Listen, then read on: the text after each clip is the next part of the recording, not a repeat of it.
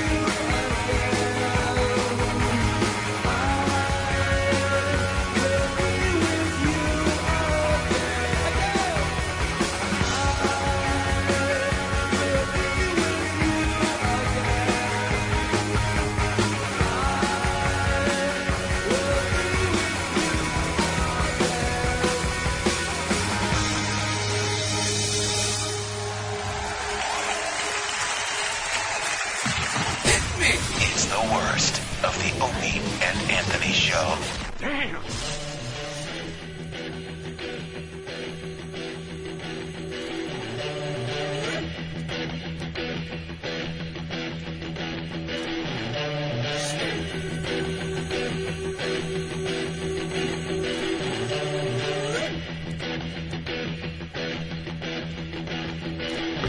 When the pimp's in the crib, ma, drop it like it's hot. Drop it like it's hot. Drop it like it's hot. When the pigs try to get at you, park it like it's hot. Park it like it's hot. Park it like it's hot. If a get an attitude, pop it like it's hot. Pop it like it's hot. Pop it like it's hot. Got the rollie on my arm and I'm pouring Sean down and I'm all the best cause I got it going on.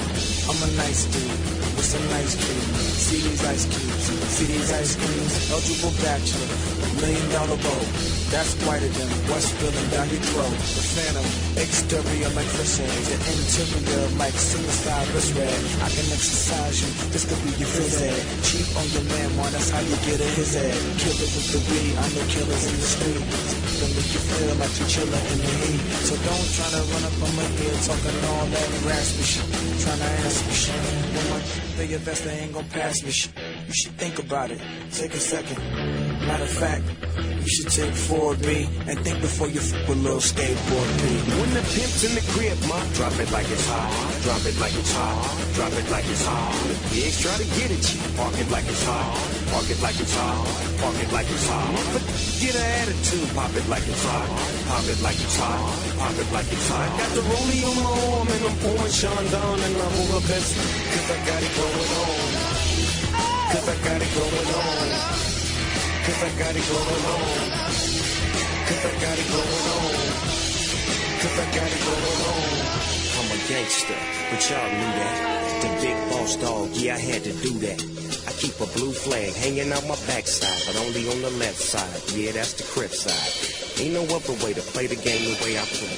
I cut so much you thought I was a DJ. You thought I was a DJ. You thought I was a DJ. You thought I was a DJ. You thought I was a DJ. You thought I was a DJ. You thought I was a DJ. You thought I was a DJ. You thought I was a DJ. DJ, DJ, DJ, DJ. When the pimp's in the crib, ma, drop it like it's hot. Drop it like it's hot. Drop it like it's hot. The pigs try to get at you. Park it like it's hot. Park it like it's hot. Park it like it's hot. Get an attitude. Pop it like it's hot. Pop it like it's hot. Pop it like it's hot. Got the rollie on my arm and I'm pouring Sean down and I'm all the best cause I got it going on. Drop it like it's hot. Drop it like it's hot. Drop it like it's hot. Drop it like it's hot. Drop it like it's hot. Drop it like it's hot. Drop it like it's hot. Drop it like it's hot. Opie and Anthony. The Opie and Anthony Show is on vacation. But we'll return live Monday, January 5th. That's awesome. Until then, enjoy the worst of Opie and Anthony. And how about this? We're not even going to try. You're going to be fucked all day now. Bunch of bullshit, really. And Ron and Fez. I got one guy gagging, the other guy fainting, and then a retard. It's the Ron and Fez Show. Hiya, buddy. On the virus, XM202, Sirius 197. The virus is an XL channel which may contain explicit language. Channel blocking is available by calling 1-800-XM-RADIO or in XM Canada, 877-438-9677. Hey, it's Opie and Anthony, welcoming all the new subscribers. Hello. All the new suckers. Joining us after turning on their new XM and Sirius radios. Describe the show a bit. Well, it's a little bit of this, and then we do a little of that. And we throw in some la-la-la-las. Thanks for checking us out. This is the worst of Opie and Anthony. See, this describes it better. Just play this. Yeah.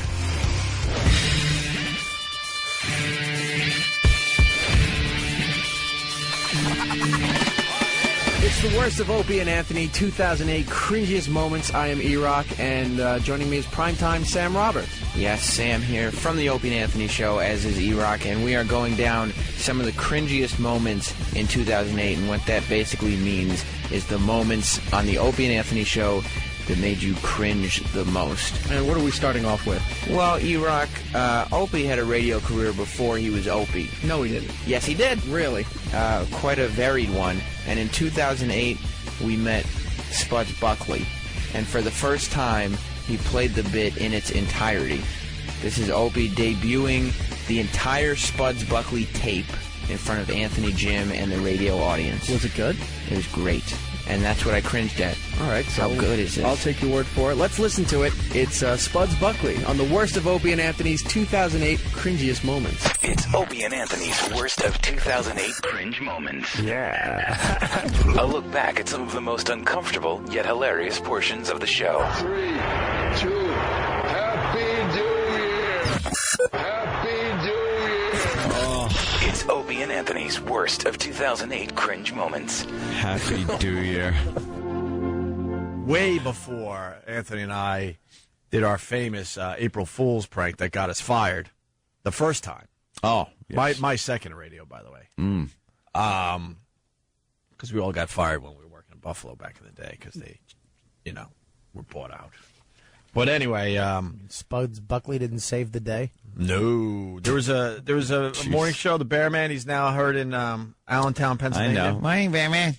And his April Fool's prank was to come up with the parade, and then people would call the station like, "Wow, where's this parade? It sounds cool. I want to check it out with my kids." Well, the gag is there was never a parade, but it sounded like there was an actual parade going through Buffalo. And I was part of that bit that day. Ooh. As Spuds Buckley. The Fox Buffalo's home of quality rock and roll. 6:36. Gracious, good morning. You're on your way with the Bearman. We got the whole Fox crew. We're here at the at the reviewing stand for the first annual Fox Fools Parade. We're located just 1/2 mile west of Furman Boulevard near Shooters, and they're still working on getting. So you give the location, and all of a sudden people show up and like, hey. Where's the parade? And there's sound effects like they're building a reviewing stand or something. Is that what they're doing? Or a float? What are they building? Yeah. As you're on it, what is this, Animal House? Yeah, what is the hammering in the background? Unless it's Spuds Buckley's head. We're creating an illusion. Spud Buckley's. All you need is a hammer stink. Sound, hammering a nail in, and you create an illusion. An illusion. Yes. Theater of the mind. That's right. Furman Boulevard near Shooters, and they're still working on getting some of the barriers. Some of these vendors we got over here, they want to know where the hell they're supposed to be. Vendors. Where's? Let's look at the page. Well, all right, listen. No, you got it. Please, you got to. Yeah, I know. Please, please, Bobby. Please. Yes, just relish in it. Please, please. Opie, for the love of everything that's holy, push that button. What happened? That was, you heard 2 seconds of Spuds Buckley, and now you just want to hear as much as you can. You haven't heard Spuds Buckley yet? No, but did he have a hat with a propeller on top? See? It was that type of character. I didn't create this character be, like, cool. Oh. It wasn't getting me the Buffalo Betties. You were like the Nutty Professor. Like one guy was like la la la la, and then the other one was Buddy Love, the crooner. You had buck teeth in your pocket and Chinese, like Asian guy glasses. Dude, let me tell you something. I would do a lot of stuff out in the streets, and I was too poor to get the proper outfit for Spuds Buckley. So I would just like come up with stuff. I have sweatpants, and white basketball sneakers, and the sweatpants are tucked into the white socks that are pulled up pretty high. And then I got the station jacket on because it is Buffalo, and I'm freezing my ass off. And then I have like a do-rag on. And are you making a la la la la la la face? No, I'm doing a what's up, man face. Oh my God! All right, let's play this. Let's look at the page. Well, La la la la la la. No. Good morning, Bearman. Ladies and gentlemen, put them together for Spuds Buckley. Put them together. Two mallets with his head between it. You have to stop. My ears almost fell off. The dew shivers just went up my back. It almost shook my ears off. Right? Yeah, you got to remember, I was making 12 G's. This is I'm being 12 polite. large, huh? I'm being polite. This was at least 15 years ago. No, about 15 years ago. You should have Early been 90s. making Governor Spitzer prostitute money to degrade yourself like that. And I actually was. Well, I told the story. I was supposed to show up at a really nice outdoor club in Buffalo at Spuds Buckley, and I'm there, and there's all these these hot chicks and guys trying to pick up the hot chicks, and then I was supposed to be like the entertainment and do a couple things and sell some beers. And I sat in my car and basically cried and said, I can't do this. Cried? I can't do this. Dude, I have suffered in this business. And I never showed up, and it was a big client. I believe it was like Budweiser or something. I mean, it was a huge client, and I almost got fired. And then I actually did cry in the general manager's office. I'm like, look, oh, my God. You can't fire me. I just couldn't do this. I was mortified. You had a life-changing moment in the car New York as Spuds Buckley in my Honda Accord that had close to 200,000 miles on it. Did you go in home? The parking lot of this really hip club that I was supposed to make this big appearance at Spuds Buckley? Did you go home that night and take the outfit off and fold it up and put it in a suitcase and put it up on the top shelf of a closet? I think that's how this whole character ended. I don't think I did it after that because I just kind of petered out. The salespeople, they'll sell anything. They're like, the Spuds Buckley character. Apparently, we gotta have him doing appearances all over Buffalo. And the first one, I sat in the parking lot with my dumb, awful outfit that I had next to me on the passenger seat, and I'm like, I can't do this. I will not do this. And I'm pounding the steering wheel. My life sucks. I'm 400 miles away from home trying to make something of myself in radio. Oh. And then it got back to the GM. I didn't show up, and the rumor had it that he was just going to fire me flat out, and I actually had to let the tears flow to make sure I didn't get fired. You used True the story. bitch get out of a ticket strategy. Hell yeah, man. Not only did I not get fired, I got a raise. You got a raise? Yeah, because I told them how down on my luck I was, making no money, far from home. I was collecting change to eat. But anyway.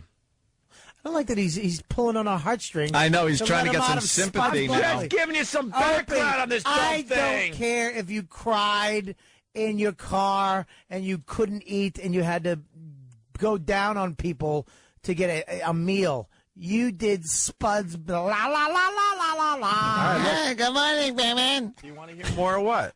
Come on. Not only do I want to hear more, I have to. All right, here we go. I'm here to make a buck this morning. Spuds, when aren't you here to make a buck, huh? Hey. So do you have your vendor permit? Yeah. I'll trust you, okay? Okay. Now you gonna be vending up and down the parade route today? I'm gonna be selling fudgy wudgy bars this morning. Oh, Bobby's leaving. Bobby just got up. Bobby! He's physically leaving.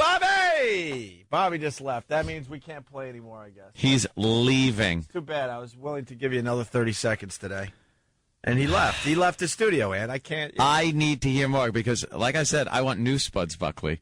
Everything so far, I've heard already. Uh-huh. I need just something a little new. Well, I'm sorry. I'm sorry. I had to go punch something. Bobby, why do you think I'm like the biggest dick? Because I've been through the freaking ringer in this business. Oh, wait a minute. E-Rock's got a Spuds Buckley song? What? We represent the lollipop kid, the lollipop kid, the lollipop kid. Wow. Sounds just like him. Yeah, you might laugh, but I was the inspiration for SpongeBob SquarePants. That is true. Yes, Drew. I could have been making SpongeBob SquarePants money. You got to play some more. I need new Spuds Buckley for the next break. Oh, yeah. See? Just in case you thought I was lying, listen to this. Uh-oh. Many years later, this is what was going on in pop culture. I was on to something, my friends. Yeah, you were on. See? That's from SpongeBob SquarePants. Yeah, I was on to something. Yeah, you were. About 10 years later, all of a sudden they're ripping off Spuds Buckley. Where's my residuals? I need residuals. Why do you think I'm a dick, dude? I've done it all in this business. Aunt knows. I freaking had to sit on the side of the Long Island Expressway at a gas station pumping a $1.02 gas and handing roses to fatties for Valentine's Day. I've done it all. Oh, I've had it. This is I've done the Jello wrestling in parking lots and stupid kiddie pools. This is such a backstory of how Opie became Opie. Absolutely. And I was the guy, oh, he don't mind. Let him work every holiday. Oh, God, that's why I'm a dick, if you really want to get into it. I've seen it all, my friend. Get into it. I had to do 2 for Tuesdays, and I had to get the let out. And I did mandatory Metallica, and I did the foreplay weekend where the fourth cut is always live. That was me! Of course it is. Who do you think was spinning the tunes for your block party weekend? Me! Who ran the 5 o'clock funnies? Me! 5 o'clock, 5 done those. Oh. Freeway jam? Yeah, the 5 o'clock traffic jam. Yeah. Well, you get some jamming tunes. That was me, Bob! He's having a nervous breakdown. That's why I'm a dick. Let's go to Jason in Carolina. Jason, what's up? Hey, poor Opie, he's gone through all this radio hell, and what was he doing a week ago? Rubbing baby crap under his nose. Nothing's changed for you, man. Nah, that's true. You're right. I'm still Spuds Buckley deep down. I'll always be him. It's okay, Opie. Relax. It's okay. It's okay. It was It's just okay. this is the beginning. It was the way you got into, Yeah. the business. Who do you think played the songs when we did the 9 to 5 promotion? Listen to a song in the 9 o'clock hour. Listen to one in the 2 o'clock hour. Listen to the one in the 5 o'clock hour. Be the 10th caller, and you win this crappy prize. That was me! I'm scared. Very. Done every dumb promotion available. Very frightening. We still love you, though. He's nervous. Who started Led Zeppelin A to Z? I started with the first song. The Firecracker 500. That was me! Firecracker 500. That's 4th of July or weekend, right? Yeah. Yeah. Who do you think had to sleep at the radio station the 4th of July weekend? Me! While you're out there barbecuing and drinking and picking up broads. I had to make believe this Firecracker 500 thing was important. Oh, guess what the #1 song of all time is going to be? Oh, is it going to be Stairway to Heaven? Oh, maybe it'll be Freebird this time around. That was me! I had to make believe it mattered. What? Oh, he's throwing things. He's all angry. Dude, he's not even throwing things that won't hurt. He threw a coffee mug. Oh, Jesus. Big, heavy Starbucks one. It's a big, heavy Starbucks. Who threw that? Who had to deliver the big 6-foot heroes and the pizza to the office parks? I actually did that. I remember that. I did that at BAB where I thought I was actually, finally doing something with my career, and like one of my jobs was I had to get the 6-foot hero and go to an office park in the middle of nowhere. And all of a sudden I'm in this office and no one gives a crap. They just want the free sub. No one knew who I was, and I'm handing out T-shirts and ice scrapers, and I see a kid I graduate with, and he's like, "Why are you bringing me lunch?" And I'm like, yeah, that's me. Remember when I had this dream of going into broadcasting when we were in history class together? Well, this is what it's become 10 years later. Well, like the guy said, though, I mean, you did make it. You're on a great hit show, and well, not back then. Well, right now, though, you did. You made it. It's just embarrassing back then. Yeah. Actually, it wasn't. It was actually cool. Honey, guess what I did today? I went down to this big office park, and I brought ice scrapers, and everybody was glad to see me because it was icy out. And because it was icy out. Brought a sandwich, and it was great because everyone was kind of hungry. Dude, there was a crowd, and I just threw T-shirts into them. It was they were going nuts. And I'd wait, and then I'd throw it, and they'd go. They love me. Oh, they love me, man. The guy gave me his card. He gave me his card. He told me to give him a call. He might want me to promote something as Spuds Buckley. La la la la la la la. Let me say hi to Lydia from Oceanside. Mm-hmm. Hi, Opie. Hi, Lydia. Last time I spoke to you, you said you would never, ever see a therapist, but I hear so much anguish in your voice about your past. I wonder if you wouldn't reconsider. So you think I need a therapist? I'm just suggesting that you may... Well, I think you need a big black dick up your ass. Whoa! Whoa! Whoa! What's going on? I certainly hope someone's being attentive I certainly hope someone's being attentive down the hall. Opie certainly gave her a fine how do you do. Wow. Jeez. Okay, where are we? Yeah. Anthony, where Frequency modulation, Opie. We are on frequency modulation. You must wait until this signal is beamed into outer space and returns back to Earth, cleansed in the atmosphere. Yeah. It's Opie and Anthony's worst of 2008 cringe moments. It's time for hot candle wax shots. Yes. Now, I asked Dave on Saturday, I'm like, or was it Friday, I guess? Yeah, Friday. Well, into Saturday.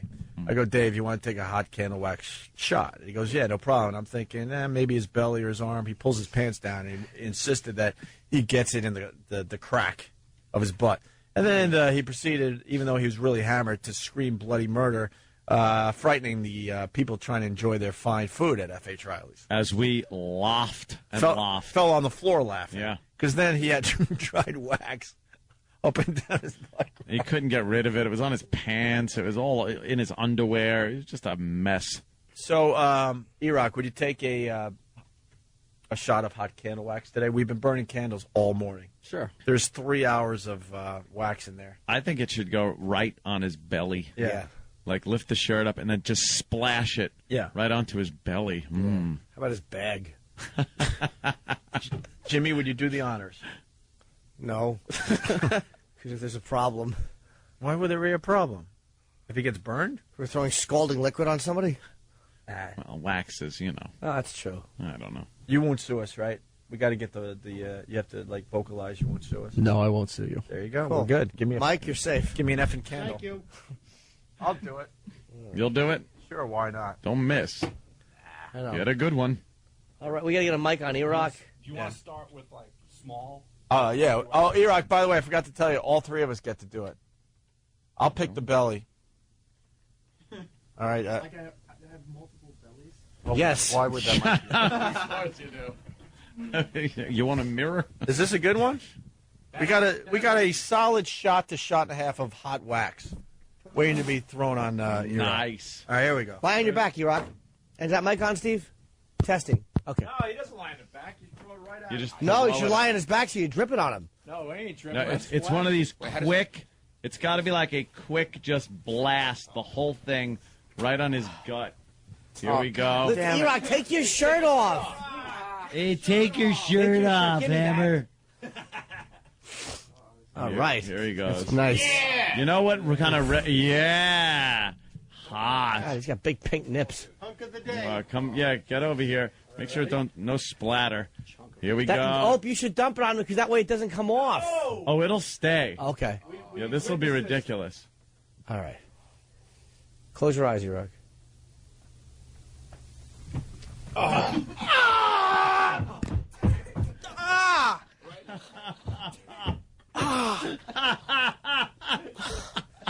There's a little delayed reaction.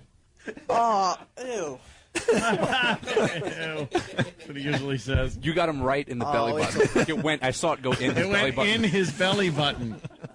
Is it turning red yet? Because it will turn all red and nasty. And then it looks like you might have, Yeah, exactly. Potato flakes. How'd it feel, E-Rock? Let's see. It's turning red. Yep. I love E-Rock. It didn't feel it at first, but as it started to leak into my belly button, it started to burn. Yeah. Give me one. I want to hit his back with it. All right. Ant gets to do a... No, see, the splash is the best part. You don't drip it. You just have I just didn't want it all wasted. I wanted it to go. Oh, no. You could have dumped it on him, like dumped it on him. I wanted it all dumped on him. What's going on, E-Rock? Looks like I had an accident. Wow. In front of your pants. Looks like you just saw a cheesecake. All right, hold on. E-Rock, get ready for the second shot. Thanks, Mike. Oh, that's going to be an awful one. All right, one. E-Rock's not going to be able to see it coming.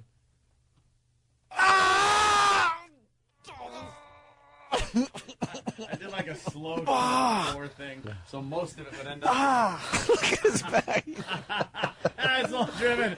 Wow. It looks like, yes, it does. Yes. Oh, if that doesn't look like you were in a bathhouse. Yes. E-Rock, E-Rock, can I throw one? It's all sticky. E-Rock, can I? Is it? Well, E-Rock, can I throw one on your throat? How about down the crack one? How about me and Jimmy at the same time? How about We have 2 left. How about down the Yeah, crack? can we do a crack and a... yeah, one in the front, one in the back. Oh, my God, look how red his belly is. All right, give me one more, Dan. I think he took skin off. No. That's his belly button gunk. Way to do radio. Yours. Let's see your back. I want to see how red. Oh, yeah, that one got really red. Where, The best thing I've noticed, it's better instead of doing the wind-up, because believe it or not, from the time it leaves the glass to the time it hits him, if you're a distance away, it has time to cool. So if you just kind of, it's a throw pour almost. Pull his pants out and pour it down. Yeah, open up your belt. Can we do a double to your... get near your mic. All right, let's hold to you. And then right down there. Oh, boy, this is going to be bad. Hold on. No, E-Rock, you got to bend forward. Yeah, bend forward. You got to bend forward. Slide your jeans down. All right, wait. Yeah, get on the other side. tell us when. Well, get so you get a better view. Point us for the when. All right, let's see. Hold on, we're getting the camera. No, Everyone's in my mouth. way. don't I wanna can't bash you in the see. mic. Thanks. Okay, and go.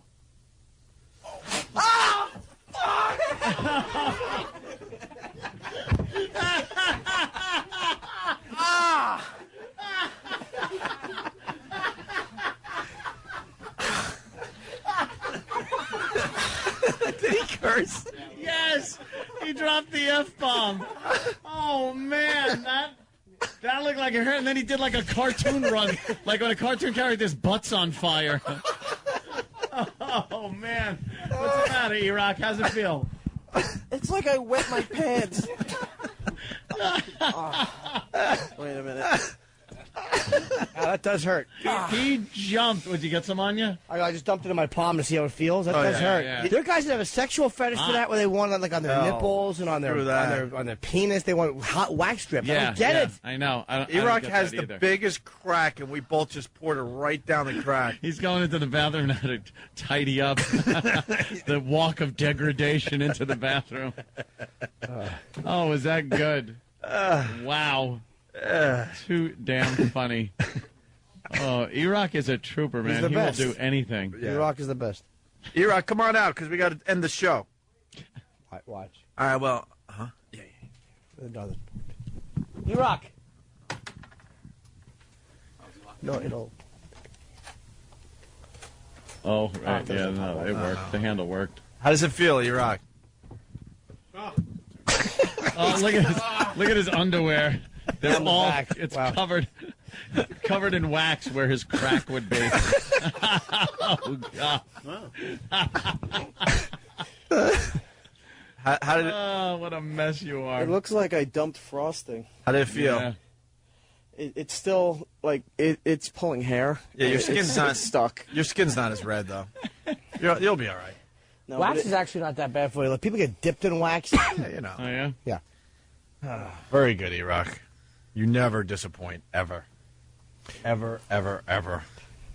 We'll play the theme song to end the show because Oh, what a way to end it. Yeah, wow. that was good. Oh, Rob from Rhode Island makes a very good point. Rob. What's up, boys? Hey, Rob. Hi, Rob.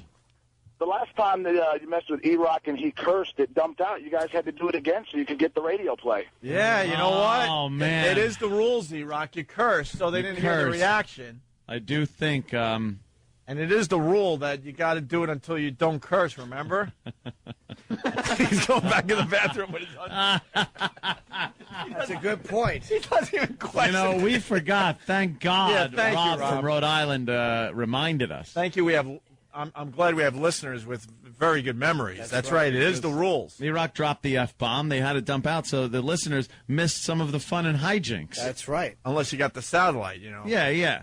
But the reaction was great. We want everyone to enjoy, of course, E-Rock's reaction to having hot wax dumped down his crack. All right, he's got his underwear back on. Now, E-Rock, if you could get us a reaction without cursing, you're No good. cursing, E-Rock. Why are you limping? The underwear doesn't want to form to my body anymore. Yeah, nothing does. It's like wearing it with the cardboard. Maybe rings. Water doesn't even want to. Now. All right, well. It's got to be. And once you do the honors with Jimmy. Oh, no, I like watching. All right, I'll do one. Yeah, well, I'm pouring wax from this candle into this one. Ah, there you go. Oh, I just added a half a shot. There you go. Put it in the microwave? Nice. Yeah, can I microwave this? No, that'll be tragic. All right, remember. Let me walk. My funny walk to the side. See? Oh, that's a funny walk, Jimmy. Now, E-Rock, pull us down a little bit. You were a little shy before. A little bit. Pull them down. A little bit. All right, Jimmy. Now, Why are they so tight? How about you? I'm pulling them right now. How about you open them a little bit? Oh, hurry up. My candle went out. No. Don't move. Don't move. Oh, broke his nose. What did he do? He smacked his face into the mic. He's bleeding. Jeez. Okay. What'd you do? Give him one to the side. Oh, ooh. One more. Jimmy. I got one more back there. One more, E-Rock. Move the mic out of my face. What happened? You hit your nose on the mic? Damaging the equipment, E-Rock. What are you doing? All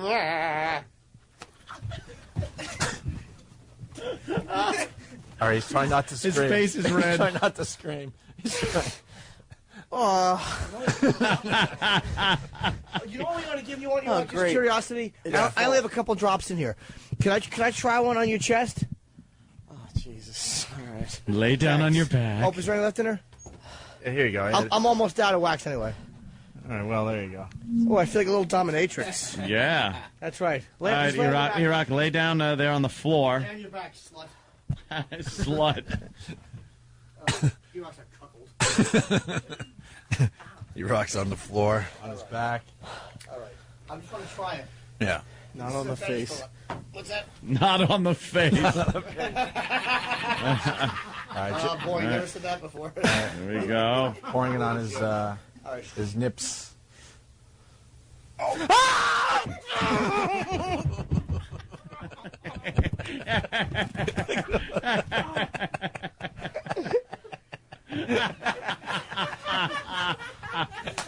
Oh, it's in my armpits.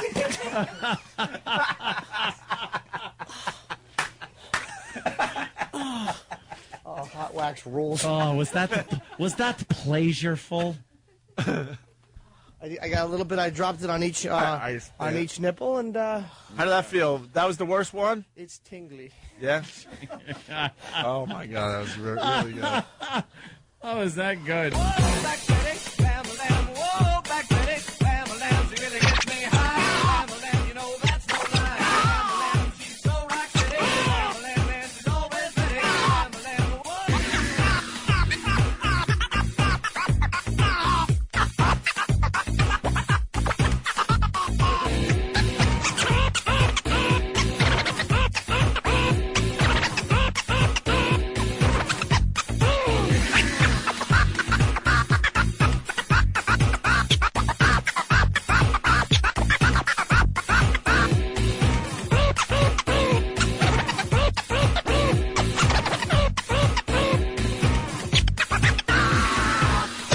Hot wax on the nipples. A crying drunk homeless man. And creepy gay kid Sam singing. Happy birthday to you. Just some of the cringe moments you'll hear on Opie and Anthony's Worst of 2008. It's Opie and Anthony's Worst of 2008 Cringe Moments. A look back at some of the most uncomfortable yet hilarious portions of the show. From the bottom of my heart, I hope you have a healthy and a happy new year. Ow. Ow. Ow.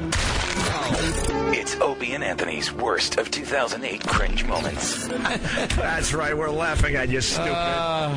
You just did Channel 11 here in New York City. Oh, yeah. And we're big fans of Jill Nicolini. And for a while there, we're like, what's going on with Jill? But I think she got her ass back into the gym. Jesus, oh. And she lost the little baby fat that was starting to kind of like grow around her belly area. And she's looking really hot the last few days. Looking really hot. And I come with a message for Anthony. Oh, from Jill? From Jill. Jill wanted you to know two things about herself. Stop harassing me.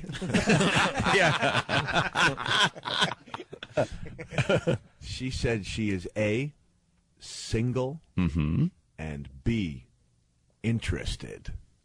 What? Well, I'm newly single, by the way. As she told me. And I gotta go. I gotta go. But does she Dude. meet all your requirements? Did you say? Oh, what?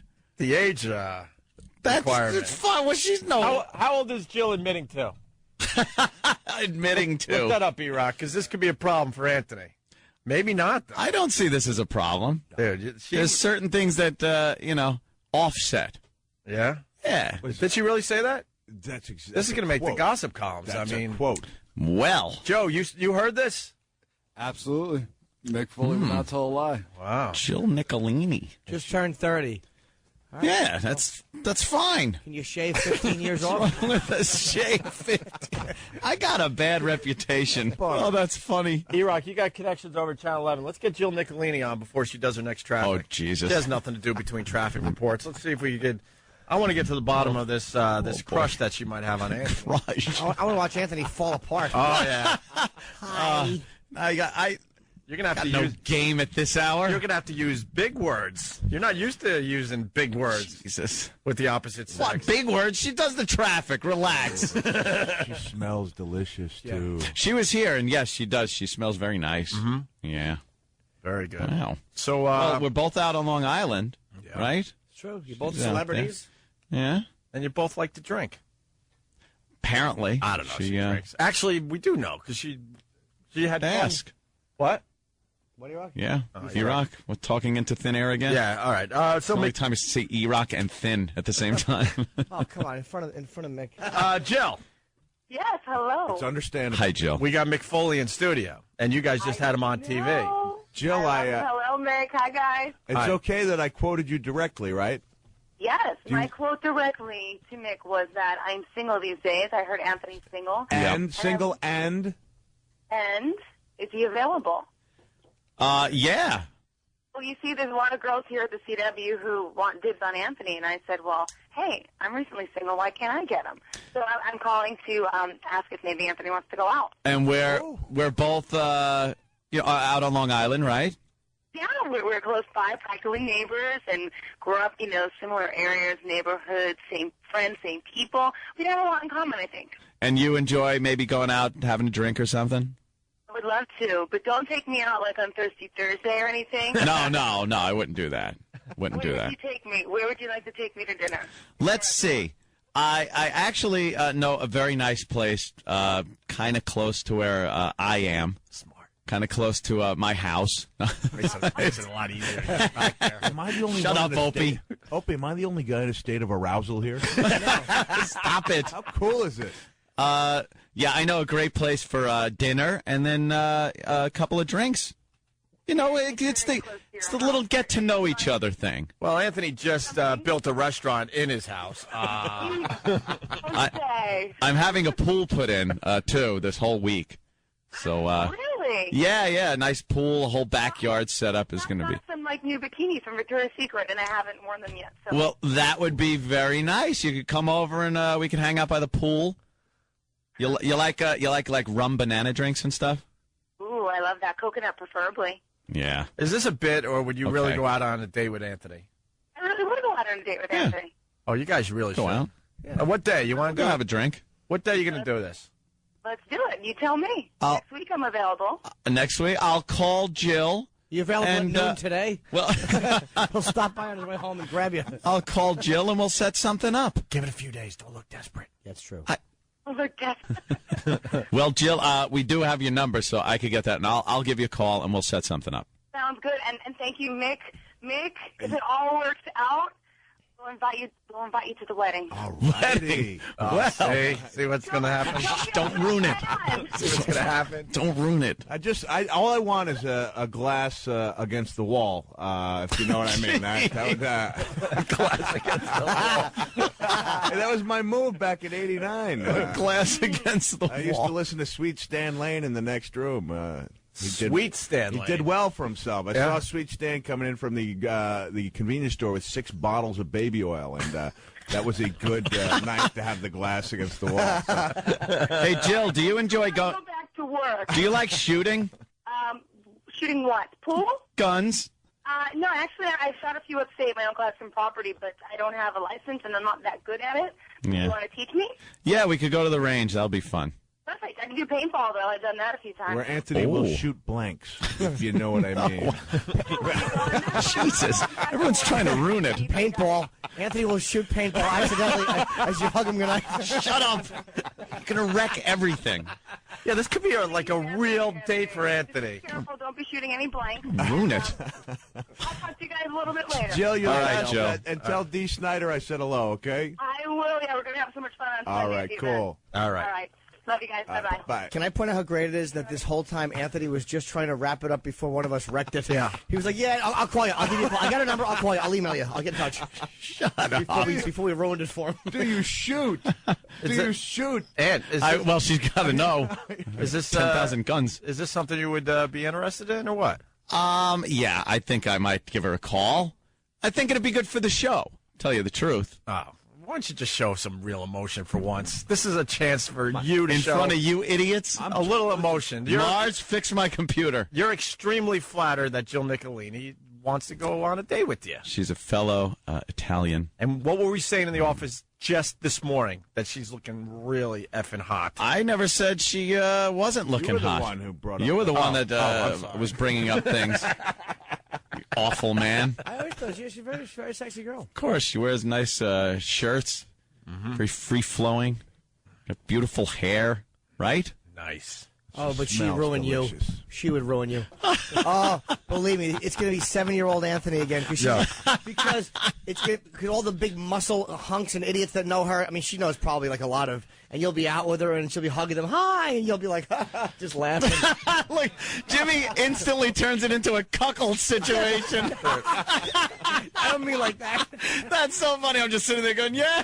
No, I know the feeling.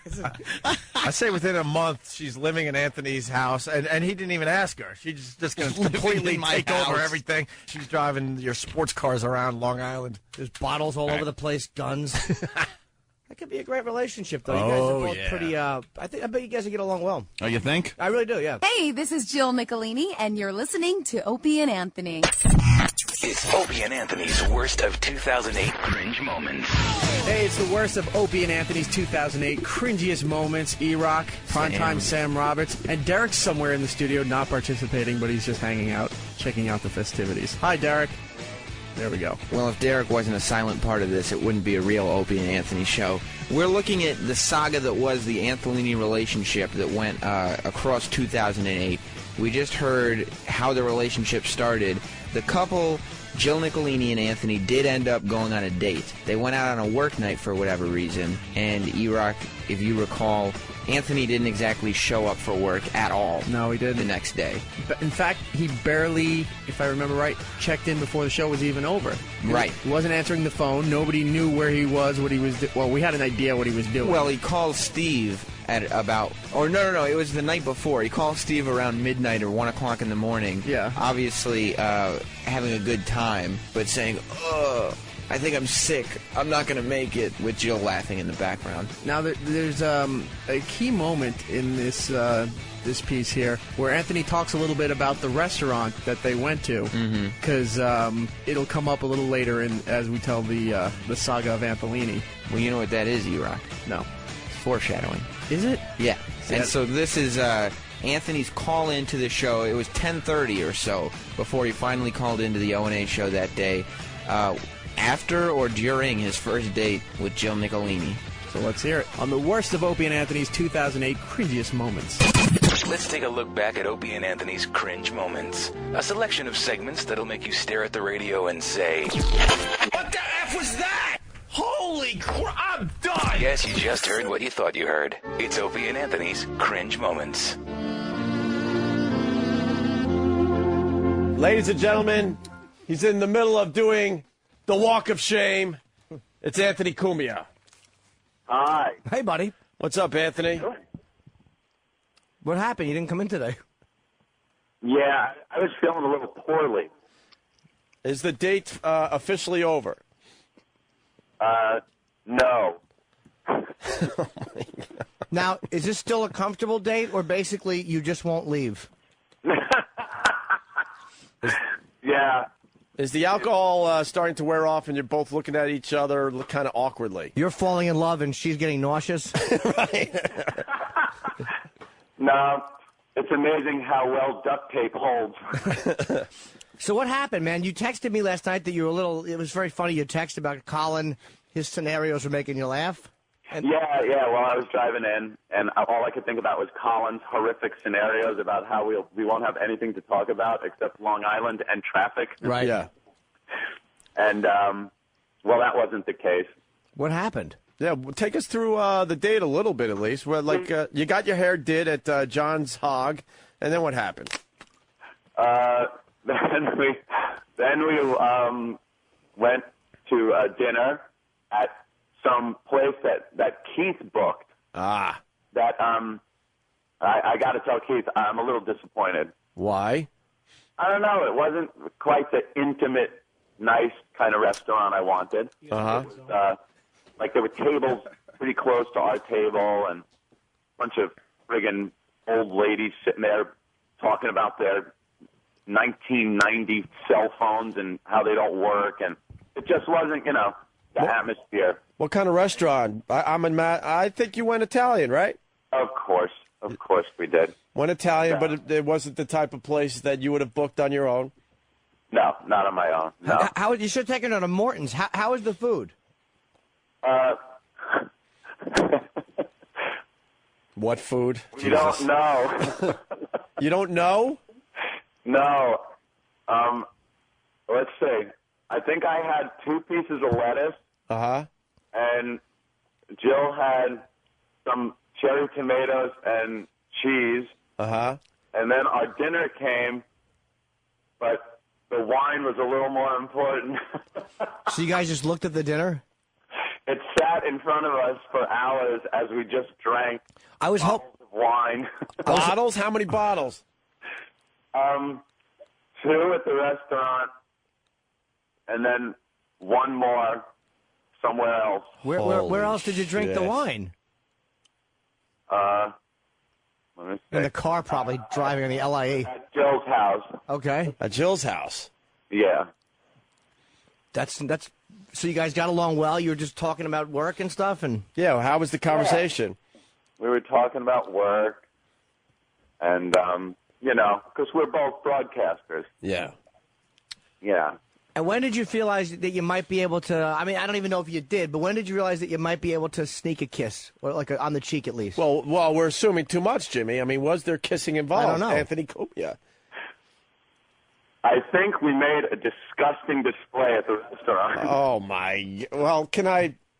Why? I showed a lot of restraint, my pal. Pictures. What? And we have pictures. Are we going to be posting pictures somewhere? I don't know. You guys are heading toward a reality show. Maybe we should film a reality show that we just throw up on our website. Little vignettes with Anthony and Jill. They already did that. It's called The Days of Wine and Roses. Wine and more wine. Oh my God! I just erased your text messages by accident because my phone filled up. Oh my God! I just lost the evidence. And I was reading your text messages this morning, and I was putting blanks in very important places. Well, I was just talking about how we were making a disgusting display of, public display of affection. Yeah, they were.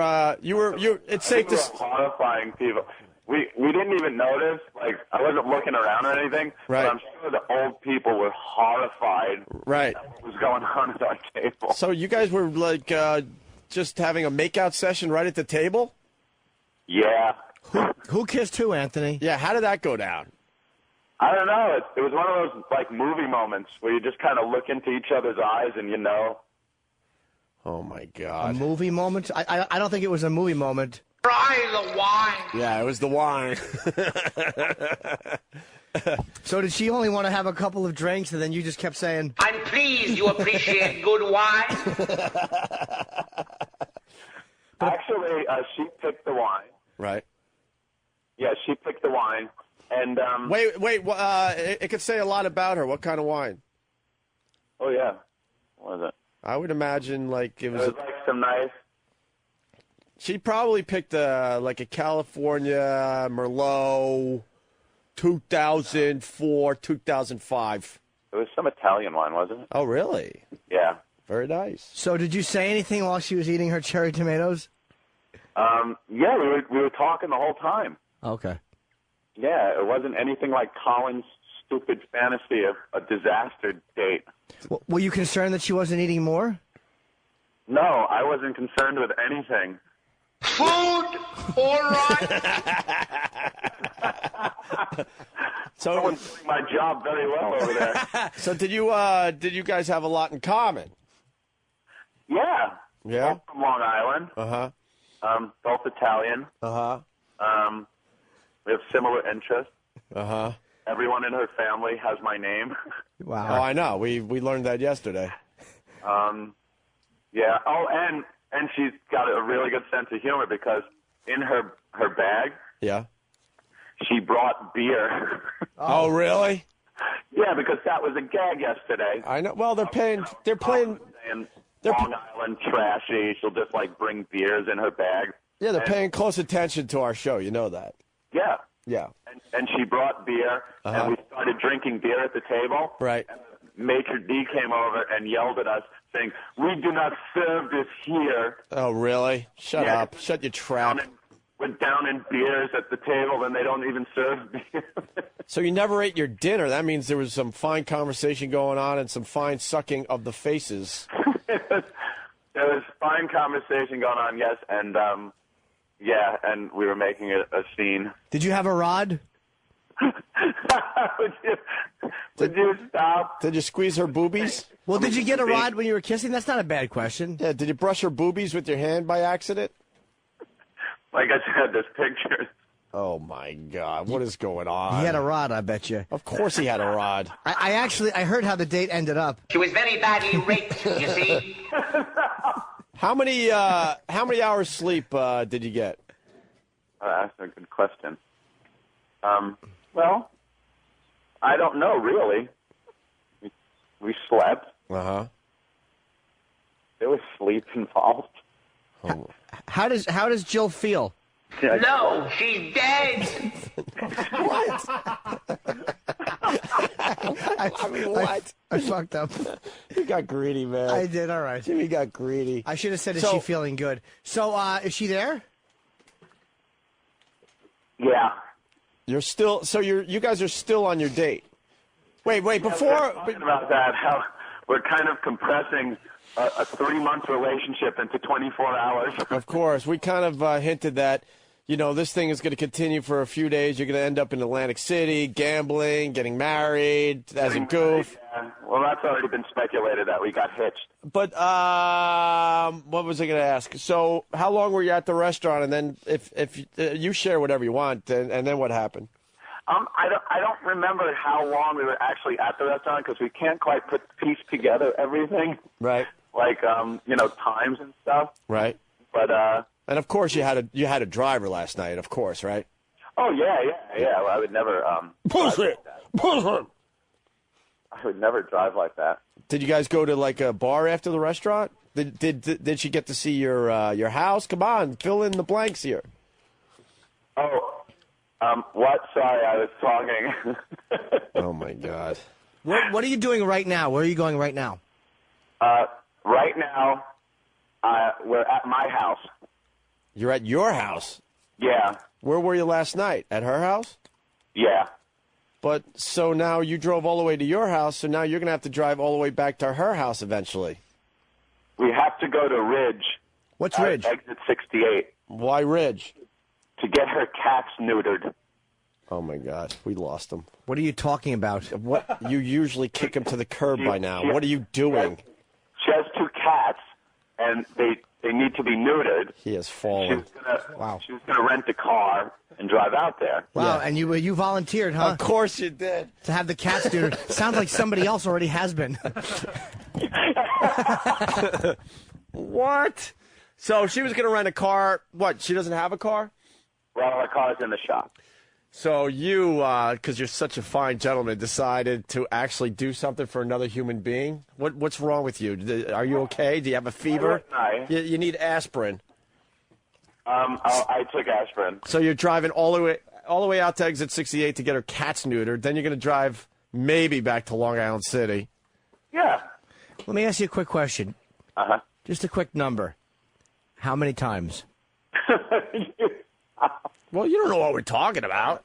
I'm not gonna give out any numbers. That's insane. How about this? How many glasses of wine did you have? I can't even count. Wow. So where did you go after the restaurant? You went to a bar or something? No. We went to Jill's house, place. What'd you do? Just kind of watch TV? Yeah, what the hell? What'd you do? Yeah. Yeah. You know, we sat on the couch, more wine. Right. And watched some TV, yeah. Oh, what was on TV last night? I think it was just the music channel. Yeah. Are you ever coming home? Meaning the radio show? Sell the house, sell the car, sell the kids. Yeah. By the way, I'm never coming back, Colonel Kurtz. Yeah. Colonel Kurtz. By the way, if anyone attempts to register opieandjimmy.com, you will be hearing from my agent. Thank you. Why? I just want to make sure no one, registers Opie and Jimmy before we can, Jimmy. Oh, because I think I'll be back. Please come back, Anthony. We missed you today. It was weird without you. We had a good show with Colin and Attell, but it's not the same without you and your hat sitting over there. Yeah. Are you? See, we decided we're going to have to keep these things to weekends. Yeah, I mean, most people would think that. Oh, so this isn't a goof. There's going to be a second date.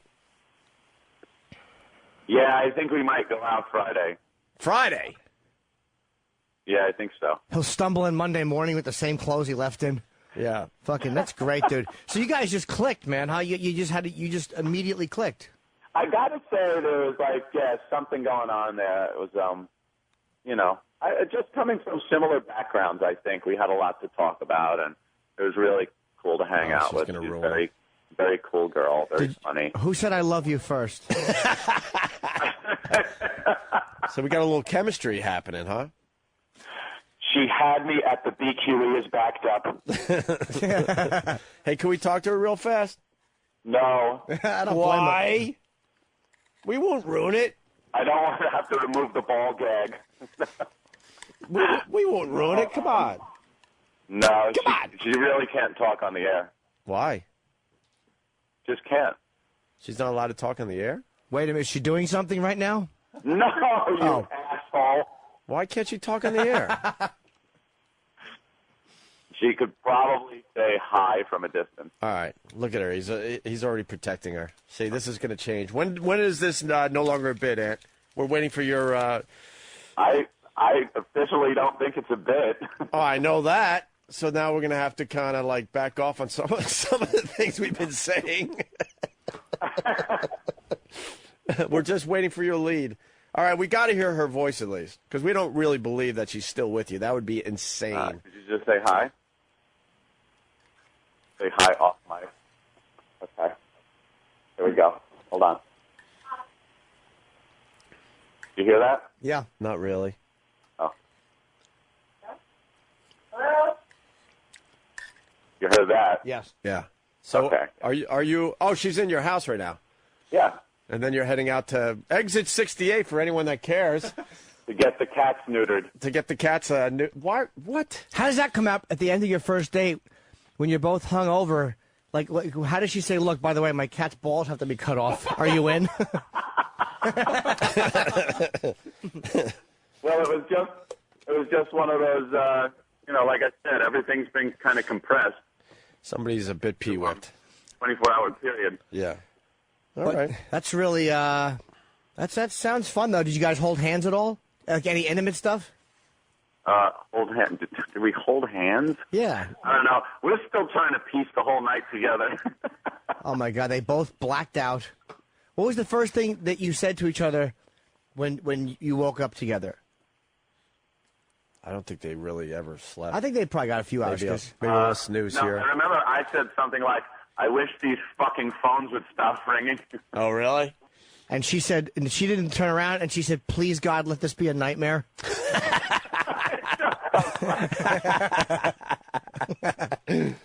No, she's a very, very sweet girl. Is she having fun with you? Is she still enjoying herself?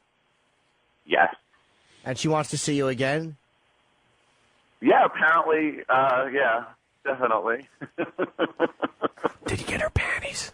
Bring her panties in tomorrow. Oh, the panties? Yeah. Yeah, perhaps. The hell was that?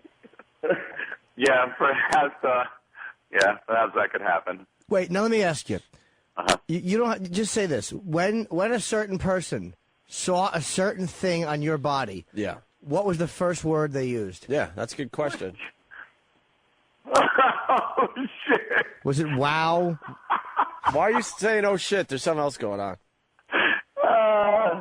Why are you saying oh shit? She's probably naked in his favorite Nazi hat, goofing off.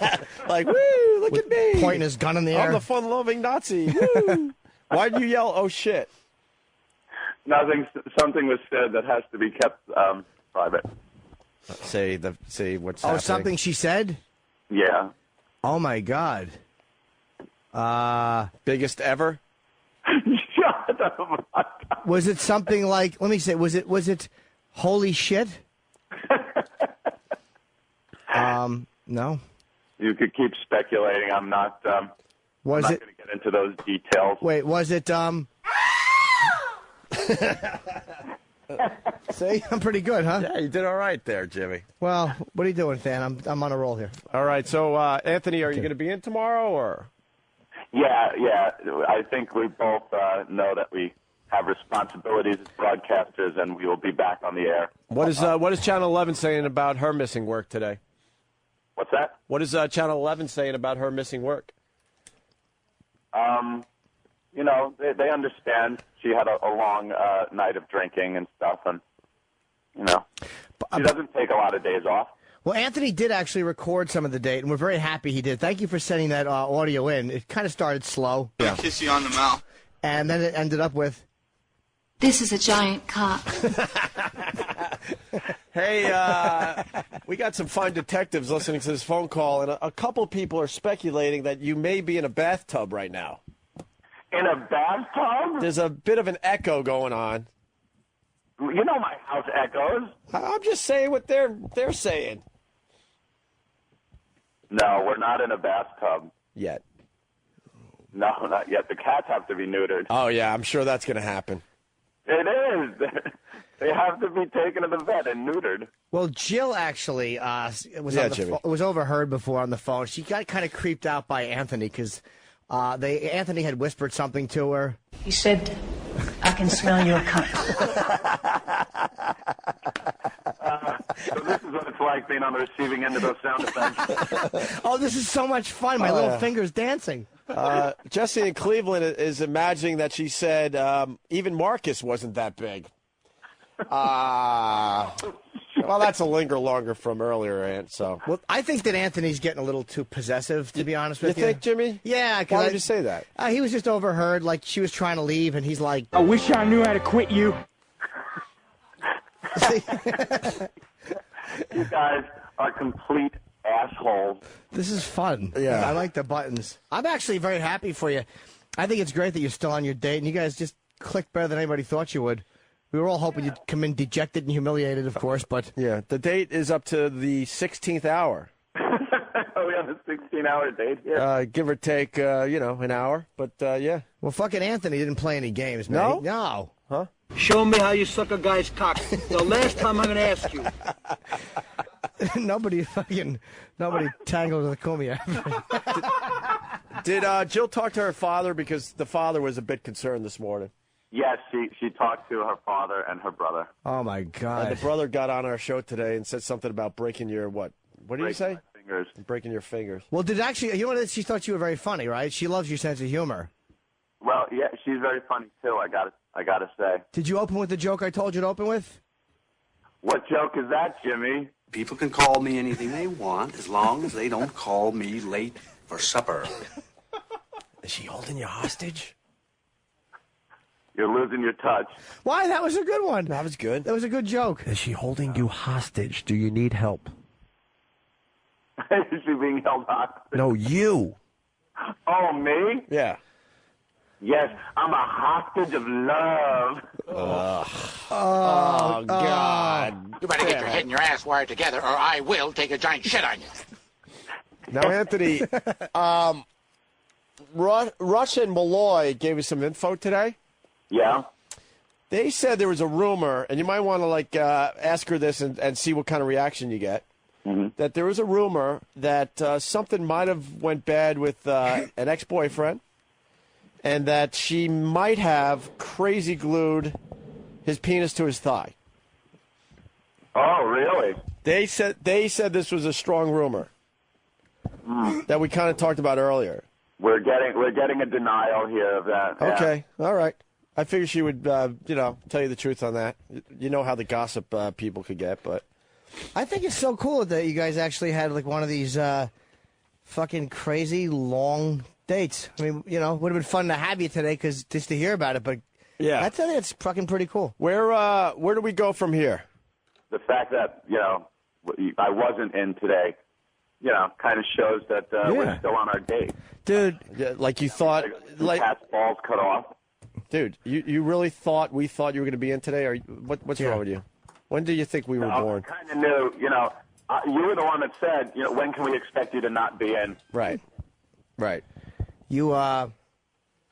She's a very, very attractive girl, Anthony. Well, she certainly is. Keith's wife is going to be at your house in 5 minutes. I'm just getting a little text message to warn you of that. Oh, shit. Yeah, so, you might want to put your clothes back on. My clothes are on. Are you shitting? Are you in the bathroom shitting? No. No, I'm not in the bathroom shitting. Anthony's taking a Metamucil dump. I'm not. I think Anthony's day was so crazy that he's dehydrated right now. Well, I'll give you that.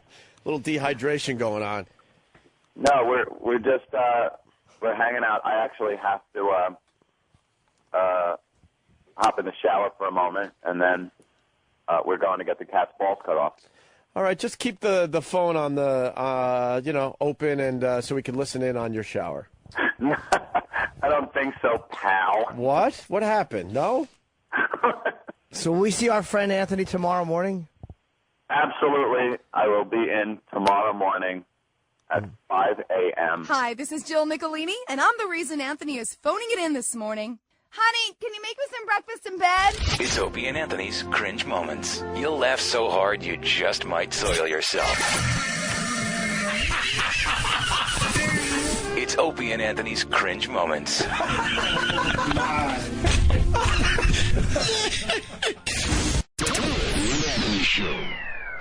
Hey, it's Jim Norton from the Opie and Anthony radio program, welcoming all the new subscribers joining us after turning on their new XM and Sirius radios. Hello. Describe the show a bit.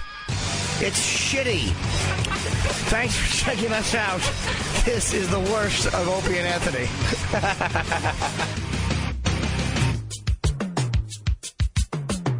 And we're back with the worst of Opie and Anthony's 2008 cringiest moments. We're in the middle of Antholini. Yeah, when we last left Antholini, they had met, they had gone on their first date that lasted 20 to 22 hours. They were in love. But E-Rock, all good things. I don't want to hear it. I don't want to hear it. It's true. I don't want to hear it. You know the way this thing ends. Take my headphones. Put your headphones back on. Okay. All good things must come to an end, as did Antholini. Now, the Antholini relationship was one of the best things that happened to me in 2008. Why is that? Because the Antholini relationship is where primetime gossip first got started. That is right. I forgot. And I feel like that's where me and Derek shine as a team. Derek is kind of the silent partner in that, but he loves doing them so much. Good job, Derek.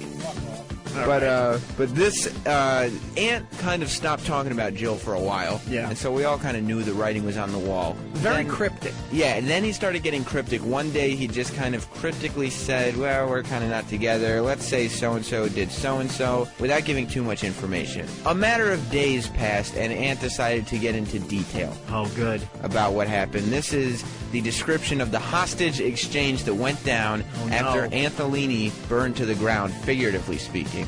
Is this foreshadowing again? No, the foreshadowing already happened. Oh. But what this is the worst of Opie and Anthony, 2008 cringiest moment. It's Opie and Anthony's worst of 2008 cringe moments. Yeah. A look back at some of the most uncomfortable yet hilarious portions of the show. 3, 2, Happy New Year! Happy New Year! Oh.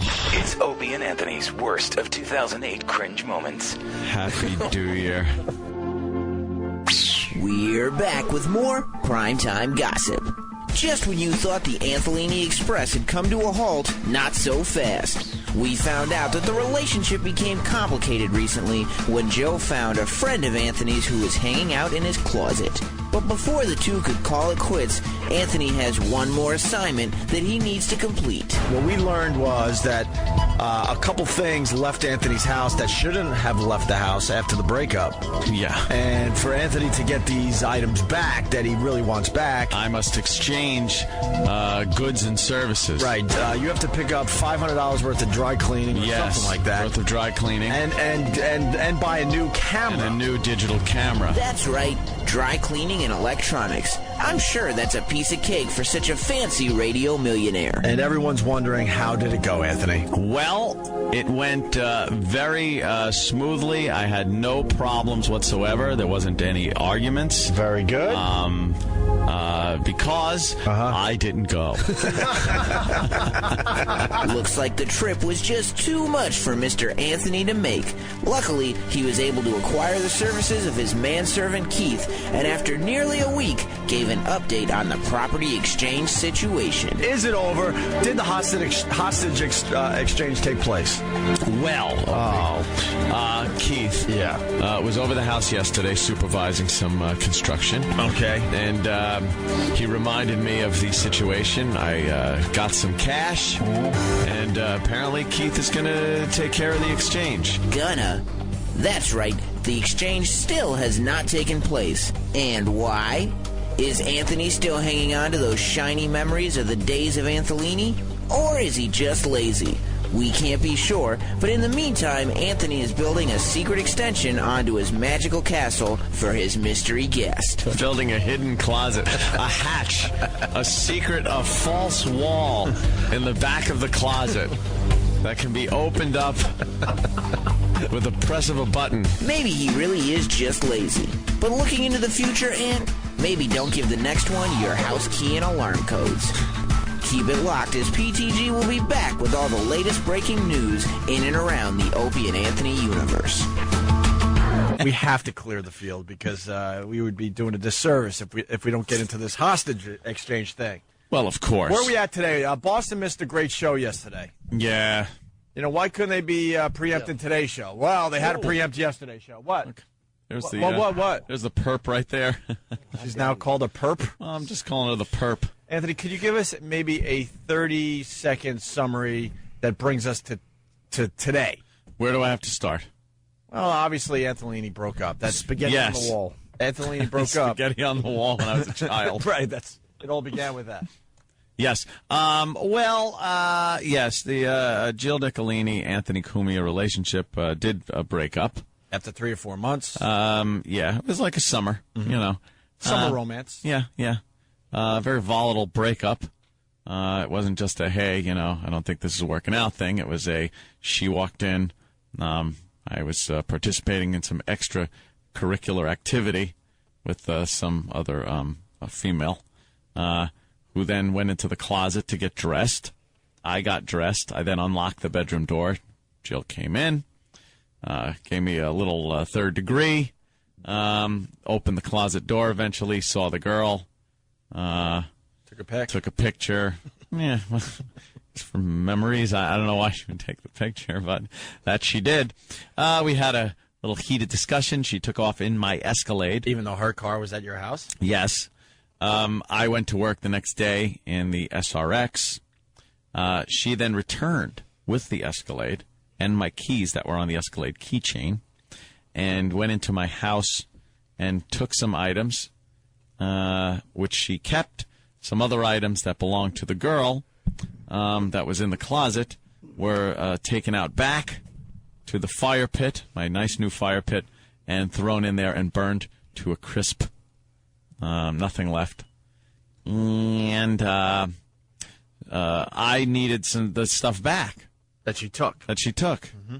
It was Easy Pass, laptop, or a few other things, but Some odds inconsequential. and ends. Yeah, she brought some things back. She took her own clothes from the house, but kept a few things, which I thought was odd. And then she said, I'll return these things if you pay for my dry cleaning, which is $500 worth of dry cleaning, and buy me a new camera that was lost at the party How did it at get my lost? house. You don't know, just lost. I don't know. At some point, it ended up in the pool. Oh. It got out of the pool, and as it was drying off on a table somewhere, it disappeared. So in order to avoid any conflict or perpetuation of this situation, I decided, look, I'll give Keith the cash. He could run it over there, pick up the stuff, because I really want no more contact, because there's a certain instability that goes along with starting fires with other people's possessions. I understand the whole woman scorned thing. Believe me, I do understand that there's probably a lot of emotions going on there. But I've been through that with some pretty crazy chicks in the past, and they never started things on fire. He never took some of my stuff and held it, for ransom. So I didn't want any contact. I want no problems. I don't want any allegations to pop up that things were happened or done. It's just safer for me to not have any contact. And I completely agree with you. Yeah. So I Others sent don't, Keith though. over. Others thought you should have one more meeting. Face to face, with no, the no. ex. The breakup was done face to face. Believe me, it was as it happened. Yeah. But the exchange of goods, I never want to be in the same place. No, and finally, the hostage exchange happened last night. Finally happened last night. A month after the breakup. Well over a month after a month the breakup. later. Right. A month later. There had been a couple of texts and phone calls exchanged in the interim. One of which was a question to me if that laptop was mine. I answered yes, because if I answered no, the laptop would have suffered the same fate that this girl's other stuff had suffered, perhaps being burned or just thrown out a window from many feet up. So I said it was my computer. Was it? No, it was not. It was the computer. I will say now, yes. Wow. I didn't want to say that earlier because if she found out, she would have destroyed it or something, perhaps. I wasn't sure of that at the time. So Keith goes over there last night. And, Keith's on the phone. Perhaps he can give a little more information to this. This is firsthand. Mm-hmm. He actually went there. And I want to know what happened. Keith? Good morning. Hi, Keith. Hi, Keith. What, are you sleepy? No, he's been through a war. Yeah. I was making sleep easy. Aw. Keith has some ridiculous hours, too. Yeah, sorry, I Keith. understand. Take you up to service. But, no, all right. You went over to Jill's apartment. Correct. First thing, Keith texts me, and I assume the money is quite enough in exchange for my stuff, but apparently it wasn't. Can I say something? Yes. I have no doubt in my mind that the money was more than $500. Oh, it was. Because you're just such a nice guy. No, I'm not a nice guy. I wanted the stuff back, and the camera, I didn't know what that cost or anything, so I gave $800, and then it was just rounded off, get rid of $1,000. So it cost me $1,000 just to get some of your stuff to get back my that own you took stuff from back. your house. Yes. And by the way, the number in my head was $1,000. $1,000. I was going to say Anthony didn't spend $500; he spent $1,000 on this. Not only was it $1,000, but she at the last minute she also demanded what, Keith? Aunt's foot. I forget. How about the boot? Oh, the boot. Yes. Yes. But Aunt gave her that already. 80. The giant cement boot. Yeah. That has been sitting on the side of my house as a spider home now. The what? What's the boot? It's a big cement planter that is in the shape of a giant cowboy boot. Right. That I could only assume my neighbors were horrified at. You bought that when you were with her? I didn't buy it. She did. But, nope. Who did? I think her mom came over with it one day. And it was dropped off, and we kind of made some funny pictures that Stumpbrain had of Keith, like, sitting on it like a toilet and stuff. A housewarming gift? Oof. I don't know what it was. It was a housewarming It gift. was an abomination. You didn't like the boot? No. Well, if he put it on like the side, boot. if he put it on the side of his house, It was in the side of the house. I don't think he liked it, Jimmy. I think at one point it was suggested, oh, yeah, you could put it in front on the front. I went, no. It's going on the side of the house where no one goes. So she needs the boot. So she wanted the boot. So Keith had to come all the way to my house first. Wait, he was already at her apartment? No, but he was... I was on the way, but I had to stop and pick up the boot. And the thing weighs like 85 pounds. It's 85 Very pounds of heavy cement. boot. It's this giant, big cowboy boot. Yeah. So he had to pick up the boot, then drive back there. And now when you got there, why don't you, fill us in, paint a little picture of what happened. All right. Well, she comes downstairs with I guess, her new boyfriend or something. Oh, wow. He's quite strapping. Is he strapping? Of course he is. Wow. She That's probably hired nice. a model or something. Wow. Because it would get back to Ann, like just kind of going with some of the stuff Patrice was saying. Are you jealous? What? Me and exes are just like, I don't care what they do. Go ahead, get a bowl. That's right. Balls are always black, but good. So she comes down. Obviously, she wanted to have a male presence there when you were there. Yes, she came down with the strapping young man. Yes. And then I walked in, and she came down with the laptop. So you never actually went up into the apartment? No. Oh, see? And the laptop and the Easy Pass. Now, were there any accessories with the laptop, like the power cord? No. Just Anything? Yeah, of course not. Why would there be? You friggin' bitch.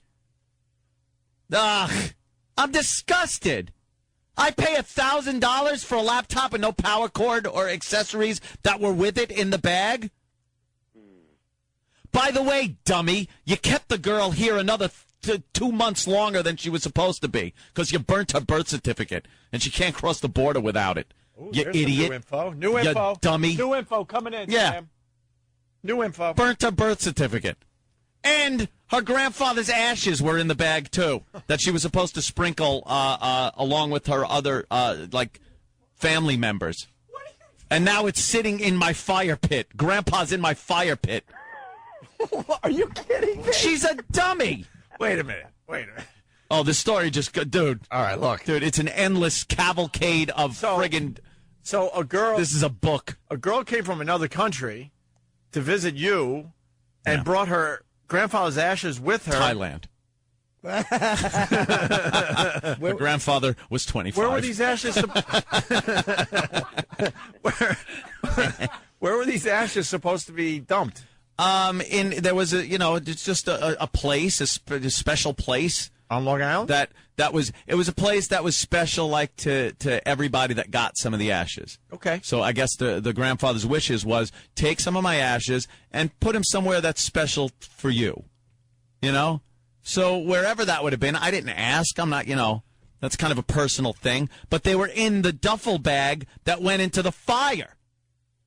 Why didn't you check the pockets of the damn thing before you emotional nut job that you are throw it into the goddamn fire pit? Holy Christ! I know what this is about. You are so creeped out that you got dead guy ashes in your fire pit now. No crap. No, you know what this is all about? Now I got my crap back, and I don't care what I say. That's it. We've been waiting for this day. Goddamn emotional wreck. That one is. What a nut. Taken by... not even looking. There were wires and stuff that go to the computer. Well, you know what they say, hell hath no fury like a woman scorned. Look, I've been with women scorned. I've seen them before. This is beyond a woman scorned. This is some type of wacky psycho crap that only like loony bitches go through. You don't friggin' circle charges on my American Express bills while I'm away at work and say, was this a charge when you were with one of your whores?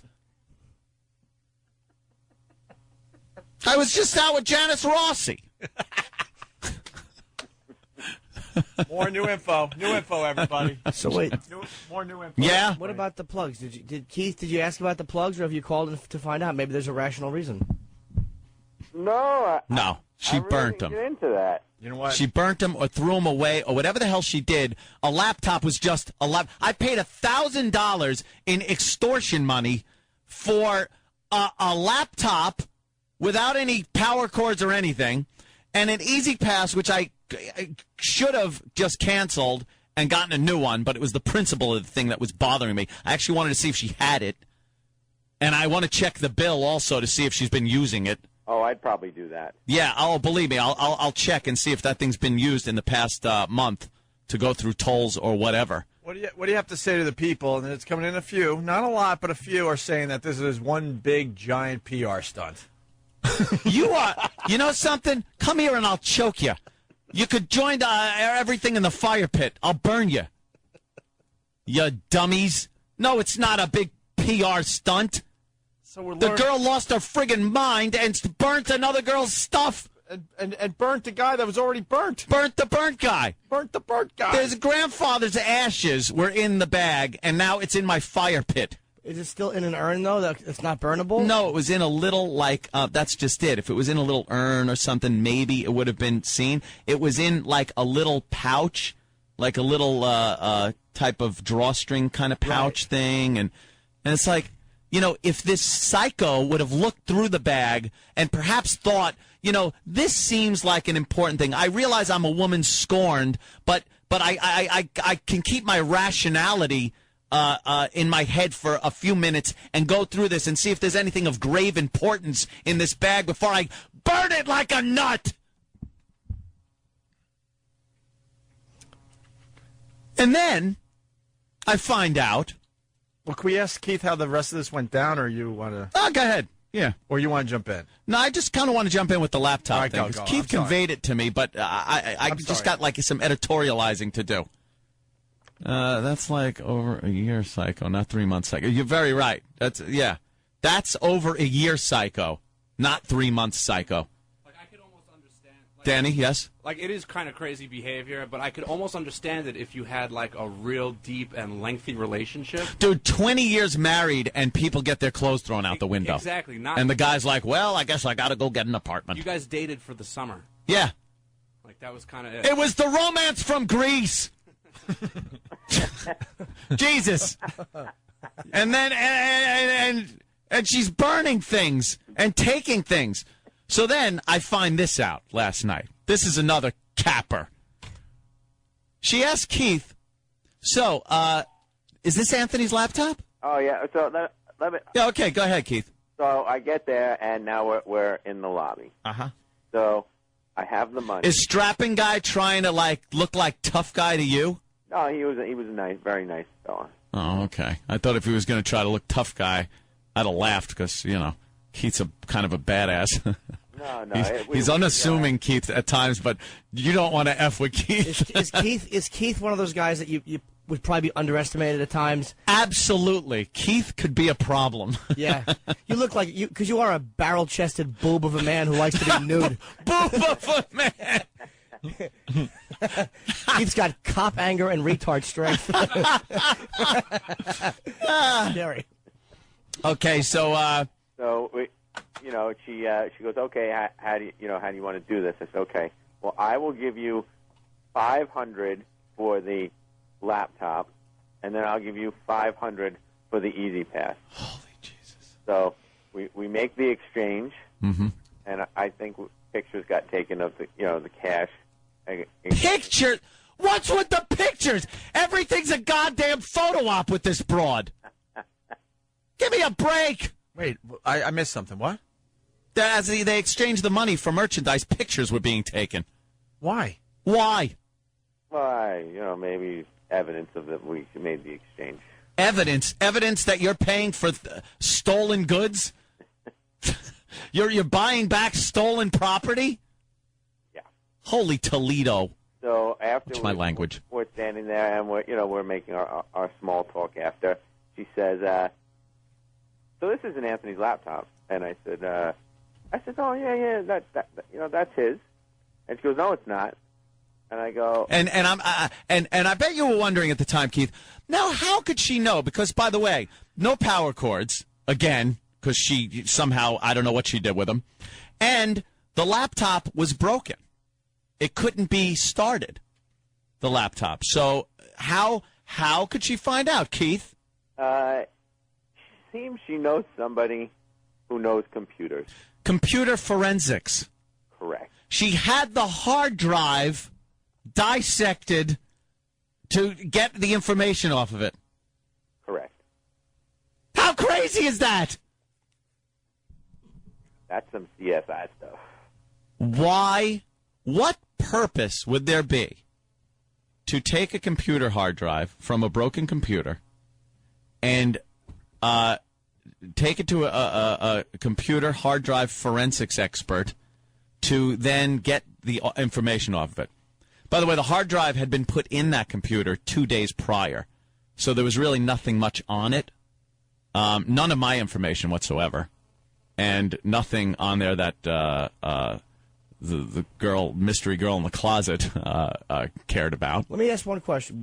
Did you ever take photographs when you and her were together that might have worried about? There was not one compromising photo ever taken. Any picture that was taken was done with her photographers or her taking them. There was no incriminating photos whatsoever that were taken. So if she was looking for that, like even that, I would say, okay, well, maybe she wanted to make sure, get those up. But no. Unbelievable. Dissected the computer and found out it wasn't my computer. Ugh. No wires. No power supply. I'm more creeped out about dead guy in the fire pit. Yeah.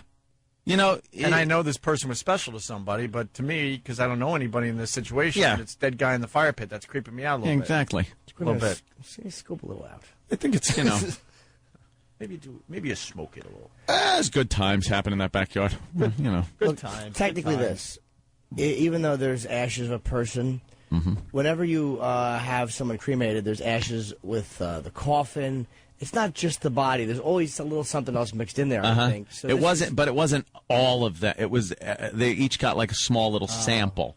So you're not going to take, the big stuff and anything like that. You're just going to take, obviously you would have seen something in the pit. But no, it was just a little sampling that each one would have, if Dummy would have looked in there, though, and maybe given a little, and I don't want to use the word consideration because obviously I wasn't due any consideration here. I'm looking at it from the outside, and obviously I was the, the heel, the douche in the relationship by ending it that way. I'm not going to sit here and try to talk myself up as the good guy in this, but that's just psycho crap. That is psycho. If you're going to burn a bag full of someone's clothing, maybe you should look in some of the pockets of the bag first and make sure there's nothing of grave importance in there. Literally grave importance. I mean, that's, that is some new info. Wow. It's just, documents, things like that, just important stuff that was in there. Other stuff, it's just that is a really crazy, way immature way of dealing with a situation. Anything else, Keith? I want to talk to some hockey players and see if they had to pay hundreds of dollars for their sticks and gloves. I got a game tonight. Could you please just give me my gloves back? Go Islanders. Keith, was the small talk awkward? I tried to be as cordial as possible, and it was nice. I handed over the cement boot to the strapping man, who then carried the boot away. Put it on, wore it away. And, that's good. Were you getting the scary smile? No. It was. Was it cordial? It was very pleasant. Yeah. And she just said how, why couldn't he do this himself? And I said, Why couldn't I do it? Because you're crazy. Look at you. You burned my stuff, you nut. Oh. And I'm looking. I said, this is my job. This is what I do. That's right. Keith is my personal liaison. And Anthony's convinced today that Jill's giving secret messages to Anthony. I think she was giving me jabs on the traffic reports. Hey, it's quite a hard drive if you're on the expressway today. Oh, I get it. Hard drive. They're cleaning up remains. Oh, yeah. They're cleaning up the remains of an accident. I get it. I get it. Oh, wow. Jim starting to come unglued. Jim McSweeney from Jersey writes, you should play Opie's prediction that, quote, this is either the best thing that will happen to Anthony or it will end up as fantastic radio. Is that it? I said that day one. Day effing one. Well, you know something? That is some real crazy bitch stuff. That's psycho bitch stuff. Like I've seen it. I've seen it with other relationships, like some psycho bitch stuff. But wow. You got to have your Escalade checked out, I'm thinking. What do you think? Bugs, I don't know. Bugs? Yeah. I don't know. GPS devices, Danny? I don't know. Wasn't it only a few days later that you were experiencing problems with your transmission that you had to bring it in? Oh, she was probably just... Yeah, it is true. It was only, It was like literally a couple of days. It was a couple of days after that. My truck wouldn't move. I hit the gas and it would go, and my transmission something was wrong with a valve on the tranny. It was like, I'm sure she was just like, Bob! Bob! Well, I mean, Bob! That's how she drove everywhere. If she knows a computer guy, maybe she knows a mechanic too. I mean, Yeah. It's not that difficult. No, she knows a lot of people that could do a lot of things, of course. I don't know. What am I supposed to think, though, when she's cracking hard drives open to see what the hell's on computers that are broken? CSI stuff. Hey, and looking through my Amex bills for which whores I took where. She was really circling stuff? Mm-hmm. Oh, man. And you went to dinner the day before you took me to the same restaurant? Circle. Whoosh. Big whoosh. Whoosh. It's me and Keith. Were there some of the circles where it says, did you take one of your whores here? What was the accurate answer? Yes! Of course I took one of my whores there.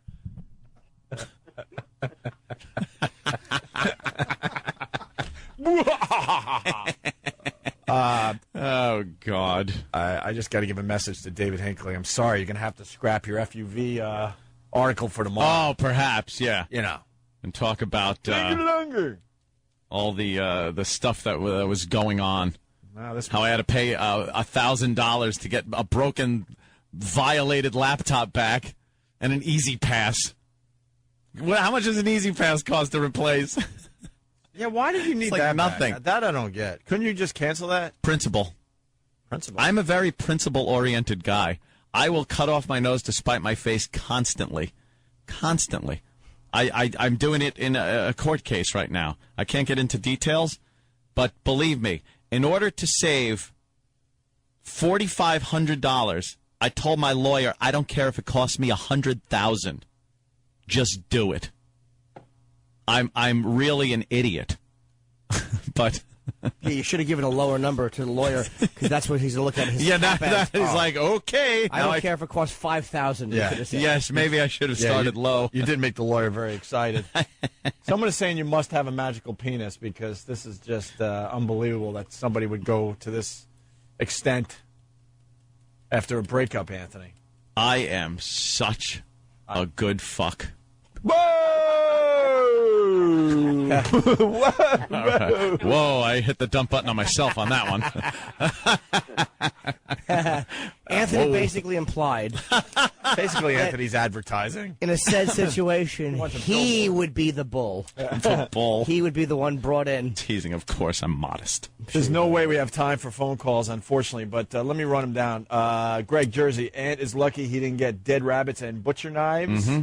Ann in Massachusetts. Ann has to bring up bring her up on charges. Yeah, that's what I want. More interaction. Maybe she took the birth certificate and didn't burn it. No, there was questions asked about other things, and she apparently said that anything else that's missing that wasn't burned was thrown away in my garbage at the house, which I see as bullcrap because my pistol permit was missing. And I thought perhaps she had thrown it away, so I went through every garbage pail in my house looking for it and found none of this missing stuff, like a curling iron and computer wires, things like that couldn't be burned. Right. Because, she's like, she burned everything, but if she burned a curling iron, you'd see the iron part of it. It isn't going to melt in the fire pit. But that wasn't in there, so apparently she said she threw them away. But I checked all the garbages, and so that's crap. Did you change the locks? You said you did. People are asking that. Yeah. Jennifer in Don't worry Jersey about that. supporting it. She writes, I know you hate the name, but she is supporting you. She writes, I walked in on boyfriend of 10 years, didn't even go this far. 10 years. She was pissed. She found her boyfriend of 10 years with somebody else, and she didn't do half the stuff that you're explaining here today. And then someone else, Nate in Brooklyn, this is just like Aunt's ex-wife stories. All you bitches are nuts out there. Goddamn, all you bitches are crazy. Just on different levels, I think. Some of them are tolerable nuts, others intolerable nuts. All right, Keith. But wow, I don't know what does that. Anything else to add, Keith? No, just that I do have to get going because I am meeting the security camera guy at Anthony's house at 9:30. Ah, yes. So, with some new toys going to be put around the house. Yeah. Really? I want like Scarface. I want scanners. Yeah, he said he couldn't make it there till next week, but I had to, pressure Yeah. to move it up with some of the. Oh, by the way, nice flat screen plasma in your bedroom. Oh, thank you. At my house. I love it Thanks. myself. It's I'm very glad you nice. like it. Well, that was pretty much just for the guests Anthony may have, of course, not your own use. Right. Keith, I bet you Keith doesn't even watch it when he's there, so he doesn't want to burn out the little plasma bubbles. Keith decided to give himself a room at Aunt's house. I think that's 2 rooms hilarious. now, by the way. He's got a sitting room. I think that's Now he's got the hilarious. bedroom and a sitting room. It's really a wing. It's the least you could do for him after what he does for you. You burnt stuff, you nut! Are you Sorry. looking at the TV? Of course. Yeah. The only one that gets to look at the lunatic He's that does this on TV. I gotta tell you, I've been watching from afar. She's smiling for the first time in many weeks. She's today. looking happy, happy. She is looking. Look at that smile. Oh boy, did I get him! Oh, did I nail him for $1,000 for a broken computer that I know it's on it? What's up with the puffy eyes, though? Huh? I don't know. She was out a week. I think she might have had some stuff done. All right, we gotta take a break. Keith, Well, she was. Keith, It's going to be quite the chapter. It got a lot of things I found out today that I didn't even know about. Oh, really? today. Like what? Well, just I didn't know about the Oh. ashes in the yard. The stuff I was screaming about. yeah. Did you notice any puffiness when you saw her up close? No. No scarring or No. anything like that? You know what? I just might write the book. Bigger? This is I think worth they a look lot of smaller. Stunt brain. No, I think they look smaller. I'm wondering if she had something done there. Really? Look at her smiling. Don't smile. All right, Keith, thanks. Good day, gentlemen. Yeah, wonderful. Hot wax on the nipples.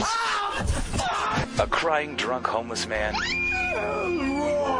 And creepy gay kid Sam singing. Happy birthday to you. Just some of the cringe moments you'll hear on Opie and Anthony's Worst of 2008. Y'all crazy bitch, but you fuck so good I'm on top of it when I dream. I'm doing you all night. Scratches off down my back to keep me right on. It's the Worst of Opie and Anthony, 2008's cringiest moments. I'm Primetime Sam Roberts from the Opie and Anthony Show. And I'm with me, E-Rock. Well, you didn't let me give you a proper sorry. introduction. You're Primetime Sam Roberts. No, I know who I am. But we're going through the cringiest moments that happened in 2008, and more specifically, we're getting to the end of the Antholini saga. You're still on this? Well, it was a lot that happened in 2008, and we cut a lot of stuff. How long was Antholini? It wasn't long, but it was good. Basically, we're to the point where Ant went on air and talked about the breakup. He talked about everything. But Jill, I guess he thinks that she lied about things because a column popped up in the gossip columns. Yes. And one of the informants they used was Jill's friend, who was anonymous. Then all of a sudden, Jill starts emailing Anthony's friends and coworkers about what quote-unquote really happened. Yes. Once this happened, it got Ant so upset that not only did he have to go on the air and clear his name and say exactly what the truthful nature of what happened was, but he decided to drop the A-bomb on Antolini, completely obliterating it. No one saw this coming, but it was perhaps the most hilarious moment of 2008. Do you know how Anthony found out about the coworker emails? Do you know who sent it to him? I have no idea. It had to be somebody good and handsome. It was the great Ron Bennington. Oh, I thought it was E-Rock. No, it was not me. Well, Ron Bennington's also handsome. I'm neither great nor handsome. That's true. But you can hear the description of the email yourself. And get ready, strap in, because the A-bomb is coming. It's the worst of Opie and Anthony, 2008's cringiest moments. It's Opie and Anthony's worst of 2008 cringe moments. Yeah. A look back at some of the most uncomfortable yet hilarious portions of the show. 3, 2, Happy New Year! Happy New Year! Oh. It's Opie and Anthony's worst of 2008 cringe moments. Happy New Year.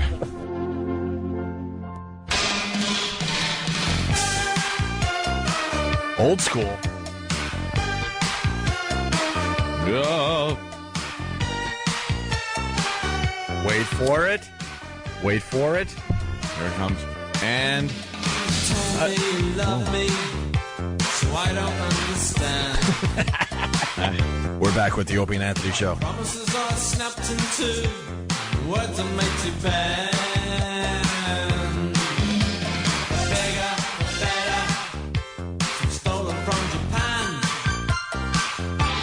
Or Anthony's house. Collected from around the world, sure they can.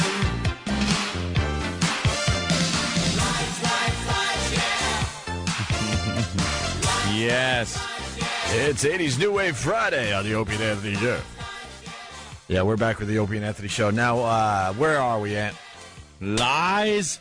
Lots of lies, huh? We had just gone through the Russian Malloy thing, cleared up a few little issues there, but for the most part, this had a little transcribing of our radio show and what I said on that, and then some source, a friend of Jill's kind of added in what she felt secondhand was her side of things, leaving out some details.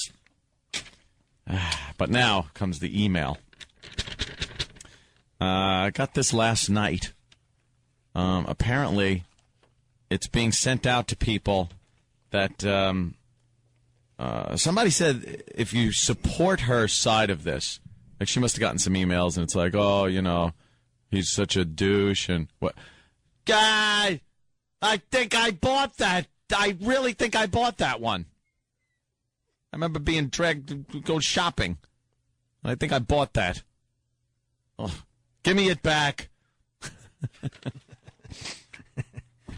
So this is the email that is now going around, and it's supposedly her side of the conversation, of the situation. Mm-hmm. Thank you so much for your support. But I must admit I really did fall in love with him and was devastated when I caught him cheating. It was bad. Let's see. It happened the night of our luau, so that was August 16th. And for 2 weeks I cried and was devastated. But now, almost 6 weeks later, I am so much better and have moved on completely. Not really, if you're writing emails. Yeah, moved on completely? Until yesterday, you hadn't moved on completely. You still had my crap. And was holding it until I gave you $1,000. Keep that in mind. Still in disbelief that he's bragging about how cool it was to have this 20-year-old in his bedroom while I left, only to come back. I mean, I was practically living there. Yeah, that was partly the problem. I was falling right back into it. Ugh. But it taught me a lesson, and I sure know I deserve so much better, and karma will come around. Will it? Please don't believe all the things he says on the air. Like this morning, I was so disgusted. Yes, Keith came over to give me $1. But for what? For the $429 camera that he was replacing that got stolen from his house? And $600 worth of dry cleaning from this place in New York City, which he made me bring my clothes to 3 months ago? All right. Here's the first blatant lie. I don't know crap about dry cleaning. What do I know about dry cleaning? And I'm going to sit there and go, hey, you take your clothes here. You take it to this dry cleaner. Why? Because it costs $600. Why? She has her stuff dry cleaned like every day. There's dry cleaning crap going in and out of her apartment. Everything is wrapped in that dry cleaner's plastic stuff. Closed, everything. She knows a lot about dry cleaning, and she knew this place, and she dropped it off there. And for some reason, they charged $600, and then she assumed it was my responsibility to pay it, which to me was complete blackmail to get my stuff back, of which was not even my laptop and an Easy Pass. I could have canceled the Easy Pass and got a new one, but it was the principle of the thing. She owed me my laptop, my Easy Pass, and she held it for $1,000. I don't know what this says. Is Keith came over to give me $1? Maybe it's a typo. Yeah, maybe Typo? 1K, maybe. Maybe it was 1K. Well, that sounds normal then. But for what? For the camera and the dry, that comes out to $1,000, right? Or $1,029, right? But I mean, the 29 is inconsequential. So it seems funny for her to say $1, and if it was a typo, it comes out to the right amount. Possibly just a rebuttal for you saying it was $1,000 blackmail. Probably saying, yeah, it was $1,000, but for what? Well, this is what it was for. Right. Oh, okay. Well, why did I pay for her dry cleaning? Why did I pay for the camera? She lost the goddamn thing. Yeah, it was at my house at my party, but, she lost the camera. But I said, you know something? I'm just going to pay for it and end this whole thing. So Keith goes to go over and give her the $1,000 for my stuff, and she texts Keith or calls him or whatever and says she also wants the big ceramic boot, the giant ceramic cowboy boot out by my side door. Take it good. Don't let it kick you in the ass on the way out.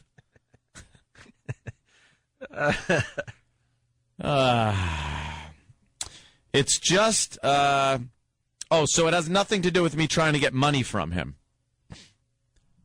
It was $1,000 you're trying to get from me. Why am I paying for your goddamn dry cleaning? And the camera you lost. Yeah. I'm not agreeing to that. You could even rationalize the camera in some wacky way. She lost it at my house. All right, maybe I'll take responsibility for it is my house. It was her camera. It disappeared. I could even pay for that with some reservations. But the dry cleaning? What the hell am I paying for your clothes for? So some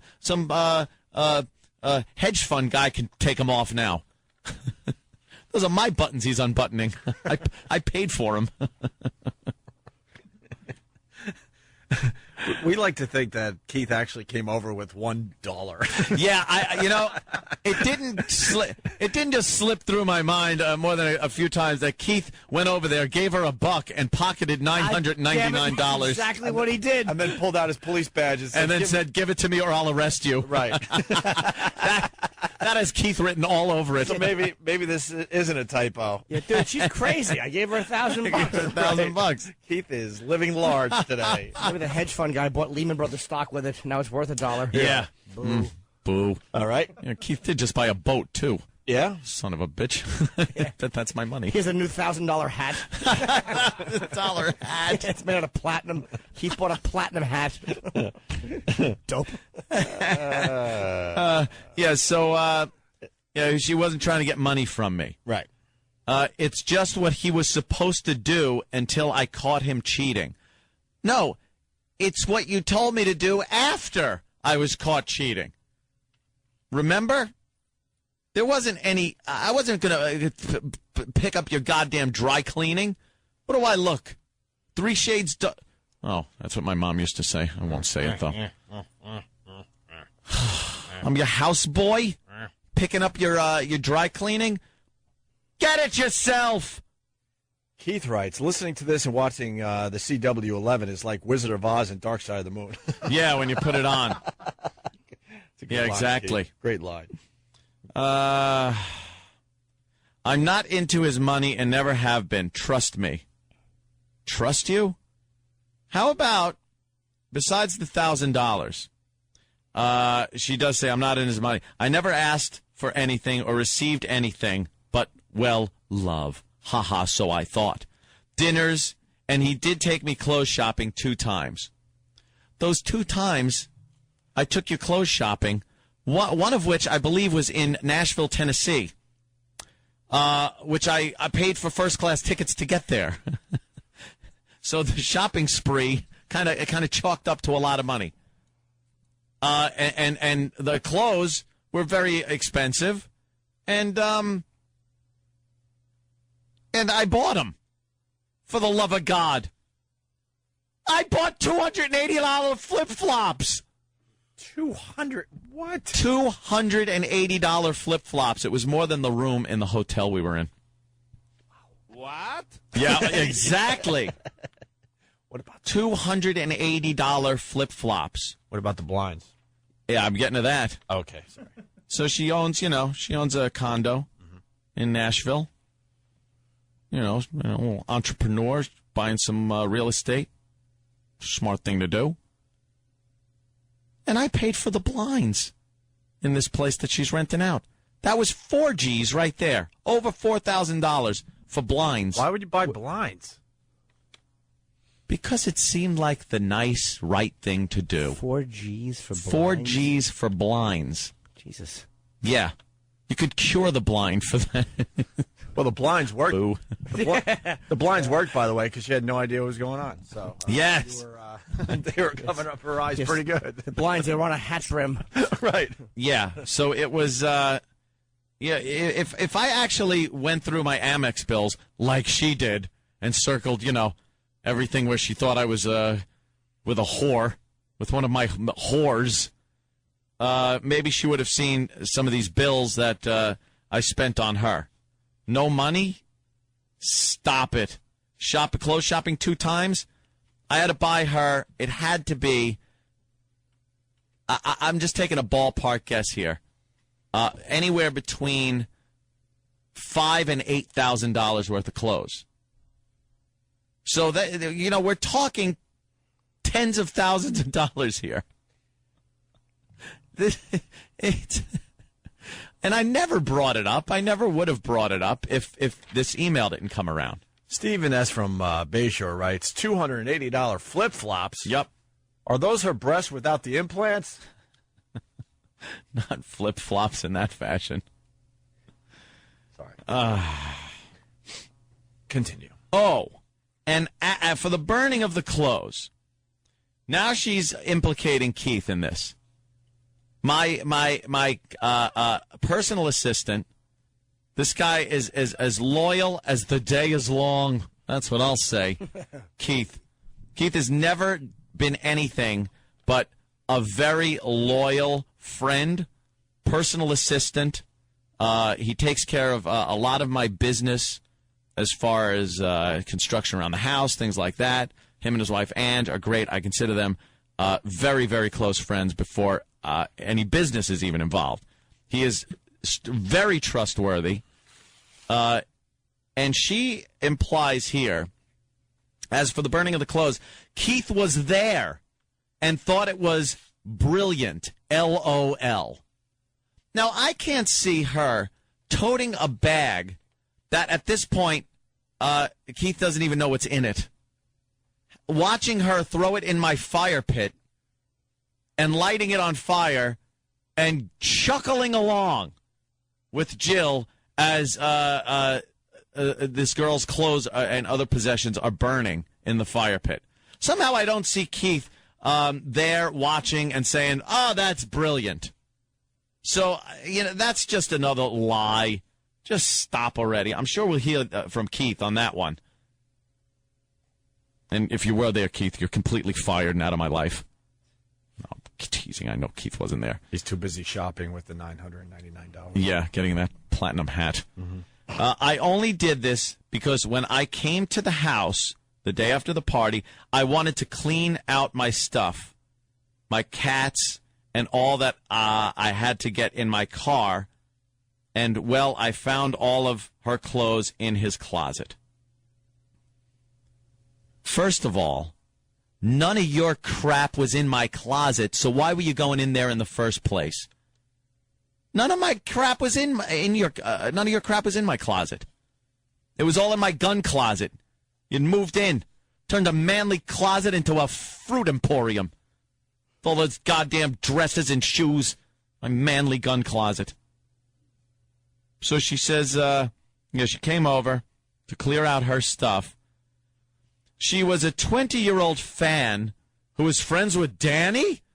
Why, I never... Danny? It's news to me. Yeah, exactly. She has a story all wrong. Yes, skanky as hell, with pink hairs, spider tattoos, a face piercing, but whoever upgrades when they cheat, LOL.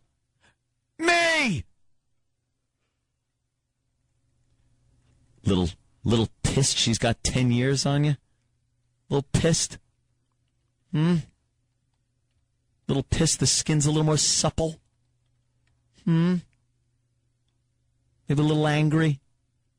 Yeah. That's got to sting a little bit, doesn't it?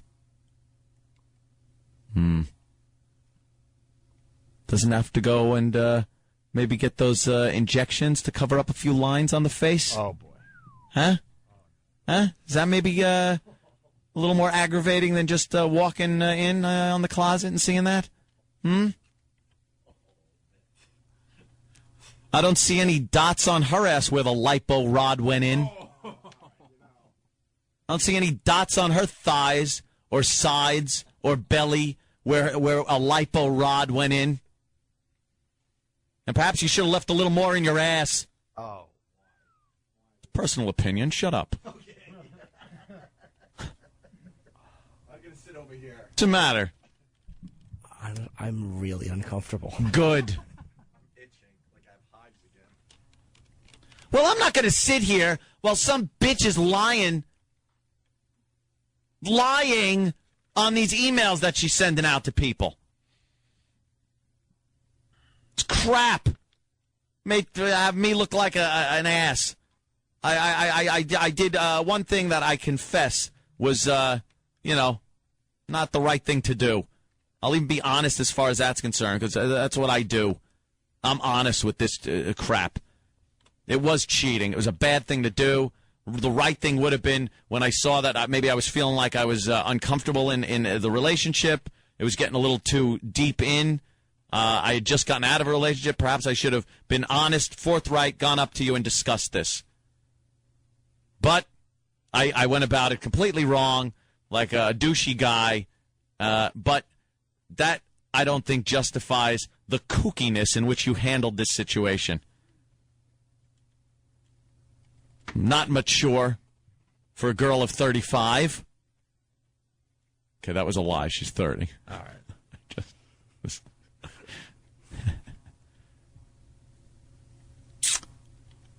So, where were we?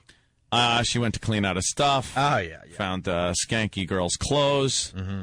Skanky girl. Anyway, he admitted he was keeping her stuff there, and the nights I wasn't over, she was for those 3 weeks. Yep. When I caught her in the closet, she admitted that it wasn't the first time they had had sex. It was ongoing for 3 weeks prior. I had some intuitive feelings something wasn't right, and I confronted him. He blamed it on the fact that he was stressed and taking Xanax because of his contract. Negotiations. His contract negotiations. Which, by the way, the only true thing in this email. All right, I'll give her that. I did say that. Hey, leave me alone. I'm sleepy.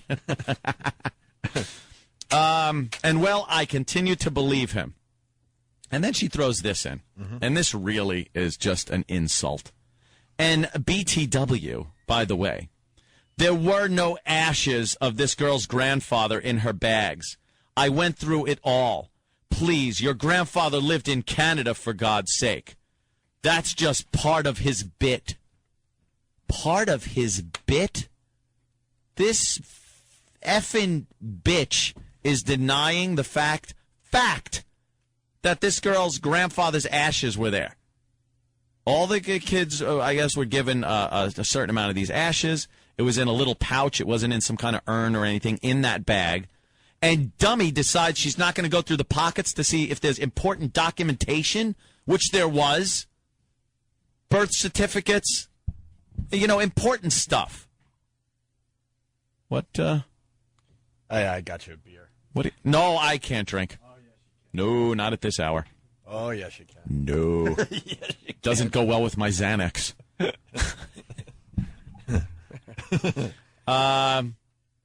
Yeah. So she's saying that there were no ashes. There absolutely were ashes.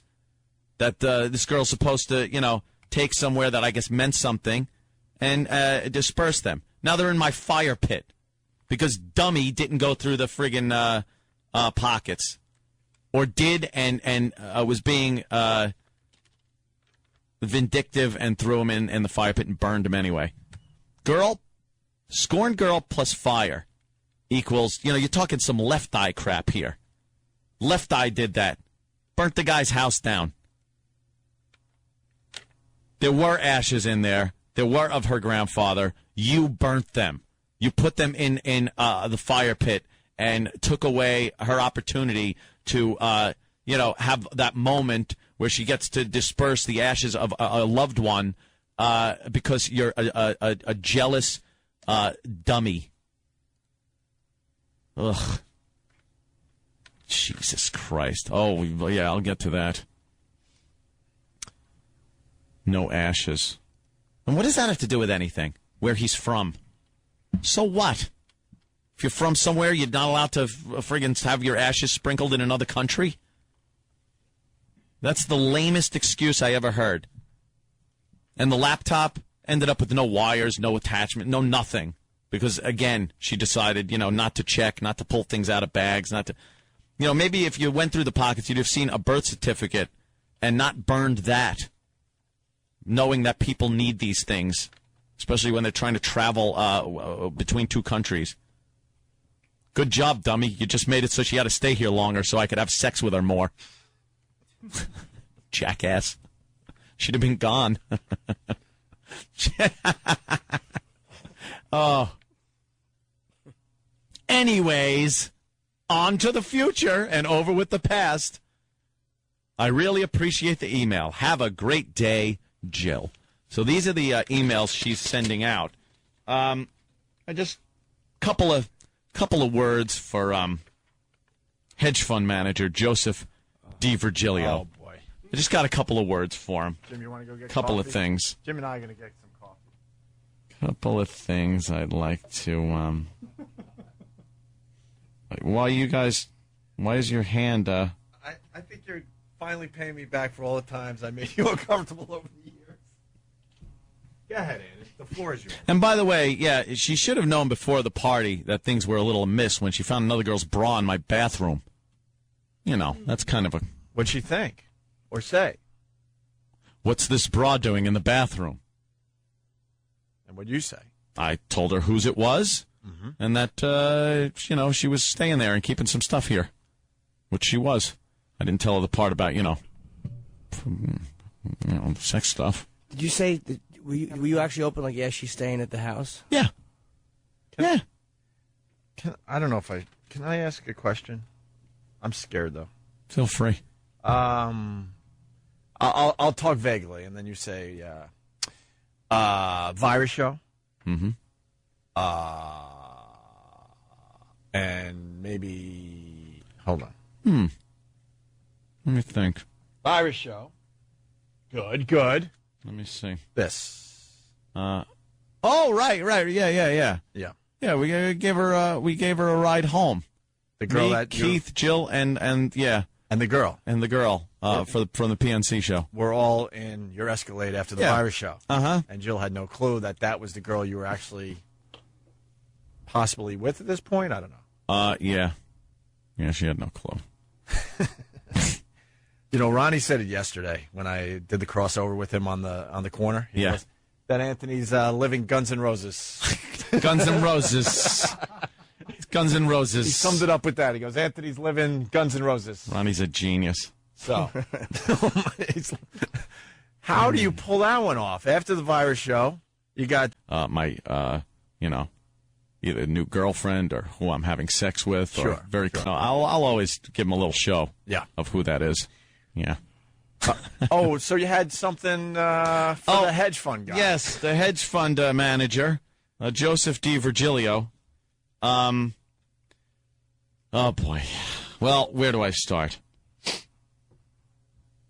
First, I hope get one of those things that go under your sheets to cover up your mattress. What do you mean? Well, if you ever have a child and they go from the crib to the bed, you might want to put something under there, to protect the mattress from any staining. She takes these goddamn pills that keep the fat from digesting, because she doesn't want him to gain weight.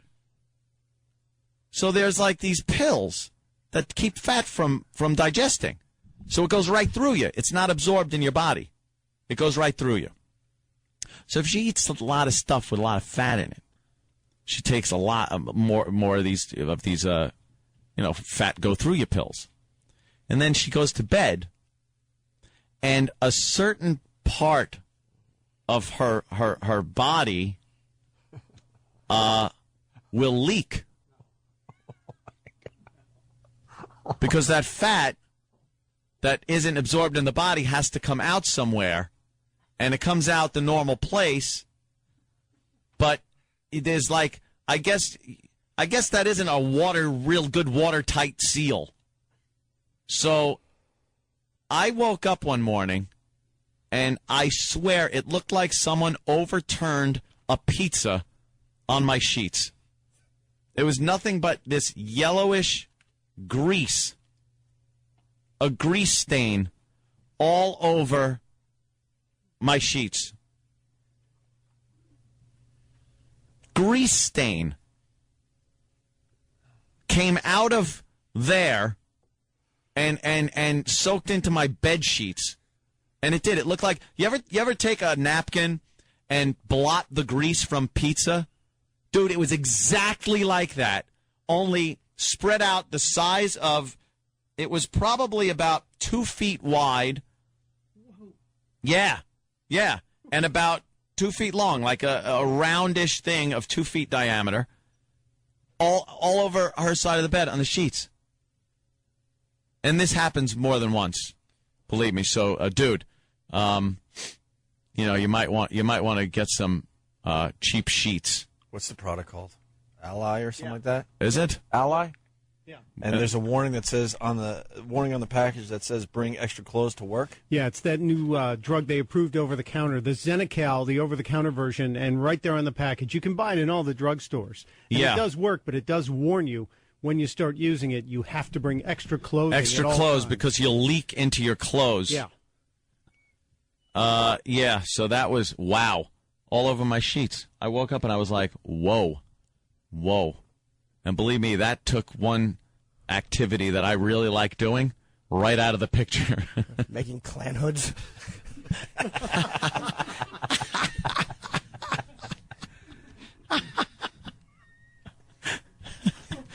All right, I guess that's all, right? Oh, they're calling her Jill Nicoleaky.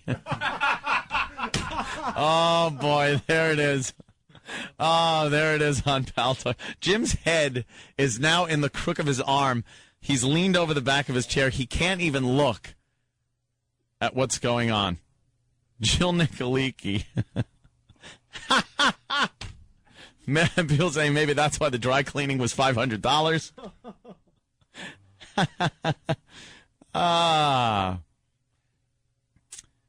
And the Wow. reason you're spilling this today is because she spilled it on my mattress. There you go. It's just I don't like being presented as a liar. I'm being completely honest here on this program. That's what I do. I was honest in saying that I was a douche for doing what I did. It was douchey to be in a relationship and mislead somebody like that. I understand that completely. But the reaction, wow, kind of crazy.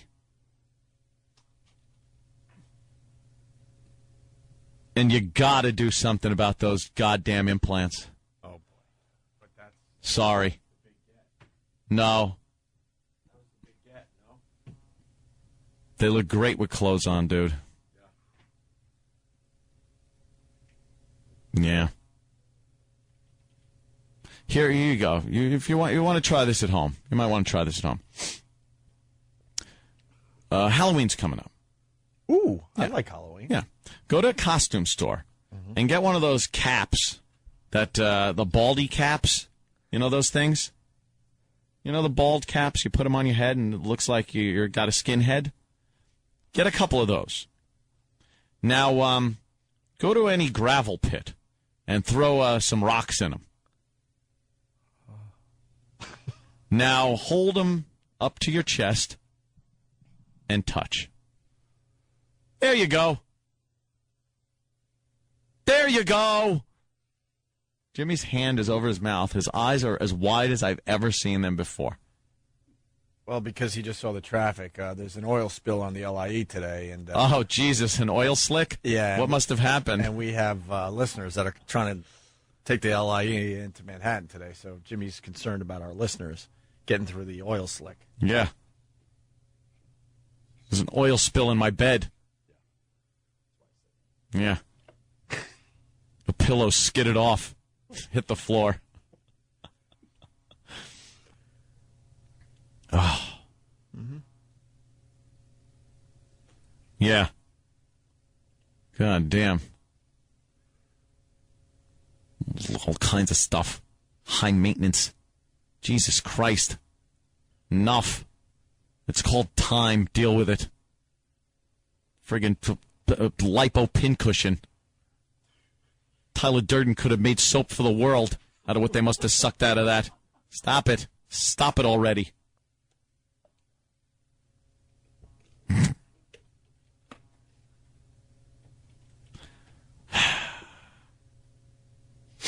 Am I done?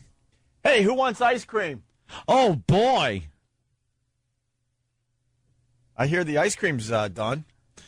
I don't think I'll be having any breast milk ice cream. Breast milk ice cream after the break. Hmm. I think that's here. You sure you don't want this beer? Well, that was no. No. That was my return.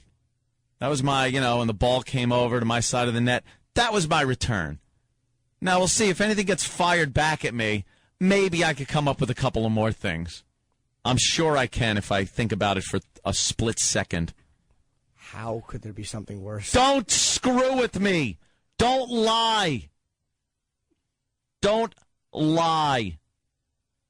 I paid you $1,000 to get back a broken laptop that you looked into illegally after stealing, and an Easy Pass. I paid $1,000 to you because you told me that's what you needed. That's what you wanted. $1,000 blackmail money, whatever you want to call it, extortion. I don't know what it is. What kind of crime is that?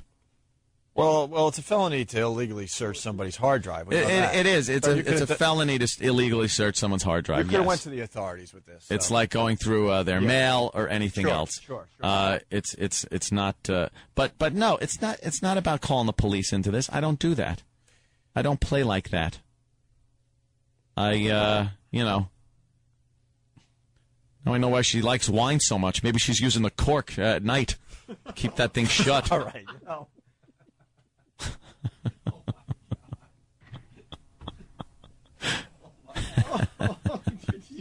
Are you insane? No. I'm completely sane. Can you do me one favor? My bed needs a dipstick. I'm a quart low. Could you stay the night? Jimmy's hiding.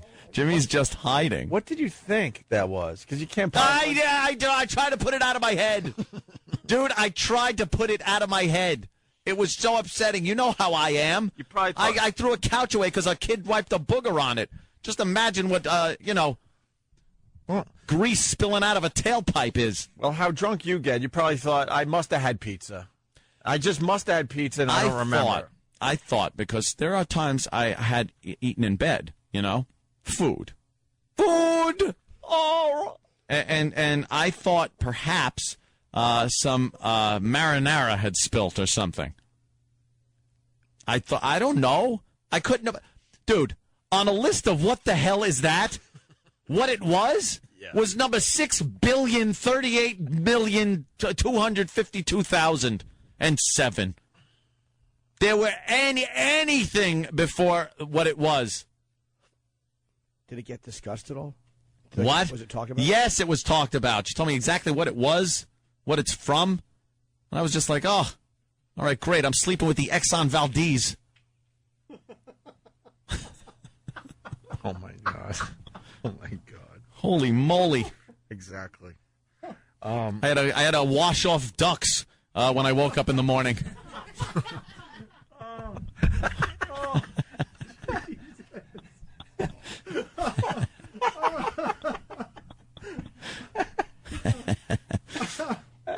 And I was told by other people, like her friends and stuff, that, oh boy, there she is. Uh-oh. she knows something's up. She knows something's up. Hey, look at that. How's the traffic on the Hershey Highway?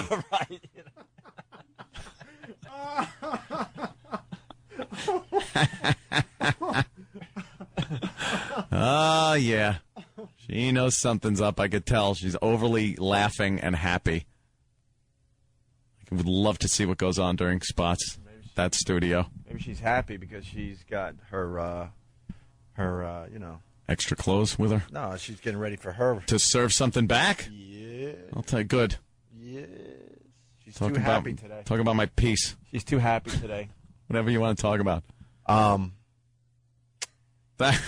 Alternate side parking, in effect. It's the big P, letter P with the circle and the slash through it. Yeah. Yeah. That's the sign. Never mind. Yeah, well, I think they can make that joke at home. That's an easy one. Jimmy's trying to get to his happy place. Yeah. Of all the dramatic things I've ever seen. Let's see. She's filling up Molotov cocktails for Anthony's house. Yeah. Anthony, can you do me one favor? Yes. You got to be done with the letter J. The letter J in you is not good. Let me see. Yeah. Oh, really? Well, think. The letter J. J. And now J. Yeah. Letter J. Not that good. Take that out of your alphabet, please. Not that good. Goodness gracious! Oh. Of all the dramatic things I've ever seen. Oh, God. Grease is the word, have you heard? Enough. When stuff like that starts happening, enough. Just stop it already, right? Stop it. What are you going to do? She gets very bloated, too, and passes wind a lot. Get out of here. In bed, yeah. As many a night I'd be up and you get the rollover and hear.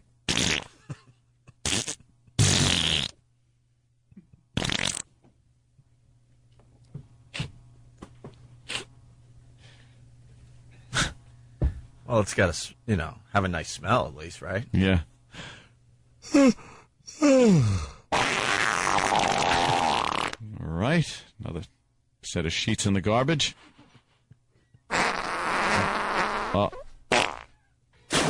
Oh, no, that wasn't, Jeez, I really didn't need that. Goodness gracious! Of all the dramatic things I've ever seen...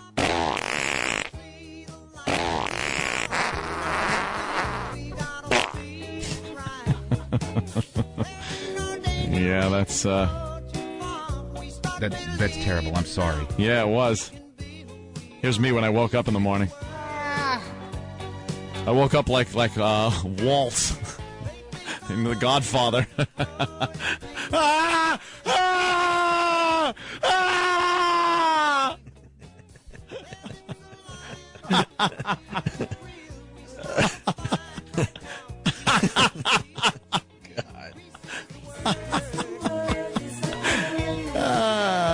Yeah, well. Jesus. I was ready to trade my bed in for a glass table. Sleep under it. With Chuck Berry. Yeah. Jesus. Wring my sheets out into my gas tank. All right, you know. You got to do what you got to do in these days of high gas prices. Oh, dude. Wow. That's a hell of a story there. Yeah, well, that was... I guess you got pushed, huh?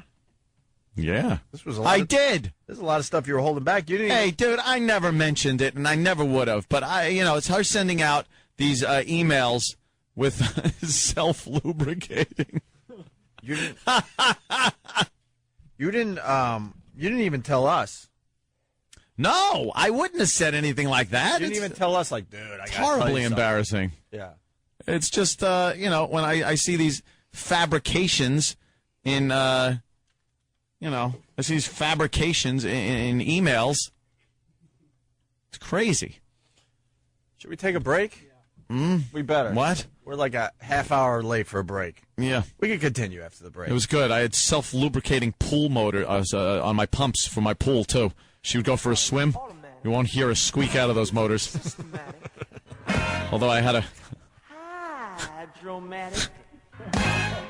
to put up those pontoons, though, to keep the slick in one spot. It's letting go. Pulling clogged gilled dead fish out of my skimmers.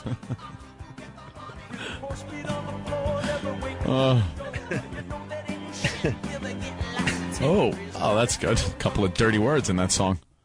Oh, really? Yeah. The S word and the T word. Oh, well. That John Travolta's a regular potty mouth. He sure is. Well, with that, that's our cue to take a break. Yeah, we'll take a break. See what happens. We might want to go to the phones. They are just lit. Are they? Lit. A lot of guys relating to the that product. Are you kidding? One guy says his wife went to work and she was on that product and she blanked herself at work. Yeah? Because of it.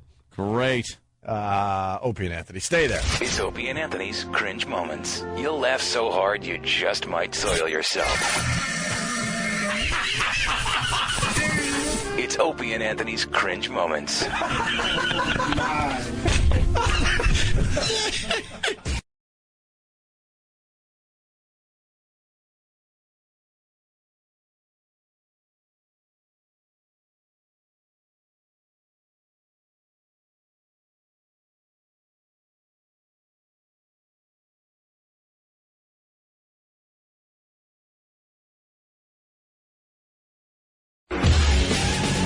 It's the worst of Opie and Anthony, 2008. Cringiest moments. E-Rock, Primetime Sam Roberts. Yep. And Derek's still with us. Well, Derek doesn't leave the studio. Oh. He just sits here. But we've been talking about some of the cringiest moments in 2008, and we did the whole Antholini saga, but what the Antholini saga led to... was more Antholini saga. No, it's done. Oh, okay. But it was Ant's new beef, and it's still going on. Into 2009, this beef is carrying over. What a grudge. The Ant Gene Simmons beef. Oh, yes. Because basically we had Gene Simmons in studio, and he made a remark about Anthony's girlfriend at the time, Jill Nicolini, which I think we have the clip. Yes, we do. All right, so this is the clip. What do you do for pleasure? What I intend on fucking your girlfriend tonight. I don't know. Hey. Whoa, hey. Wait a minute now. Well, I mean that as a term of endearment. You actually probably just met her over at Channel 11. Who? Oh, Jill. Yes. Yes. No, I'm fucking with you. But the point I'm making...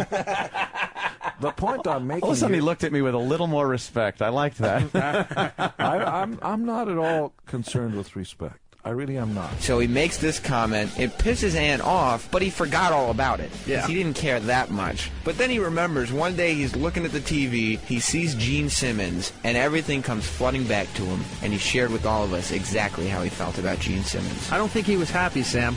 Well, let's let the listeners be the judge. All right, it's the 2008 Worst of Opie and Anthony Cringiest Moments, something in that order. Let's play it. It's Opie and Anthony's Worst of 2008 Cringe Moments. A look back at some of the most uncomfortable yet hilarious portions of the show. From the bottom of my heart, I hope you have a healthy and a happy new year.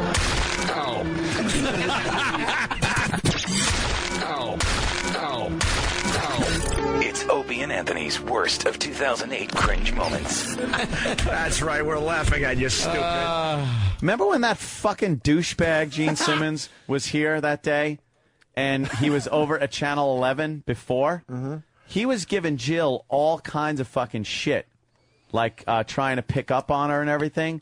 And then he made like he didn't really know anything was going on. And then he goes, oh, maybe I'll just go and fuck your girlfriend. He went over there and actually made a harassing problem over there where her boss had to come up to Jill and ask if there was a problem because Gene like pinned her against a wall. Wow. And was being really like physical and very, very nasty. Really? Yeah. And I was like, what the fuck, Gene Sip, that fucking cocksucker. And then it's like, yeah, well, what I'll be doing tonight. And he goes, yeah, well, I'll be fucking your girlfriend. And it's like, no, Gene, first of all, I'll be. And secondly, she thinks, you're a fucking old hack douche. Wait, Anthony, was it before or after he was here? It was minutes before he was sitting there. Did he know it was your chick when he was pinning her? Yes. Oh, okay. Of course he did. How do you know? He knew. Because he had fucking, or there was a discussion about that beforehand. Oh, wow. And she had said, knock it off. I have a boyfriend, shit like that. And he wouldn't fucking stop. He wouldn't stop being the fucking egotistical prick that he thinks everybody thinks he deserves. It must be hard for him, though, now that he's old and ugly with bad hair, that he still thinks he could be Gene Simmons from 1982. That he's getting every fucking chick. Yes, Danny? Do you remember when he was in and he was sitting to my left? And I have these big computer screens in front of me, and during interviews or whatever, like I'll try and research stuff and everything. Yeah. So I guess I was trying to type quietly, right? But he still kind of heard a little bit of the Yeah, the keyboard. And it annoyed him so much that he actually put his hand like under the monitor and put his hand on my hand, like, stop doing that while I'm talking. But the thing is, he didn't even skip a beat as he was talking. He's like, and the latest thing I'm hawking and trying to sell. And as he's talking, he just didn't look. He just put his hand over on Danny's hand. His hand said, knock that the fuck off. But his mouth was still selling his fucking wares. Didn't even look in my direction. Just took his hand, just went under the monitor and grabbed my hand, like, stop doing that. Don't get me wrong. I don't care if all of Kiss fucked her right now. I'm just saying, at the time, don't fuck with, the girl that I'm going with at the time. I'm confused, though. It disrespected me, and he was being a fucking cocksucker. I'm confused, though. Do you like Gene Simmons? No, Gene Simmons is a fucking cunt. Wow. That's what my official stance on Gene Simmons is now. Gene Simmons is a cunt. Jimmy's no, crying. the guy fucking Jimmy's knew, crying. and he was bullshitting and trying to play me like a fucking sap as I sat here not knowing what happened yet. I knew right afterwards what happened, but I had no idea what happened. He knew, and he's fucking like trying to play me off as the dim-witted fucking ignorant asshole that doesn't know what's going on. Fuck you, you old cocksucker. Fuck you. Your porno looked like shit, too. You don't know how to fuck, if you ever did. If you ever did, you don't know how to fuck anymore. Get any girl that you fucked, I'll fuck her, and they'll go, that's a fucking. The thing I got from Gene Simmons wasn't a fucking. What was wrong with his technique? What? What was wrong with his technique? He's got no stamina. He's got nothing. He's fucking just a load, fucking blobbing back and forth. Make some moves. Twist some shit around. Make the girl happy, you dumb fuck. Put your face down there. First of all, he put a condom on bad. Oh, put a condom on. It was a kiss condom. Oh, what? Yeah, you put a kiss condom on. He probably fucks like the teacher from Forrest Gump. Yeah. Oh, wait. I got to move Danny up the list. That's good. Danny, I'm moving you up the list Danny, today. that's good. You're up David's list. That's good. All right. Maybe I can be funnier Gene than Simmons. Steve. Yeah. That'd be nice. You already are. You said something. Gene Simmons. My loyalty's Fuck with him. Anthony. I love Gene, but Thank my you. loyalty will always be with How Anthony. loyal, though? Go home. You got some memorabilia from Kiss. Are you willing to throw it in? Wow.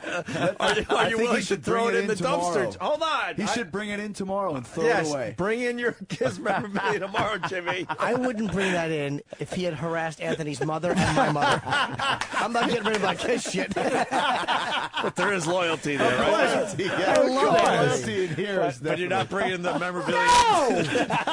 Gene signed that stuff for me. We need a Gene memorabilia burning tomorrow. That's it. Right here. Oh, I could agree with my friend Anthony on one hand, but I am very loyal. Gene, it's signed for. Wherever Anthony stands on it, I'm with him. That's it. I understand your bringing my point shit with in. saying, did he know beforehand and stuff, which would be like, did he find you out know. when? Did she? This is the only reason I'm asking is because, like, was he hassling her? And she, I have a boyfriend. And he doesn't You give know. a fuck. And then finally, at the end, she finally said, "My boyfriend is Anthony from the Opie and Anthony show." And maybe that's what stopped No, it. he knew. That's why I was asking. He knew right away. Oh, okay. He was persistent on it, and he kept, and it was it was harassment on his part to where her boss had to come over to her and ask her what happened. Like people were saying that Gene was harassing you and stuff, and yeah, and then he comes in here and fucking looking me right in the eyes and playing me like that. Well, maybe I'll just fuck your girlfriend. Like, and I laughed because it's like, oh, I'm thinking he doesn't even know who the fuck she is or anything. But he knew exactly everything, and he's fucking playing me off like that. Okay. Go fuck yourself, you fucking old man. Cocksucker. Go franchise your shit little makeup band out and make a few more bucks. Wow. Drop dead rich. Good. Good for you. Look at Gene fucking in his porno. Good job. He's wearing a That's t-shirt. good. Yeah, lift the gut up. There you go. Now your dick can fit in. Who's the girl? She's fantastic. She's got big boobies. Yeah, I don't know. Look at his slow motion fucking. I love the fact he's wearing a t-shirt and socks, and his pants are down still. Oh, God. It's like the old mangy lion plowing the fucking lioness on the Serengeti. You know that old mangy lion? It's his last year as top of the pride. Wow, you've been holding this in for a while. Fuck Gene Did we Simmons. ever touch a raw nerve here. Wow. Can we have a Kiss song, please? Which one you like? Lick It Up? Which one you want today? Oh, give me one with Gene singing. Yeah. Great Expectations. Or Dr. Love. Yeah. Here you go. Dr. Love, man. Dr. Love. Go ahead. Climb aboard that fucking broad in your porno. Go ahead. Boy, you must be proud of that one. His flat fucking saggy ass is moving like it looks like two old droopy doilies swinging in the breeze on a clothesline. That's what his ass looks like as he's fucking this hot chick. Droopy doilies. Oh, you know he'd be getting her if he wasn't Gene Simmons from Kiss. You know that. Absolutely. There's Gene. That's it. The old lion. Punch up an old lion fucking a lioness, and that's what Gene looks like. You nailed that bitch. Brian's on the money over there, man. He pulled that up instantly. That's it, Gene. God damn, as long as you can get through one fucking without your hair falling off, I guess it's okay. I guess it's a victory. Droopy doilies. There you go. That's the line of the day. Oh, after he ate the girl's pussy, she thought she forgot to shave, but it was just Gene's wig fell in her lap. He didn't realize. Do you guys still do the line of the day? Oh, yeah. Because you just heard it right there. Wow. Nice. Fuck you, Gene Simmons. Pinned her up against the wall, huh? Yeah. Like pinned her against the fucking wall. Was there any booby touching going on? I think he was like trying. She was pushing his hands down because he was trying to put his hands around her waist, and it was like in the main office part where everyone could see everything, and people were looking, and it was like, oh, this is weird. Like, this is weird. What the fuck is Gene doing? Are you mad Pretty much getting close to molesting somebody. Are you mad that you didn't know when he came in here? That's what pissed me off the most. Is that he fucking looked at me and he knew, and he's fucking straight-faced pitching all of his wares. I'm sitting there giving him the time of day and a forum to pitch his fucking bullshit on, and he's playing me like a sap, like a sucker. Fuck him. Fuck you, Gene. I think Go you should ahead. get Gene in studio and you can. Oh, if Gene came in here, I wouldn't fucking hold back. I'd say the same fucking thing. Whether he was on the phone or fucking in the studio, I would say the same fucking thing to him, because that pissed me off. He tried to play me, and he'd be all, well, listen, well, I don't... And I wouldn't let him fucking sit there and do that. No way. Oh, no man. fucking Get way. Gene Simmons on the show when Jimmy's out of town. Good, as soon as possible. Norton would get Fuck his him. autograph. I would be, I've got it already. I would be right here with Anthony. I would not as much as Gene was here, but I would be completely with you. In spirit, you wouldn't actually say that, but in spirit, you would be. And all that memorabilia, you're going to bring that in tomorrow, Jimmy? Gene Simmons memorabilia. That's Bernie. good. Would you break something else from your collection in honor of the fact that Ann hates Pull Gene that Simmons? pull that wig off, add 2 guys, and you have a lemon party. No shit. Fuck you. Don't mess with Ed. Oh, there he is, right? Is that really him without his hair? That's good. Some say it is, and others say that it was a stunt. Right. Like Does it- he was put a bald cap on. Oh, did he? Oh, really? Yeah. Go play keyboards for Letterman. Well, fuck yourself. Why don't we... fuck your mother. Let's give an open invite to Gene Simmons to come back on our show to comment on what Ann is saying today. No problem. And in between commenting, we'll let you plug a few of your shitty yeah. products. What would he be fucking plugging now? Besides trying to plug, friends. trying to plug my Roland, ex-girlfriend. Can we get Gene Simmons on the phone Fucker. at least? For when? Like now would be good. Yeah, he's waiting. See if he's up. Huh? I can see if they're up. Oh, yeah, he needs his Betty by. Yeah. Fuck. Tell him to do a shot of Geritol and get his ass on the phone. Yeah. Fuck him. I'll say, Anthony, I'm upset with you, but buy my new DVD. You said, on sale what now. I was doing. No, you don't understand. This is what I do. See, this is what I do. I know these guys. He would say something like that. You're absolutely right. It's just what I do. I don't know. Why are you getting so upset? Why are you so... I didn't He tried actually to fuck her. Yeah, he'd do that passive-aggressive bullshit that he does. Why get upset, Anthony? Why? I don't understand. She's a big Where's girl. this hostility coming from? If she wanted to fuck me, she would have fucked me. But since she didn't, where's the problem? He's got his fucking And it would be like, well, Gene, you came over here and started fucking with me. You didn't tell me shit about that. And then playing me off like I'm a fucking sap by telling me you're going to go and fuck my girlfriend that night where no one was in on the joke except you and your ego? Go fuck yourself. You know what he would say. What? How do you know she didn't want it? How do you know? They all want it from Gene. Just Right. watch my video. They're all dogs. Look You know at my that. video. It looks fantastic. As I lay there. Ugh. Just fucking, oh my God. Being ravaged by that. That fucking ball sack must scrape on the rug like melted Turkish taffy. We're supposed to be interviewing Chris Jericho. Oh, I'm sorry, Chris. And that TV show, where when is that? I don't know if we compete with droopy doilies.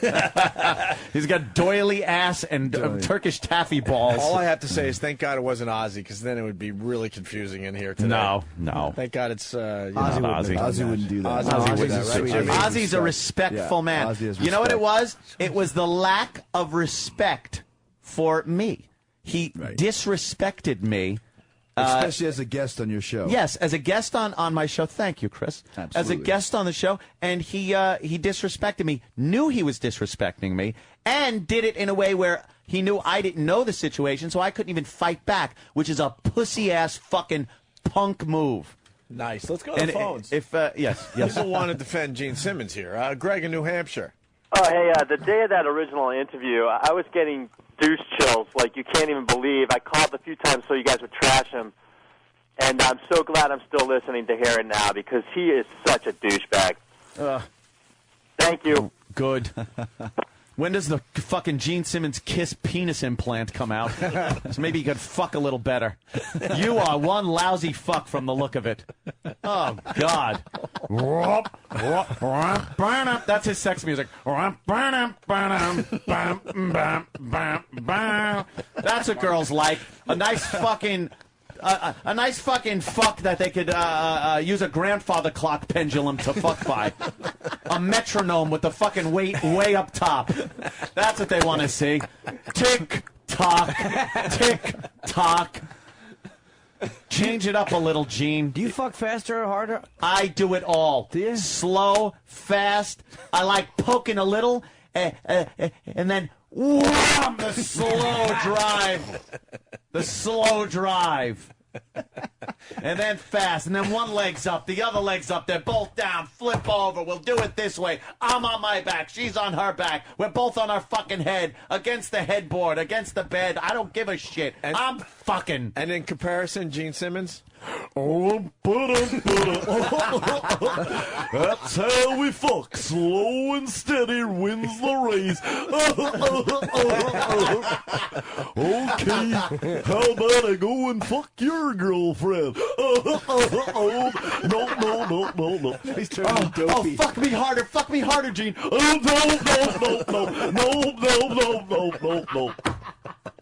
I think the three of us could just leave and let Anthony talk with us for another hour. Had it. And Gene Simmons, enough of him already. He's getting a lot of publicity. He would love this. Oh, yeah, he would. There's no such thing as bad publicity, No, all publicity is good bringing publicity. everybody back to Kiss. That's what it is. The greatest rock and roll band ever. It all comes back to Kiss. Shut it. That's really fucking Gene. Glad we got that out. Man, there. that was purged. That's been purged. Surprised I forgot about that. Yeah, well, now you're never going to forget it now. How did I forget that? Do you want the audience to Google bomb something? Gene Simmons. Gene Simmons, lousy lay. Nah, we can do better than that. Really? Yeah, that is pretty Gene bad. Simmons wig. Our problem is most of our listeners don't know how to spell lousy. Yeah, that's true. They'll mess it all Or up. Gene. They'd have Gene Simmons living in Laos. Right. J-E-A-N-S. I don't know what happened. Gene Simmons went to Laos? What? He's got lice. How about it? No. Could just throw it in the washing machine. How about a simple F. Gene Simmons? That's good. Yeah. I don't care. What do you got I there, just pal? I'd had it with him by that point. And then I'd had it with him when he was sitting there. I was just being gracious because, again, as Chris had pointed out, he's a guest on the show. But after I found out, I was like so pissed that I didn't get a chance to like jump on him for that whole fucking episode. Because you had no idea. No, that's that. the point. I didn't know. And would have unloaded in front of him. Guaranteed. Yeah. Fuck yeah. He didn't know. Oh, Which that's is got to be a frustrating when treat that into the happens. girl's ear. That's got to be a treat. Oh. Sorry, Jim, I'm kind of using your bit, but that's all right. Oh, the Gene Simmons. Oh, after that fucking lousy fuck. Does it end with a blurka? Blurka. Oh, just no muscles left to launch any jizz. It just must dribble out. Oh, like lava. Oh, it's just got to be horrible. You know when you turn the hose off first and then take the nozzle off? Lava. And it just goes glug, glug over the top of your hands. Lava after the eruption. Oh, yeah. Just The volcano's long been dormant. It's very bubbly. Just pours over the edge every so often. A glurg, glurg, glurg. Misfire. Fuck. Can I just say, out of all the radio interviews I've done, that your microphones smell the nicest? Do you guys have spray? Oh, something people on have them? to do that beforehand. Man, that's really nice Yeah. smell. There It's like it you've washed these overnight. Little lava coming down the mountain. A glurg, What's glurg, that? glurg. It's lava moving so slowly people can just walk by it. That's Gene. Man, you're on the case, Oh. man. He's pulling up all this great stuff. I'm feeling I'm going to come. Give me another 10 minutes. Glurg, glurg. Please. Was Jill upset at the time? Yeah, she wasn't very happy about She's the type that. of girl That's that for sure. can take care of herself. But Yeah, she did. She took care of herself. and management actually went to her and said, "Look, Yeah, said was there a problem that we should know about and stuff because it was so blatant and like what gave it away? She was invasive. What gave it away? She was taking a shower, scrubbing. She's sitting in a cold tub, just quietly weeping. Right. I don't want to use the word, but the type of shower. Got to get the filth off me.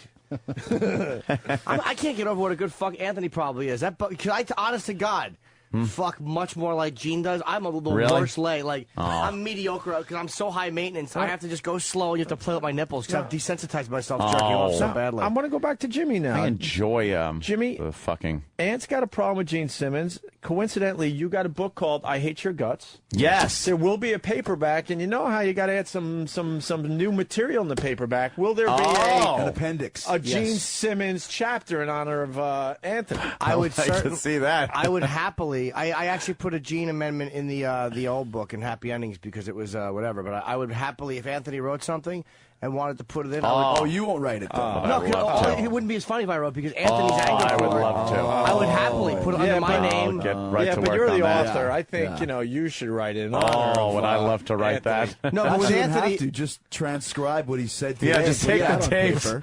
of the I don't show. think you couldn't do any better than that. I would happily for Anthony put any type of in the this paperback. Would love to. Thank you, Jim. That's not a bad angle. Hi, this is Gene Simmons. You're listening to the worst, the absolute worst of Opie and Anthony. It's Opie and Anthony's worst of 2008 cringe moments. Where would you like to take me to dinner? Let's see. I actually know a very nice place, kind of close to where I am. Smart. Kind of close to my house. Makes it a lot easier to get back there. Shut up, Opie. And we're back. It's E-Rock in prime time. Sam Roberts. The tandem you thought you'd never see. Yes, and you thought we had wrapped up the Antolini saga by giving Prayed. you the Gene. Prayed? Yeah. That the Gene Simmons was the last faction of this whole ordeal. But there's one more little piece that we need to get to that'll catch you up, and then you'll know the complete story of Antolini. The worst of Opie and Anthony 2008's cringiest moments right now.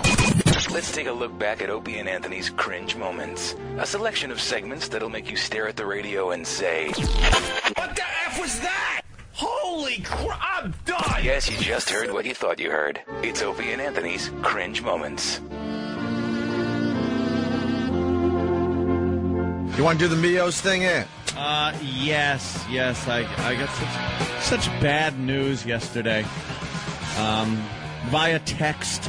Yeah. Yes, it was hot off the presses, like before it even hit Google. What?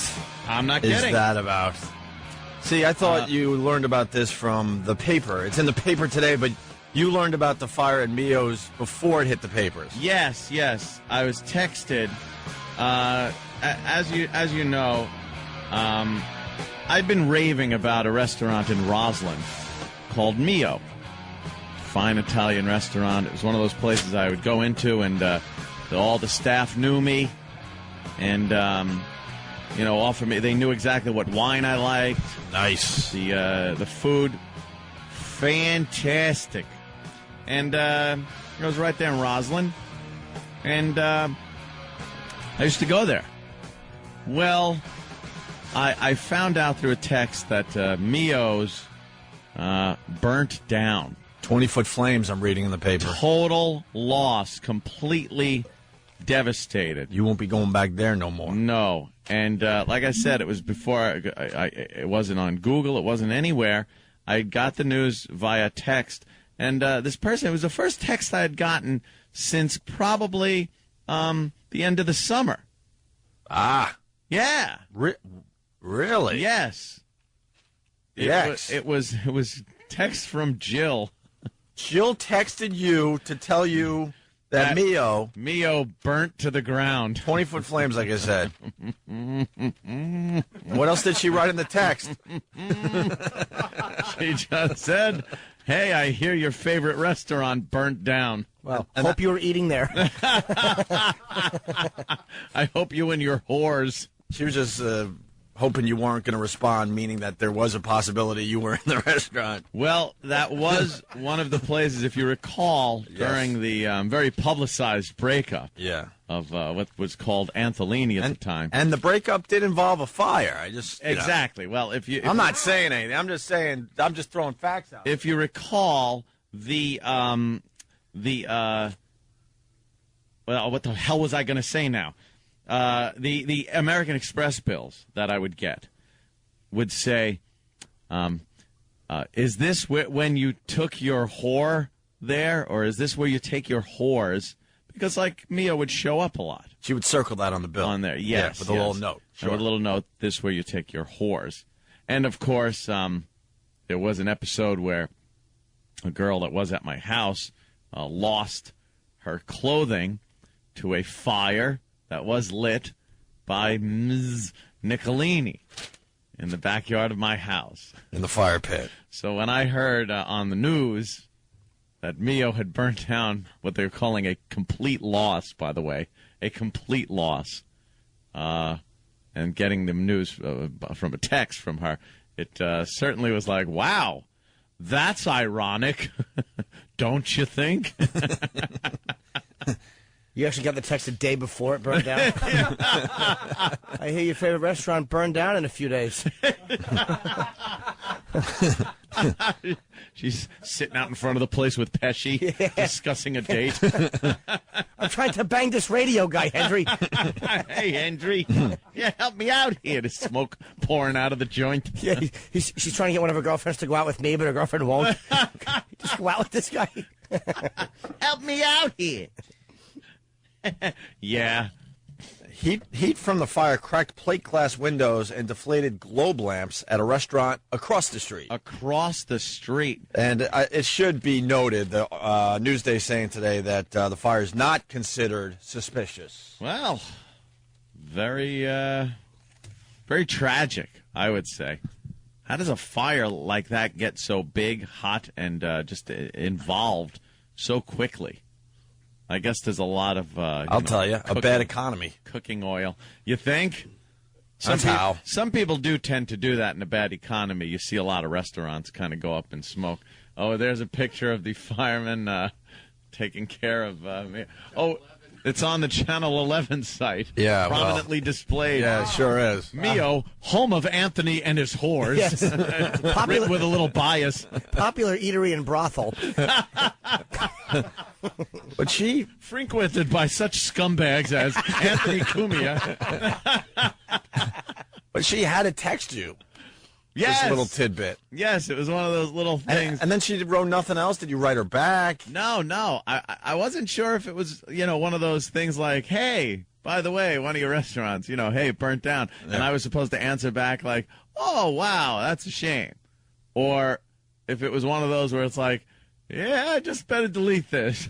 So, because, I don't know if it's meant as a ha, ha, ha, ha, ha, or, some conversation, but. Of course it's a ha. I figured it was a ha, ha, ha, ha. She's been waiting for her shot for a while. Yeah, that was a good one. She got her shot in. That is, like, if I ever went out to eat, because I usually have, my chef make my food. It's good. It's healthy. But if I did go out, that was the joint, that was the place. Mm-hmm. Now, gone. Where the hell am I supposed to go? F.H. Riley's. It's too far. F.H. Riley's. For me, I mean. All right, we'll open up Get another branch there in, around Nassau County, northern Nassau. If we're going to do another branch, we'll go to Jersey or something. In Jersey? Jersey. We're going to Jersey? It's called franchising it, by the way, you two. It's not called opening another branch. Oh, yeah. Get a franchise. Oh, yeah. Franchise. They open up the joint. Banks do that. They open branches. You're right. Cody in Indiana, what's going on? Yeah, even though I live in Indiana, I think I have a little insight on the incident. Yeah. I think it was some sort of a grease fire. I don't know if maybe you know anything about that. Perhaps it was. Perhaps it was. All right, you insiders. You know how restaurants can be. We got some insiders. Ling ling. They say stuff that only a few people get. No, more than a few. Uh-huh. All right, well, that sucks for you. I'm bummed about it because it was a very nice place. Now you certainly went there a lot. Yeah. Hot wax on the nipples. A crying drunk homeless man. And creepy gay kid Sam singing. Happy birthday to you. Just some of the cringe moments you'll hear on Opie and Anthony's Worst of 2008.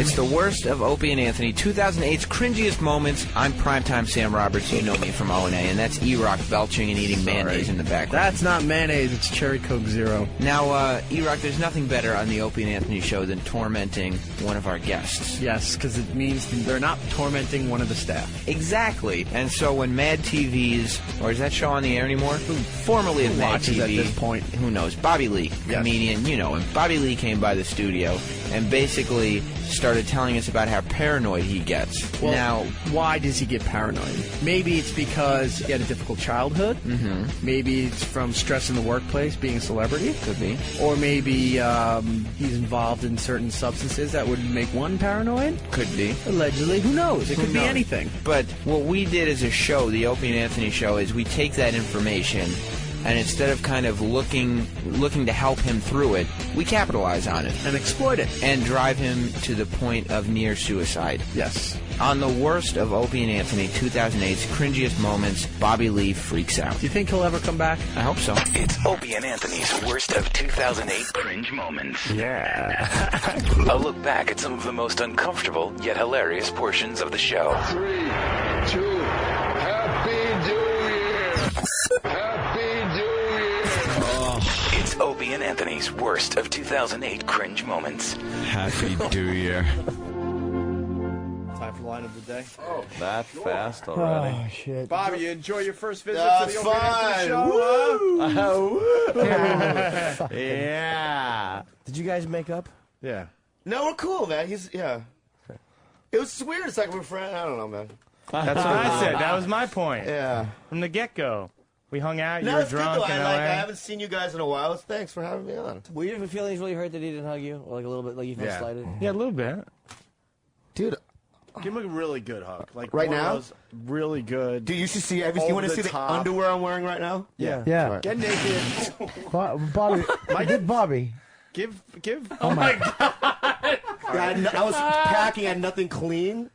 So I just So put you these borrowed on. your girlfriend's? Wow. Those are, yeah. You want to hug now? Those aren't yours. Chick-like. You want to hug now? Bobby. Yeah. Why is he wearing Bobby. That's chick Those underwear. aren't yours. They are mine. No, they're not. Yes, they are, Robert. You got a But pink, Bobby, you wait. got a pink trim to Bobby, them. Bobby, wait.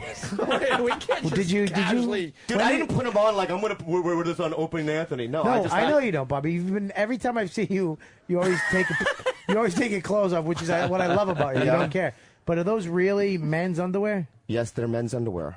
Okay. Just to explain to people listening, your underwear is like black and white striped women's it's underwear mostly with black a and pink white, trim. Yeah. And there's a little pink And they're a little trim. too tiny on the sides. Yeah. Yeah, they're very bikini. I like. I should they- have shown them. They look good. My bad. I I apologize. think they look good. You still haven't hugged It's Mike, great. though. All right, I'll do it now. I thought you were going to hug in the underwear, but I guess we don't get I that. don't. Aw, see, everything's okay. Yeah, I don't care what Mike kind of underwear slapped him on the people- back like, It was- I'm not a faggot. That was not as good as. Hold on. Anthony says he doesn't care what kind of underwear people wear. Underwear people, doesn't bother me. Why the fuck don't? Thank you. I know, but it's a comfortable little, in them. it's a little girly, though.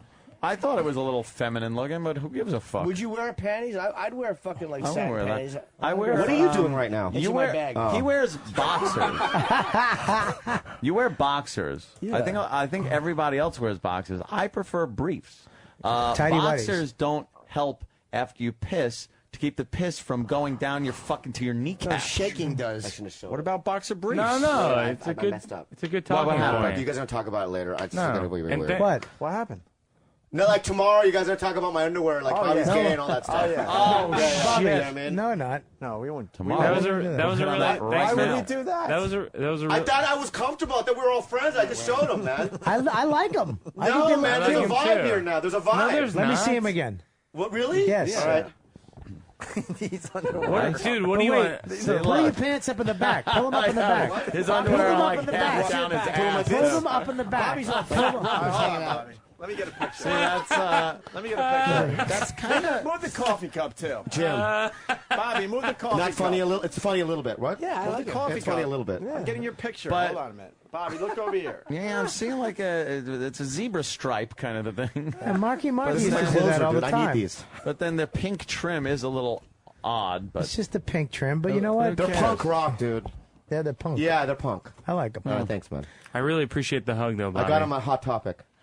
You got them at Ricky's. At the mall. Fucking At the racist. mall. What? Forever 21. Yeah, yeah. Oh, big rig causes. Oh my God, look at that. Hey, Bob. My underwear caused that's that. different. Bobby, you're gonna have to come back tomorrow. You come back All tomorrow right. if you're around and Okay. you're not doing anything. Yeah, fuck Just want yeah, to give man. you the invite. That didn't mean get the fuck out now. Why? Yeah, You sit could, down. hang out. The show's not done yet. Right? I don't know how it works. We stay until when they get up and leave. This is my That's when we first leave. time. Bob Kelly, he read that perfectly, by the way. So now it's really awkward. What is that? Bobby Lee. That was his out. What? It's weird now. What's going on? I should leave? Why is it silent? Because I bombed horribly. Oh no, I didn't think you bombed. I didn't even think you're kidding. It's all about timing. Maybe I shouldn't have waited 2 minutes before I bring back something. And Mike, you got your stuff on iTunes. Yeah. And off I'm competing with Rob Kelly. I got 2 albums. And you got an You got 2 off-Broadway or thing 4? that's happening. I got 2, and I got a DVD. 2. And shit. What about the off-Broadway thing? Oh, and yeah, Sleepwalk with Me. Yeah, me and Mike are going to be number 1 and 2 today. Yeah, we're gonna go up the charts above Bo Burnham. Yeah, well, Bo and Dane Cook. Dane Cook has all 4. 4 in the top 7 or Yeah, something. yeah, something like that. Boy, that guy really makes a pretty penny. Hey, Roland bought one of those shirts, by the way. We didn't talk about it on the air. Yeah. The Dane Cook shirt. What Yeah, was that all he about? was on Jimmy Kimmel, and he was like, I can say anything today, and then tomorrow it's on YouTube, and then everybody has it. Yeah, I could say A semicolon, what is it? Don't ask me. A6. And tomorrow there'll be a shirt. There'll be shirts out there. And the next day, it was all over the internet, Hey. and then he had shirts. And now Roland has That's one. not a semicolon, though. That's what he- That that's is what a he- full colon. But Roland got one of the shirts. This is a Dane got Cook one. shirt. This is the shirt colon that just he made up on the spot on F6. Jimmy Kimmel, and people are buying them. he just made up that saying, and then now he probably made what, $20,000? How much that shirt cost? $20,000? 45. $45,000. Did you know what you were buying? $45,000. Made $45,000. off that 45 shirt. G's. Roland, did you know what you were buying? No, it was soft, so I bought it. It was the concert. soft, so you bought it. What concert? Why don't you try it? At the Garden. Oh, fuck. I At almost what had a good concert? one. Did I get you? Yeah. Whose When- concert? Dane Cook, when he did the Garden. You didn't know what that meant? No, I know what that meant. You did? No, because I saw him on Kimmel. That's why. You best not fuck. Bobby, where you with going? He's turning. You all right? Yeah. Where you going? Where you I going? just started having a panic attack, man. Why? No, I started breathing. I started sweating. I gotta get out of here. Yeah. Why are you What's wrong with panicking? Why? I just started. I had a breathing thing. So we'll One fucking of deal with it. Xanax I or have something? weird Wrong. breathing things No, I just too. started getting like I was like. He's the walls were sweating. He coming in turned and stuff. red. They're not And coming in. They're fine. not all right. No, He we're was not. freaking out because we weren't talking about him. No, that's not what it was, man. It was the whole thing, Dane Cook thing, and then all of a sudden I don't know what was going on. And then You want I a started breathing Vicodin? problems. Oh, No, he's jeez. sober. Dude, he's sweating really bad, and he Kidding. turned. Your color came back. You were a different color. You were red. I was pink and now I'm yellow again. You're back to yellow. no. I'm sorry about that. Mike thinks you. Oh, Esther Koo can do it. I can't. You can do whatever you want. Mike thinks you were looking for attention. You got to deal with those panic attacks there, Bobby. No, I was actually gonna leave. I understand You know where you're what? coming No, from. I'm I have not that gonna too, leave. man. Oh, Where you no. going? Where you going? Bobby, where you going? Bobby, My thing cut out. Bobby. Bobby, sit down. You get panic attacks? Yeah. I get There's that a water. too. Handle them well.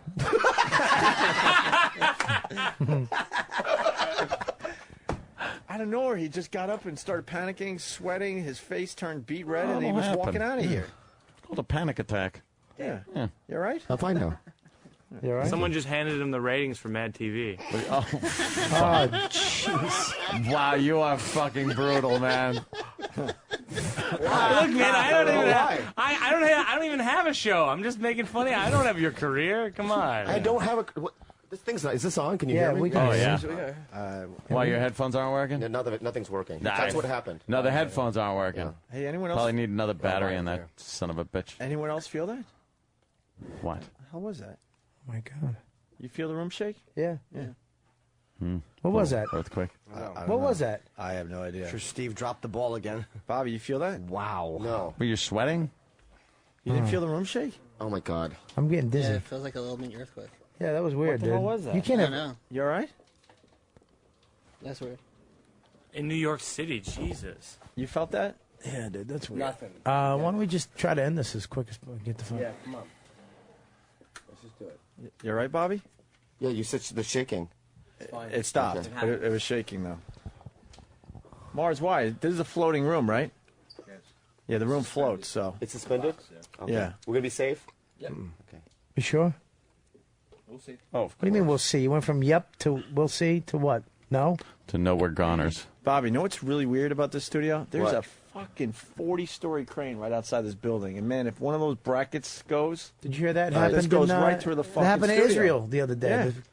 And it was by look at terrorists. Anthony's window. I'm not kidding. Terrorists did it. You got to see this, Bobby. It freaks us out every day. Look at this thing. And that's not good.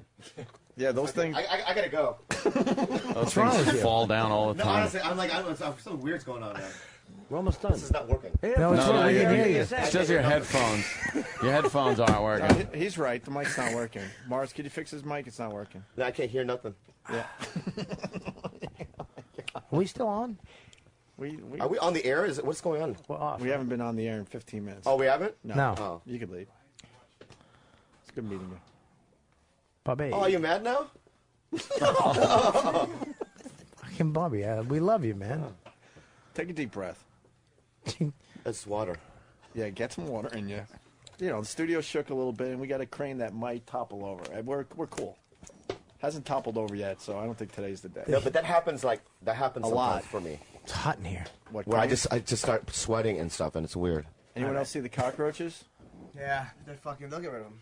Boy, I hate cockroaches, dude. Where the fuck are cockroaches? Cockroach. The studio's been infested with them because of construction. Yep. Yeah, the construction and the fucking disgusting, deplorable conditions over by that refrigerator. The food Yeah, but you know they was live- like snotty, smashed against the fucking door, and They live in it's a chairs, mess, wasn't it? Like these chairs. They live in chairs. because they What go the in. fuck are you talking about? The stuffing of the chairs is where Cockroaches they live in chairs. That's where they lay their eggs in chairs. You're out of your fucking Swear mind. to They live God, in- they live Google in- it. Google it. Swear Go to to- God. They Go to- live in If I walls. Swear to God. That's Couches. fine. They live You everywhere. might Swear know. Swear to First God. of all, they Maybe live fucking couches. everywhere. Yeah. But they live like under cabinets, in cabinets, in the Exactly. walls. They don't live in chairs. But they can live in chairs, is what he's saying. Not in They- Bob's chair. Nothing they- can live in his chair.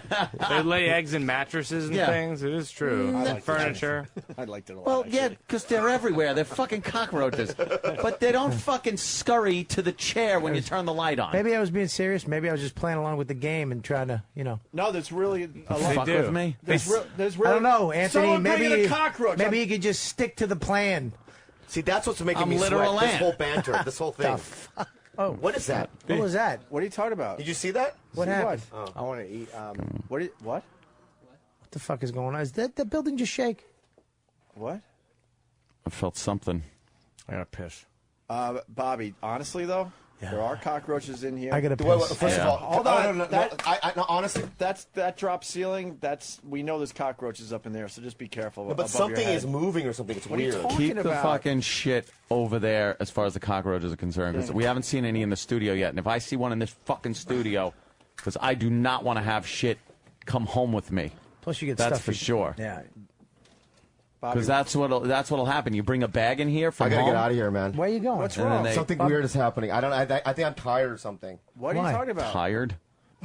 No, I didn't sleep well last night. I had like 2 hours of sleep, and I'm literally like, my whole thing is like, What, your EQ?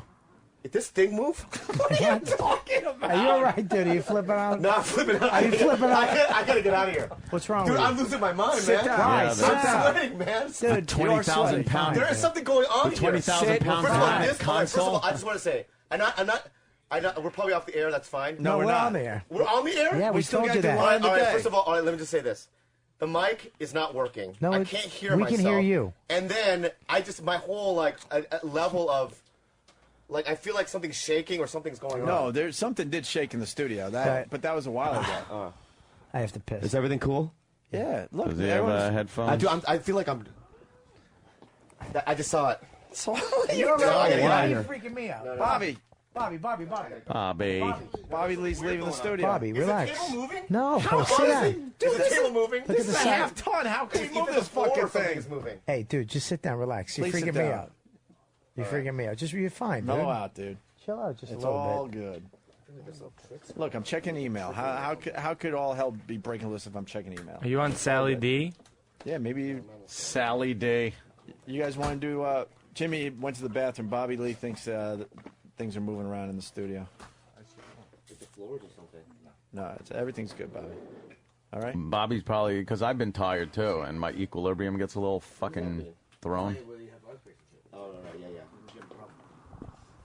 Okay. But his headphones aren't working. We could hear you on mic. Don't worry about All right, that. that's fine. Okay. And watch out. Honestly, that drop ceiling does have cockroaches. We haven't seen any today yet. The ceiling drops? Well, it is a drop ceiling Oh, already. okay, sorry. So, anyone else see the beekeeper? All right, that's it. This is moving now. I just saw it. Listen. Oh my God, he's losing his mind. You know what? That's messed up because listen. How could this thing move? Look how big this thing is, Bobby. It's either that or I'm going crazy, dude, and I need to go and take a nap. What are you seeing, really? Seriously. I'm seeing either the floor is moving up, right, or this is moving, or I'm like literally like I'm like Bobby, I you don't see even how belong much in New York or something. You see how big this table is and all this equipment? How is all this going to move? Seriously. Why is everybody leaving the building? Huh? Why is all the offices empty now? All right, dude, I gotta get out of here, dude. What are they all in front of the? There's something going on.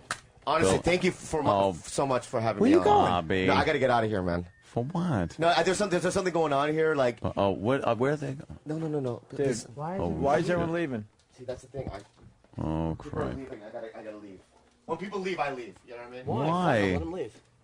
Dude, they're just leaving. Hey, did you sleep at all last night?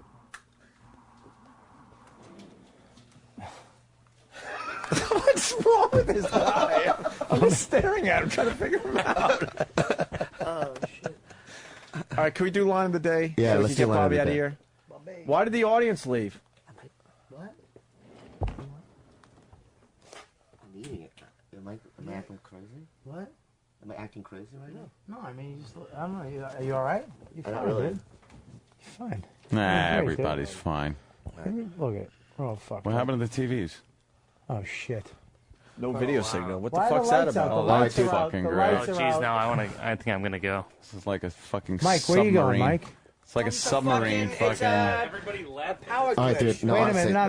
No. Mike, I gotta go. Guys, wait, no. I've seen this on the news and stuff. Promote your show, dude. No, I already did it. It's like a Bobby. fucking. You guys are gonna talk like, oh. It's like a submarine with a hull breach. Well, it is. There's something weird definitely going on. Oh yeah. Wow. Mike Birbiglia is preventing him from leaving. Yeah, Mike's that's smart. preventing him. I like that, actually. We're gonna just stay a couple more minutes and then we'll go. Bobby, come back.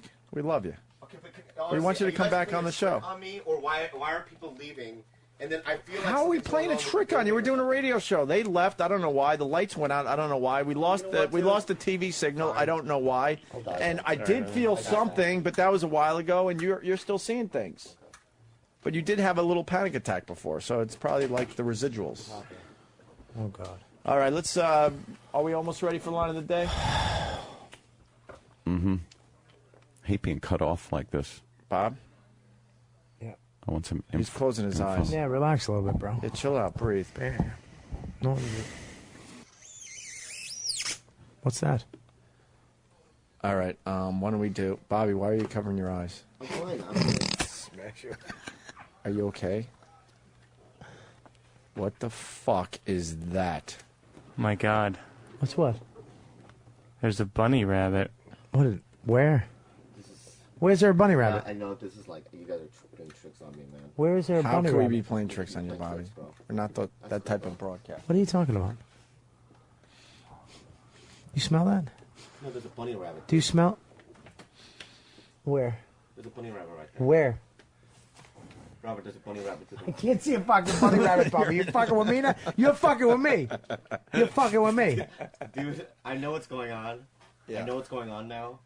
And that's good that you did that. All right, show us the Where bunny is there a rabbit. bunny rabbit? Show us the bunny rabbit. Show me the bunny rabbit. I'm with you. Yeah, show us. Show me the bunny rabbit. Show us. Out there somewhere? All right, I'm leaving. Where are you going? I gotta get out of here. Come on, Bobby. Bobby. Thanks for having me on the show. Baby, Honestly, wait. All right. Come back tomorrow? All right. Bobby. All right, there goes Bobby Lee, and he's looking for the bunny rabbit. Bobby! Bobby! Where you going? He ran out.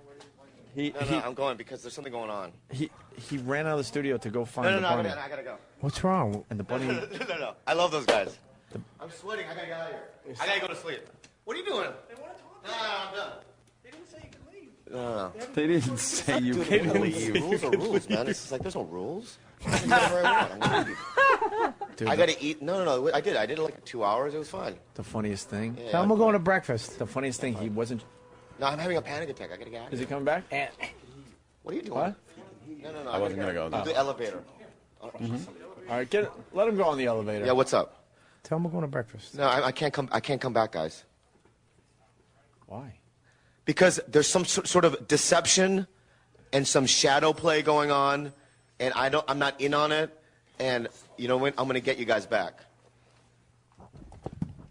What type There's of deception. What type of shadow play is going on there? That's fine. Ah, the elevator door's shut. Oh, well. He's done? Hilarious.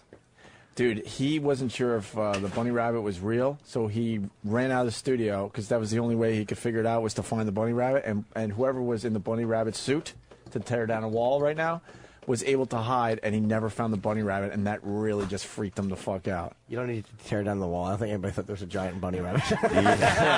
But I mean, let me tear the wall down here. But the thing I do want to add was I was like, fuck, he's going to find the bunny, and he never found the bunny. So. Nice. We don't treat our guests nicely. Yeah. We really don't. And we were moving the console up and down. It was the first time he was in here. And the console's moving up and down. And fake earthquake. Yeah, you got to get him back in tomorrow. It's Opie and Anthony's Cringe Moments. You'll laugh so hard you just might soil yourself. It's Opie and Anthony's Cringe Moments.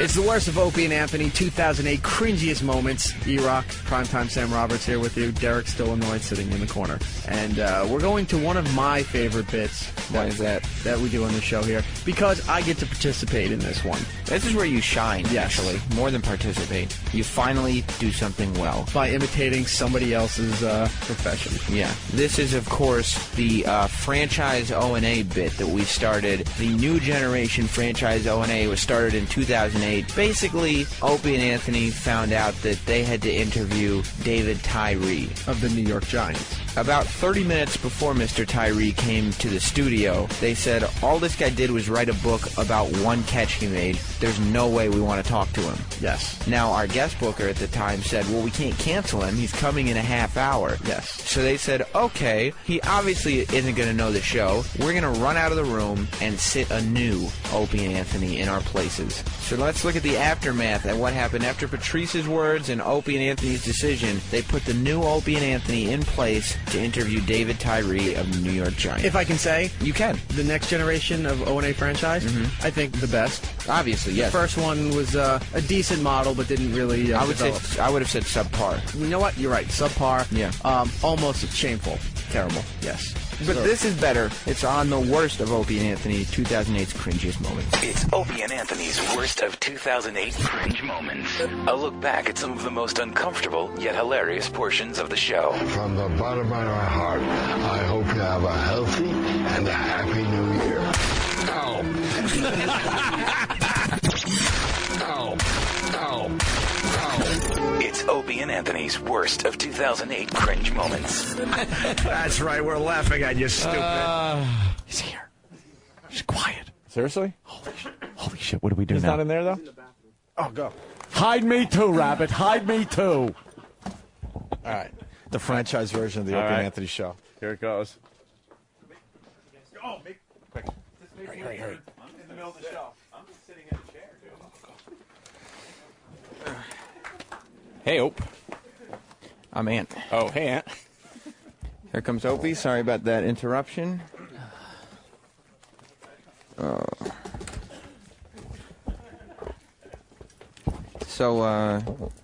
Ope, who do we have coming in next? We've got David Tyree. Oh, Football guy. Yeah, he made that catch. Yeah. I tell you, book. I don't usually watch football, but I saw that Super Bowl, and it was incredible, that catch. Is that all he's famous for? Well, I mean, it was a famous catch in the Super Bowl, Ope. Where is he? I thought they were bringing him in. Yeah, do we have David Tyree coming in at all? Steve! Get Steve. Yes. Is anyone working back there? He's in production. I'm gay. Steve, I thought you said David Tyree was here. He's using the I was facilities, busy guys. staring at him. I will fire you. I will fire you. You do not pour water on me. Sorry, I was going to pour water on you. about talking to a mic that works, Steve? How about potting one up that works? Yeah, it's on. You don't talk to... Yes, I do. We'll So both what- fire you. Why are we talking to Steve? Where's David Tyree? Get it, Steve, get David Tyree. I threaten to fire people so much. Because Opie's job. Well, so we're killing time here, is what you're saying.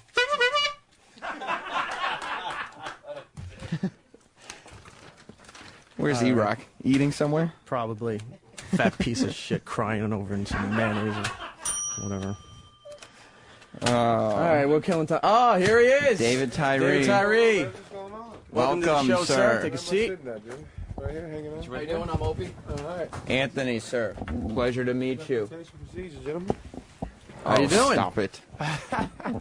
Hanging, man, hanging. We the first you're talking to today, or have you come I from was somewhere else? hanging out over at Channel 11 for a hot minute. Ah, CW11. We know them very well. Very well. Good friends of ours. We have some history. Yes. That's what's up. So, David. What's the deal? You're promoting a book. Yeah, that's It would be nice if we had a copy of the book somewhere. Oh, there's one right there. I got one. Take We'll mine. take a look at that there. It's a very I've nice read it looking book. already. More than just the catch. Yeah. Want to fill us in a little bit about this book here? Yeah, it's a little bit of everything, you know. All the crazy stuff that I went through in my life, you know, stemming from the, you know, just a crazy young kid growing up, drugs, alcohol, mostly marijuana, all that, you know, all the stuff that we I get know a into. little about that. A little bit about that? You yes. A little or a lot? Oh, you know, here and there. Yeah, so, you know, basically kind of the struggles that I Right, had. Danny? Getting up to that point, you know, obviously being in the NFL, it's not a good mixture, you know. Mm-hmm. So, you know, I eventually got arrested, marijuana possession, and that's kind of what led me to my faith and things like that. Very nice. Going through some of the photos here. Oh, yeah, I got some classics in there. You dress up pretty nice. Every now and then, you know. Oh, maybe. Well, you don't need except to for, flirt with him, Ope. For this one here, what's this one all about? You've thrown up a gang sign. Oh yeah, that's on like there. my Jim Jones. I only listen to Cameron and Dipset much. Ah, But Dipset, yes. Yes. Dipset is a go. Yeah, I was a big fan of the Dipset back then, so I was just acting a fool back in the crib. I see. Keep it fun, you know. So you say you found your faith. Yeah. Do you credit that for making this catch, which we're looking at on the cover of the definitely. book? Well, you know, yeah, you know, obviously, you know, a lot of people, when I say it, people get a little wacko, like, well, you did make the catch. I know I made the catch. I was kind of there, you know. So, you know, I just, what I mean is that there's no way, you know, human talent can make that catch. You know, it's not like I can prepare for it. You know, I can go in a park and catch balls on my helmet. You know, so that's what I say. You know, God did it. Why do you think God was on the side of the Giants? No, I never said God was on the side of the Giants. I just said that, you know, people misconstrue that as well. It's not God was on our side. It's God is looking out for anybody that's, you know, that's not willing to defame His name. You know what I'm saying? So Unless you're a patriot. there was some some pretty good. I'm sure there was some patriots out there that was crushed, but you know, the will of God is just the will of God. You know, whether we win or lose. I see. How are you recovering from your knee injury here? I'm ready to go, man. I've been ready to go for a couple weeks. First, I was a little upset about being on PUP to begin with, but you know, it gave me a little more extra time than I needed, you know, to be strong. And I'll be out this week, and then should be back the next week. I wanted to ask you, Michael Strahan is now an analyst for Fox. Yeah. He just made his pick for the season, saying that Dallas is going all the way. Yeah. Now, you were both on the same team last year. Yeah. How are you taking that? Nah, you know, he's got a job to do, but, you know, it sucked. I thought he could have went out there and gave us a little bit of love for the first one, but at the same time, you know, he got a job to do. And, hey, you know, he just go out there and do his job, and we do ours. You know, if we could get my brother Elmo, big fan of the Giants, just obsessed with his team. If we can get him on the phone sometime, I know he'd have a lot of questions he'd like to ask you. Oh, sweet. Mars, why isn't this monitor working? Again? It's. Oh, there it goes. Go ahead, Ope. I'm sorry. No, there's no problem. Yeah, so it's just odd. Michael is. We haven't had him on in a while, but he used to come on the show regularly. Big And Mike makes Trey, huh?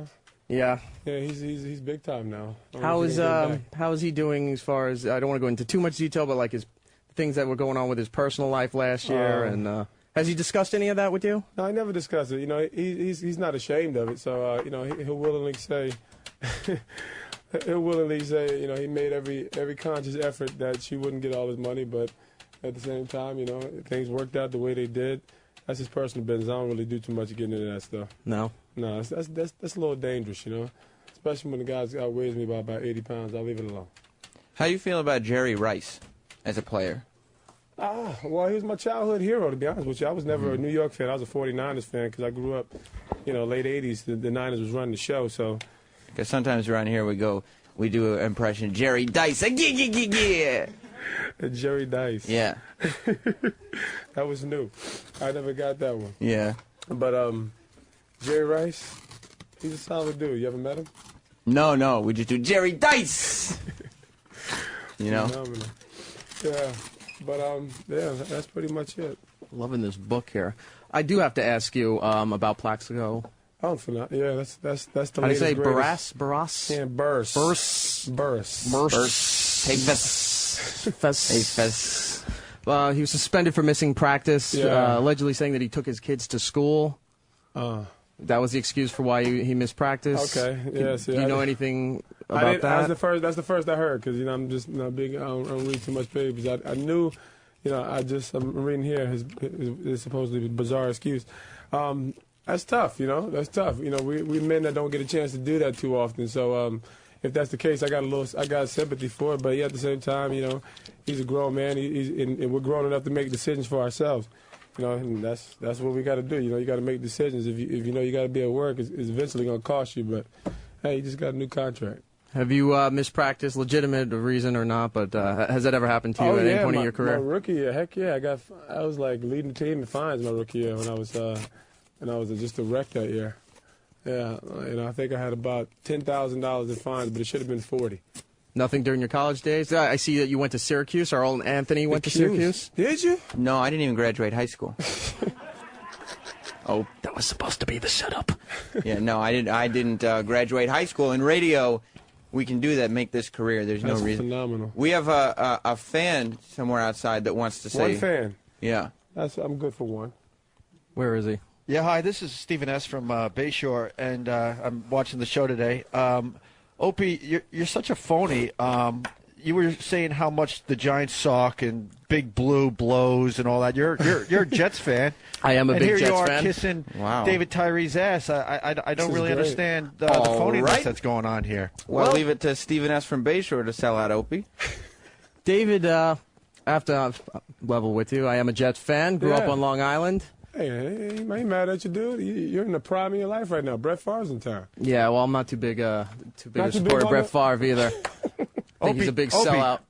Tell him what you were saying the other day. That this guy's a one-hit wonder. I mean, all he has in his career is one catch. You were saying it just the other day. All right, Opie, if you could maybe pot that mic down a bit. Way to make me feel big about myself here. Satellite radio. I was just saying that I thought, book because you caught a football on your head. What's the deal? What's the deal? Why a book? Why a book? Yeah. Because I got a story to tell. Why you got a radio show?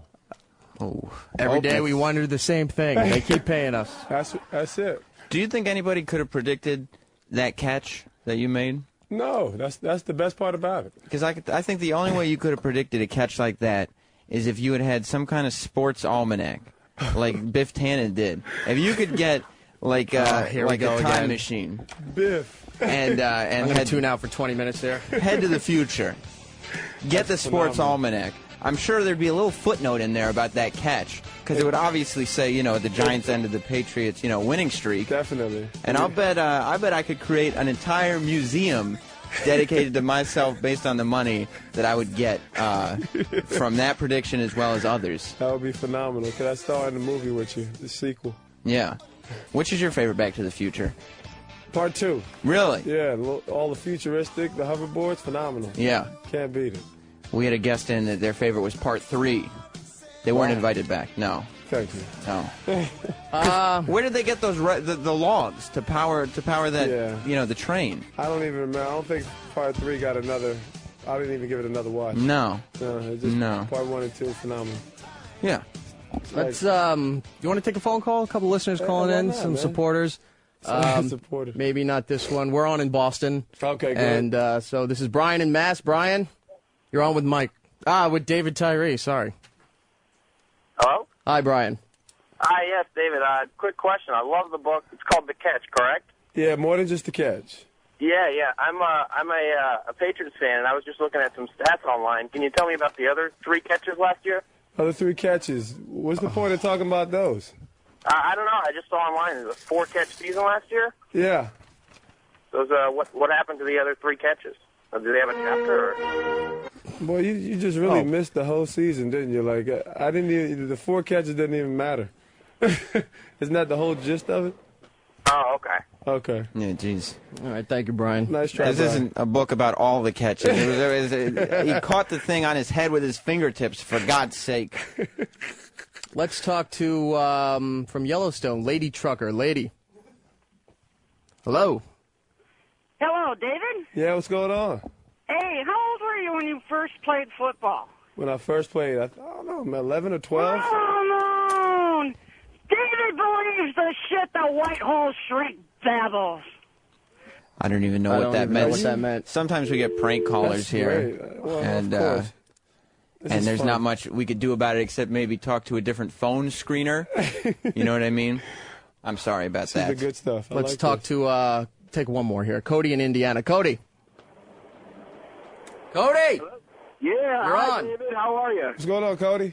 Hey, I know that you probably think that it's all part of divine intervention for an amazing catch like that. Was it anything like the movie Angels in the Outfield to you? Anything like Angels in the Outfield? I don't know if you could see my Angels. Yeah. No, I mean, Christopher Lloyd is just amazing. I think he crystallizes an experience like that perfectly. And if it was anything like that, I mean, that's amazing. Well, we all know Christopher Lloyd's amazing. He created the flux capacitor, after all. You know? Yeah. Well, have a good day, David. Thank you. Hey, take it easy, boss. I mean, who would have thought that one person could take a car like the DeLorean, you know, and then a little plutonium, a flux capacitor, Flux capacitor. and, you know, it's flying through the sky That's phenomenal. into the future. 88 miles per hour is all you need. Can't beat that. They could send a dog, Einstein. They could send, you know. That's a nice setup you guys got over there, man. Oh, well, yeah, this is our very own XM studio. Sirius XM now, I guess, since the merger. Okay. But, yeah, they built the studio just for us in the Ron and Fez show that comes on after us from noon to 3. This is sweet. Yes. Another question about a teammate of yours, Tiki Barber. Yeah, Teak Dog. Career suicide going to the Today Show. Missed out on the ring. He did. You guys still talk to him? Yeah, we still talk to him.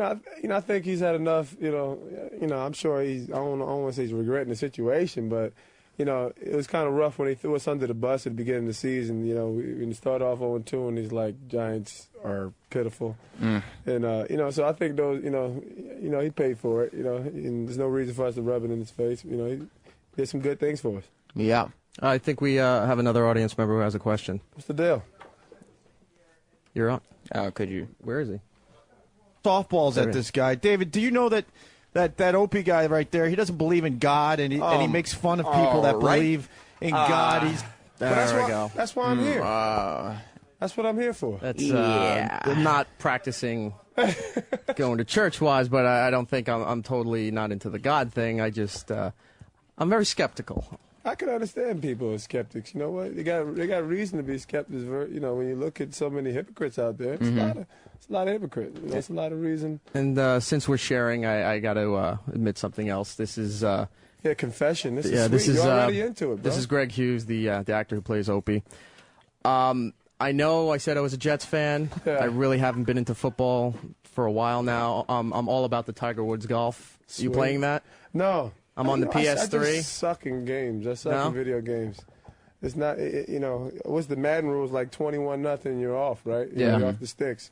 I gave up like 3 years ago. They just kept 21 skunking me. Well, if you get the new Tiger Woods, I'm XM Opie on there. If you like to sweet. befriend me on the PS3 network. I do have the PS3, even though I rarely get on. Now, when that ball was coming down from the sky, did you feel like it looked almost like a missile coming from a ship, like Yeah, I tell the people, Enola Gay is dropping bombs on the Super Bowl. Yeah, I tell people. You know all what I the mean? time. It was like Chariots of Fire, dude. I Yeah. had like a soundtrack playing in the background while it's in the air. Like Hiroshima. Right? Yeah, it was wild, man. Wow, we got some outstanding sound effects going. Oh, we try to keep production value. Our interns obviously sit there reading papers. They're interns. Yeah, that's one of our interns. It's Sam. Wow. But he's phenomenal. What's going on, Sam? Obviously, he does nothing but sit on the couch and read the paper. You know. That's great. Yeah, thanks, Sam. We got the water. Thank you. So, touch back on the book for a tiny bit here. Yeah. Like he touched on the football. Oh, you're quick. Yes. Books on tape. You got anything in the works? Are you going to voice it? You're gonna get somebody a little more voice experience or something. Yeah, that's not my thing. You know. Yeah. Why don't you do the book on tape? That'd be sweet. Why don't you give him a little example there? Yeah, give him a little flavor. Okay, well, for instance, like Ronald Reagan might read the book and say, like, well, this book is a story of the life of a man who lives. This book is a story of the. This book is. I just, it's because he has Alzheimer's. Oh God, that's good stuff. Well, he did. Ooh, I'm getting a communique. Obviously, he's dead now. Ope is on his cell phone. Yeah, I guess Ope is hanging. What's wrong? Oh boy. Uh-oh. How's I don't know. How's the book been doing in terms of sales and stuff? I don't know. Last I heard was the first week. It was like 12,000 the first week. So that's great. Is it? I don't know. I haven't sold any books. Okay, I was about to say. I was waiting for somebody to tell me it was doing all right, but it's cool. Whether it does good, all right. Well, it's 12,000 more than I've sold. Well, I don't have a radio show, so you got me on. You got me on that deal. Well, maybe we'll sell some more books today. Yeah, why don't you give the big more plug for than the book just there. a catch. More than just the catch. Mm-hmm. A true story of courage, hope, and achieving the impossible by David Tyree with Kimberly Daniels. Who's Kimberly Daniels? She's like my spiritual mom. Okay. She just pours into my life. Keeps me going high. All right. I got a communique here that they're telling us he has to go. Sweet. That you're where are you off to now? Actually, you doing television? No, not television. I think I'm pretty much done for the day. Come out and hang. It's not. I don't think. I think it's that big of a deal. We can hang out for a few moments. Okay, great. If one thing before you go, if you could help us. Anthony rarely asks for photos. He's a little intimidated and embarrassed by that. Could we get a photo for Opie's Eye with you and Anthony there? We can hang out. We can do it. You want to do it live on the air here? All right, Opie, let's do it live on the air. Photo of I you. like this, dude. Are all these mics on? Yeah, they're all on. All right, we'll take this one. I thought they were all on. Yeah. Let's get a photo right there. Lined up nice. There we go. Thank you very much. David Tyree. That's awesome, dude. More than just the catch. Book is out now. Go out and get it. It won't burn you. Yes. Thank you so much for coming in. We're going to take a break. We'll be right back. It's Opie and Anthony's Cringe Moments. You'll laugh so hard you just might soil yourself. It's Opie and Anthony's Cringe Moments. Bye, Derek. Derek couldn't take any more of the 2008 cringiest moments on the worst of Opie and Anthony, so he's going home. You know, one of the key things that makes the Opie and Anthony show the Opie and Anthony show is the variety. And one of the elements is stunts. And it wouldn't be a recap of 2008's cringiest moments without what I think was 2008's best stunt. Maybe the best stunt that's ever happened on the show. Why is that? Because Opie did it. Oh, that's why? No, because it was performed to excellence. It was the stunt that everybody said it'll never happen. Nobody saw it coming. They said it's all tease. I prefer to think that this was the best stunt ever because of the way it was executed by those who were involved in executing it. Well, now you're just tooting your own horn. I didn't say it was me. Was it you? It was me. Yeah, well. And Rich Voss. That's true. It was the baby diaper mustache. Opie had made an open challenge a couple of times. He said, if anyone has a baby, come down to the studio today only. Bring that dirty diaper, and I'll wear what's in the diaper as a mustache. And I knew Voss was in town because he was coming by later to cut some promos for me. Right, because he had done this before. Opie had done this before, knowing that nobody would ever bring a baby. Yeah. So he tried. He got a little cocky. Did it for either a second or third time. I don't remember. And you made the call. Yeah. And Voss arrived. Couldn't get here fast enough. Dirty diaper in hand. Ladies and gentlemen, this is the baby diaper mustache on the worst of Opie and Anthony 2008's cringiest moments. Ooh. let's take a look back at Opie and Anthony's cringe moments. A selection of segments that'll make you stare at the radio and say, What the F was that? Holy crap, I'm done! Yes, you just heard what you thought you heard. It's Opie and Anthony's cringe moments. Oh, Jesus Christ, what the fuck is he doing here? Oh, my God, please. He didn't... Oh, no! All right, I know what the fuck he did. I know what the fuck he did. My heart just stopped. Yes, and it should. Do you? What's that? Do you have Bonnie and the baby? First of all, I always have part of Bonnie and the baby with me, whether they're here or not. Okay? So what are you saying? Do I have Bonnie? Do you see Bonnie with me, stupid? Do you understand? I would love. You have fucking, no idea. Do you understand? What? You have no idea, do you, stupid? Holy crap, he has no clue. What? My heart, I'm not even joking, just stopped. What's that? Can you please play it for him? God. All right, I'll play this for you. Ugh. It's very obvious he has no clue, and I'm off the hook. Holy shit, I saw your face. I was so happy to see you for the first time ever. You know how you were so surprised when we surprised you with Chaz Palminteri? Yeah. I just had that same look on my face when I saw you at the door, but you have no idea. Oh, thank God. Listen to this. Oh, God. Bonnie's not here, right? No. All right, good. Listen to this. It's Baby Diaper Mustache Day on the Opie and Anthony Show. Have you ever looked at your baby's diaper and thought, that belongs on a man's face? Do you have a stinky baby? Do you want to see Opie wear a baby shit mustache? Hurry, because you have less than 2 hours to get you and your stinky baby to the Opie and Anthony Show studios. That's right. Show up here with your little rat, and Opie will personally apply a heaping helping of your baby's green shit to his upper lip. This promotion ends at exactly 11 a.m. So if you and your shit-stinking baby show up at 11:01, you can go the fuck home.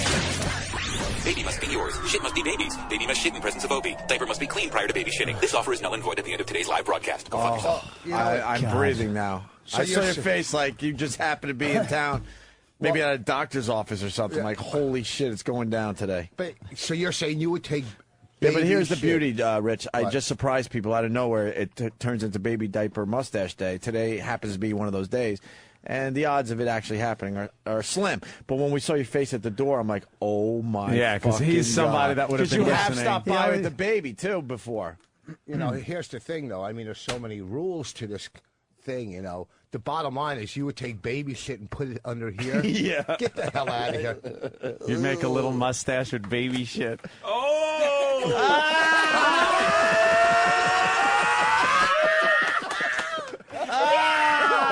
It's green. Fuck my audition. Fuck you. It's green. Fuck you. You set me up. Oh, it's fucking green. Oh, Bobby's puking. Bobby's puking. Get him a pail. Oh, shit, get him a pail. Oh, my God, Bobby's puking. You fuck. Oh, God damn it. Oh, fucking Bobby's got the weakest. Oh, Bobby's got the weakest stomach. Does your baby have pus coming out of its asshole? What You think it'd be thinner, he throws up so much. Yeah. Oh, nice laugh. If you could do that after each meal, you maybe lose a few pounds. Holy shit. I don't care. I'll fucking puke. I want to see it on his lip. Fuck all of you. It's baby shit fucking Friday. Dude, Opie did, it's like, the plane landed and everybody started to clap and then it fucking rolled over and exploded. That's exactly it. This is the best day of radio ever. Who fucking called you? Because No, the first of beauty all- of this bit is I go, Steve, make the promo. I'm doing Baby Diaper Mustache. Don't tell anyone. And then wait till Sam. Then I play the thing, and no one has enough time to come over here. So someone obviously called you and No, said, get first- your ass into New York with some fucking baby shit. Well, here's the thing. No one. Eric's idea. No, well, Oh, wow. no one called me. I had to come in anyhow for some promos, and I always keep a dirty diaper with me just in case of Just in emergency. You never know. Bobby can't take it. Bobby can't take it. I just don't understand why it's green and white. Yeah, why is it? Why is it What do you multicolored? feed your baby? Is it hard for you to puke like that without opening a car door? And he's on fire, too. Fuck you, Oh, Rich. he is on fire. That's the one thing that stinks. He came in on fire. He's been thinking the whole. Bob's here, Lasso's here. Tip it over. Tip your baby shit over. Dude, you fucking... And you're playing it cool, like, what's going on? You played it perfectly, and then you fucking casually take it out of your fucking jacket and throw it on the counter. It's all in. Oh, God, he touches it. Oh, he's touching it, Bobby. Look at his ass crack hanging out. Plumber's crack. He's got his ass crack hanging out as he's puking. Oh, fuck. Oh. Pull your pants up, you mess. Oh, what a disaster you are. Oh, I'm a disaster. Look at both of you, fucking Laszlo and both of you. What? Fucking awful. I don't need gloves. Fucking It's stock my car racer baby. bodies. I'm sick of both of you. You really are, you thin assholes. Yeah. Pitted, so pitted. Here we go. Yeah, pitted, so pitted. Here we go. Well, here, let's Here we go. dissect this because- Oh, Here, you can't. You're Dude. not using this, are you? This newspaper? no. Oh, no. Oh, my God. Oh, you fucking asshole. You just set yourself up using this newspaper. Oh, God. All right. Oh, Oh, blah, blah. all right. Blah, blah, blah, blah. Wow. What are the odds that I got to set you guys up? Oh, my God. He's putting on surgical gloves Why are you putting on surgical gloves? so he can What's handle wrong with your baby? What's can wrong handle with the her? diaper. Nothing. I want to just fiddle through this myself. All right, let me get over there. Oh, God. Fucking E-Rock? Fuck. E-Rock sold you out, motherfucker. But you don't have to come here. We can bring it to you. All right, bring it to me. What's the hood gonna do? Oh, shit. Oh, my God. No fucking way. Oh. No fucking way. No way.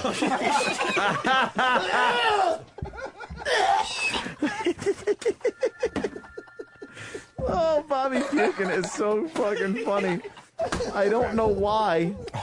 Everyone's saying the promo states that it must be a clean diaper and the baby has to shit into it in their studio. You said you'd You're work off the around hook. that. You said you'd I work did. around it. I did. Fair is fair. Let's go. Let's make a nice Yosemite Sam. Holy shit! I just got my first whiff. Oh, Dude, disgusting. Dude, you gotta bring it. What? All right, bring it over God here. damn. Well, let me get it ready. You better check your baby for fucking What's eating it? a dead chicken or something. I don't know what it fucking... All right, open up the diaper. Let's see what's roadkill. in there. Oh, my God. Oh, Bobby, look. It looks like... It looks like he ate. Oh, Dad! Oh, fuck, it's like Dinty Moore beef stew. Oh, this is so disgusting. What do you feed your baby? So disgusting. Dead birds? Oh, what is shit supposed to look like? Fucking roses, you asshole and shit. Rich has been waiting for this day for fucking 8 years. Oh, God. Rich is puking. How do you have a kid? It's your kid. How do you change it and puke? Why is this affecting you? It's your baby's shit. Yeah. But it's different when it's coming out of its asshole. Yeah, when I have clothes on. Dave from Massachusetts. Dave from Massachusetts. To add insult to injury, to add insult to baby shit injury, Opie has to live with the fact that he got outsmarted by Voss. That's true. That is bad. And who? And E-Rock. All right, here we go. His head. We're just using his afro for a pen holder. we're having a really weird show. It's a very sassy day. Dude, what's in there, really? What's in there? Fucking crushed peas. some peaches and yams. I love how diapers have cute little cartoon animals on them because once they're used, then they're just smeared with shit. Yeah, now it looks like No, they cute put that animals on that there got to make- shit on. They put that on there to make you feel guilty for what you're about to do. You got gloves? Ugh. Yeah, right here. What's wrong with you? All right, here we go. Here we go. Here we go. Oh, Here we go. Oh my God. All right, here we go. Here we go. Oh my God. Oh, my God. Bobby's puking again. Oh my God. I gotta go. Why do you need gloves? You're about to put shit on your face and you're going to put plastic gloves on? Oh my God. I am so puking. And I don't, it takes a lot for me to puke. And see, sometimes babies, Fucking fair. sometimes babies don't go to the bathroom for a whole day at a time. So this could be like built up. This is like a couple days. This is like a couple days of crap. All right, let me see what you got. A couple days. Bring it over. Bring it over. You want me to go over there? No, it's up to you. I don't care. All right, bring it over. Excuse me. You're a fucking man among men. I give you fucking 100% credit. Just stick it to your word. It's not fair, though. They set me up. They know why I do this bit. It's all about the timing of the thing. Yeah. This was never supposed to go down. No. Oh, my God.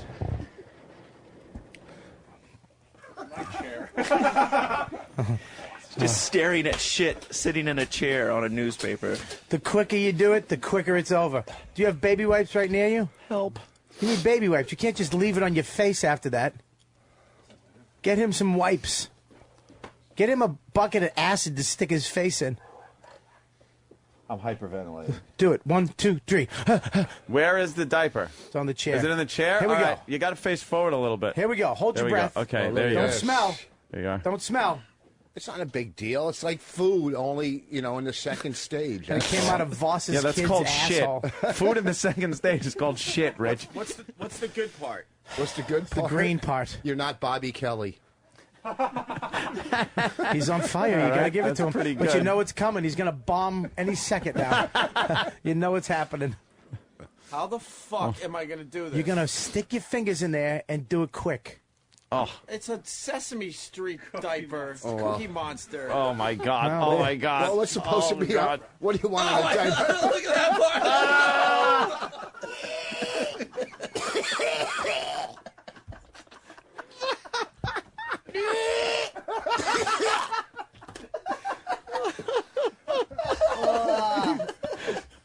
Too fucking funny. Raise on the golf course? It's unbelievable. You can take an 8-inch cock in your mouth, but you look at that and you're puking like a maniac. 8-inch cock is fucking soft and smells nice. Clean up for you. Oh my God.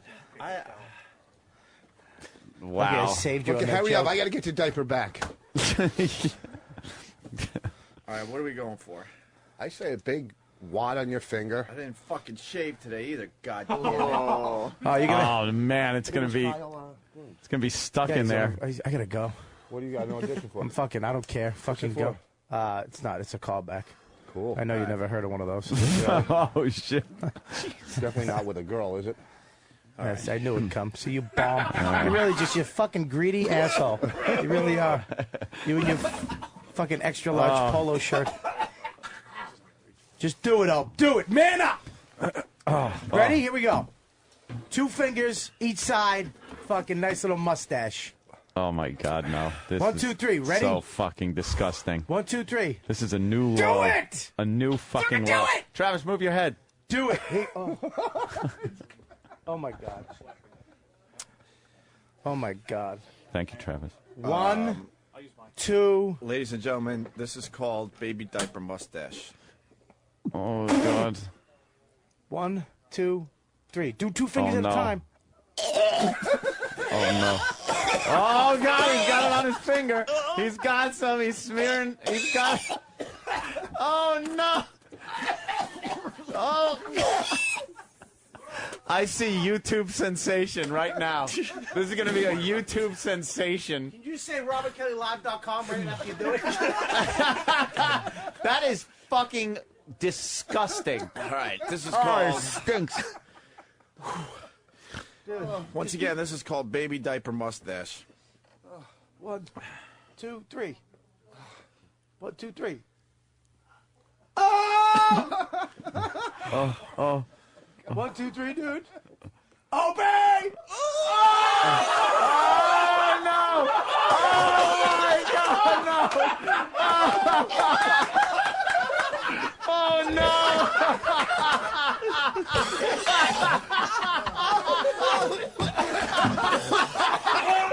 Oh, get it off!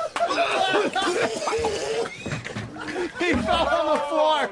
He fell on the floor! He did it!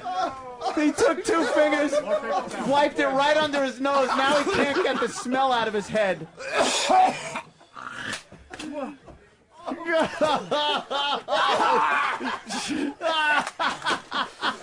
Oh, no, he's got the diaper in his hand. Where is he? He's going. All right, he's running off to the bathroom. Holy shit! What a fucking prop act. I'll see you guys later. Take it easy, Bobby. Thanks, oh man. my God, He's got tears in boss, his eyes. I fucking love you. I fucking love you.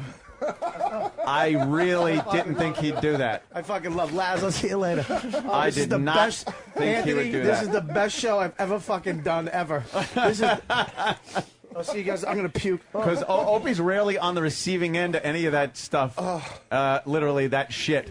And to see him, actually, he took 2 fingers full on his index fingers and smeared it right under his nose. And the worst part is he hesitated. He held his fingers right under his nose for a minute. Yeah. And then kept going back and forth with them. And then after he finished throwing up, he tried to wipe it off, and then he just had green shit He spread smeared across it, his and it went on his lip. Like, now it was so close to his mouth. And it was a big wad. It wasn't just like... Dude, that shit is green. Well, That baby shit was green. Alien fucking green. You guys called me one day and said... Oh, what a picture. That's it. E-Rock's showing me a still picture. Opie's horrified and just got baby shit smeared all under his nose. I am so disgusted. A new low. A brand new low on the Opie and Anthony show. I didn't think it could be done. When he picked up that diaper and ran around, I was sure it was going to go in E-Rock's face. Oh, yeah, it should have. Oh. Still in the garbage can. Still put it in E-Rock's face. Oof. You look winded. Dude. Boss, it's in the garbage pail if you want to put it with the rest of your act in a notebook or something. Dude, let me tell you something. Sorry, sir. Water down my joke from earlier. Oh, I did? Fuck. Per usual, I wasn't listening to you.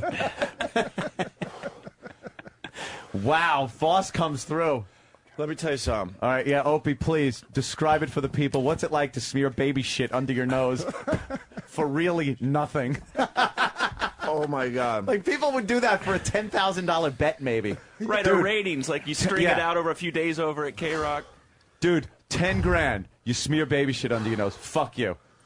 And you did it for the show. Dude, oh my God! Get me a fucking razor immediately. You need something. No, dude, I can't get it out of my mustache. Yeah? I have never been. You want the big baby shit? No, if there's I need a razor. I'm not even. It's got fucking 4 kidding. blades. Don't kill yourself over it. Dude. I've never been more grossed out and sicker in my life. I Wow. just fucking puke so much. Go look at the toilet in the bathroom. And I'm telling you, I'm one of these guys. It takes a lot for me to puke. There's a FedEx Oh, my package here. This was fast. It's a diamond ring from Lindsay. Thank God she's at yoga today. Oh, you don't want to listen to replay. It was just a regular show today. Yeah. Oh, dude, I fucking don't feel right. Jeez, you went from It's like called the, hepatitis. Yeah, right? Has that just- kid been You inoculated? went from like the top radio host in the country to an intern. Yeah, you did. You fucking... Man, you know what? I'm a man of my word, though. You can't now say he's not. You guys outsmarted me, which is not easy, you fuckers. Because I swear to God, I'll take you inside the thing completely. I was like, there's no fucking way anyone will ever get to the studio in time. So every once in a while, we'll throw this on the air like as a goof, baby diaper mustache, knowing there's no fucking way. But these motherfuckers were in cahoots and outsmarted me. That doesn't happen. It all just came together. It certainly did. And you played it perfectly. Did you come in and get his first appearance? I got it from the point when he was like, you realized that Bonnie wasn't here, and then, you guys were just talking, and then he pulled the diaper out, and you were like, oh, my God. You had no clue I had a diaper on me? No. I thought it was off the hook, because when I saw your face, I'm like, oh, shit, they're in town for a doctor's visit. You've done it before. And then when you came in, you acted perfectly. Like, what are you talking about? And then when I set up the bit, like, oh, thank God I'm off the hook, and you go, well, bam, and you showed the diaper. Can you cut where he just said you acted perfectly? Can we get that anywhere on TV or something? You acted. The key word would be acted perfectly. Yeah. Okay. You know what? Tell Chaz about that. Next time you talk to Palameri or whatever his name is. Where did Bobby go?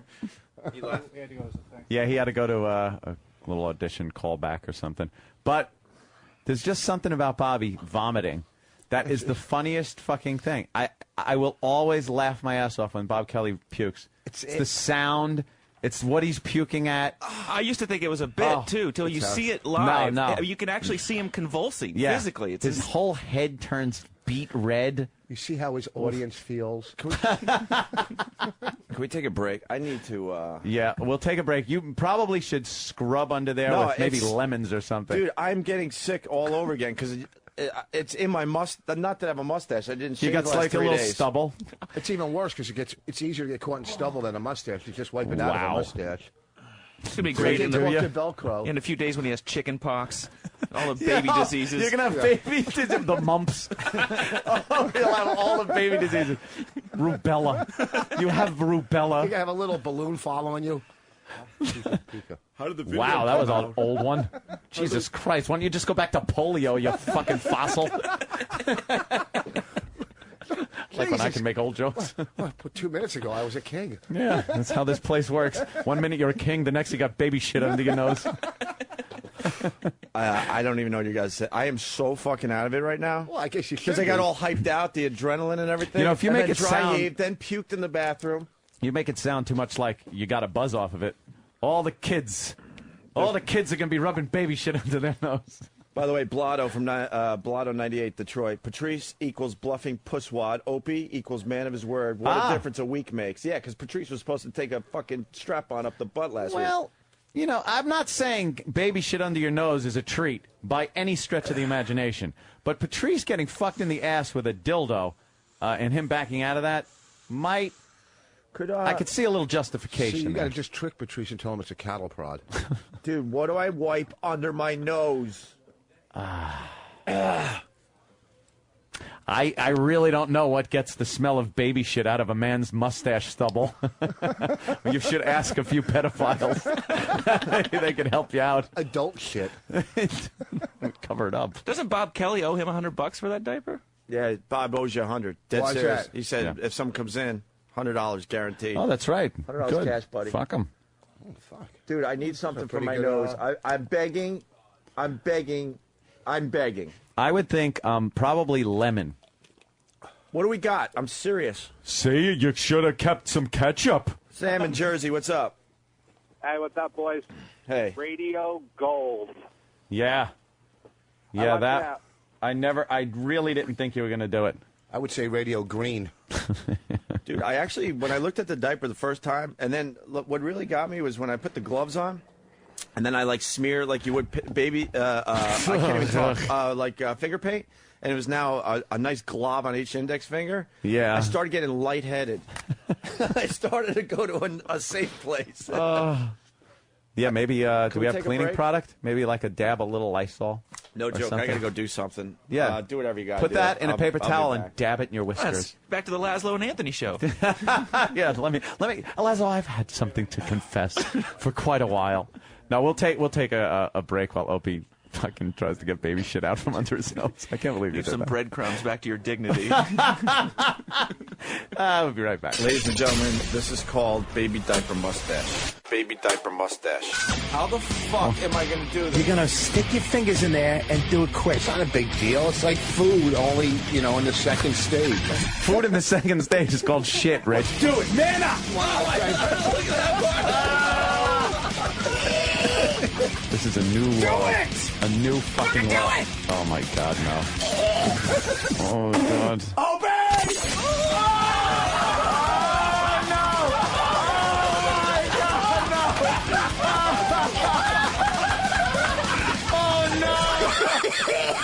That is fucking disgusting.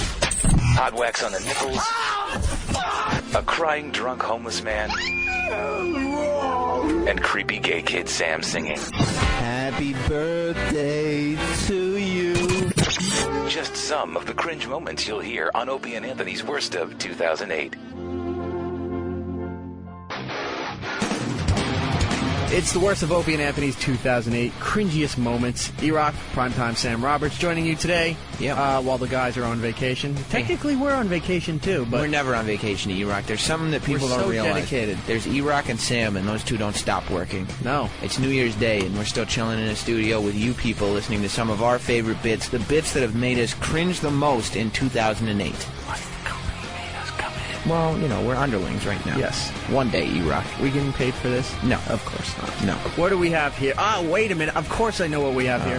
This is something that will make my partner here a little uneasy. This, I just see the list here. This is getting on the cringiest moments because it makes me cringe. Yes. It's when Seth Green came into studio.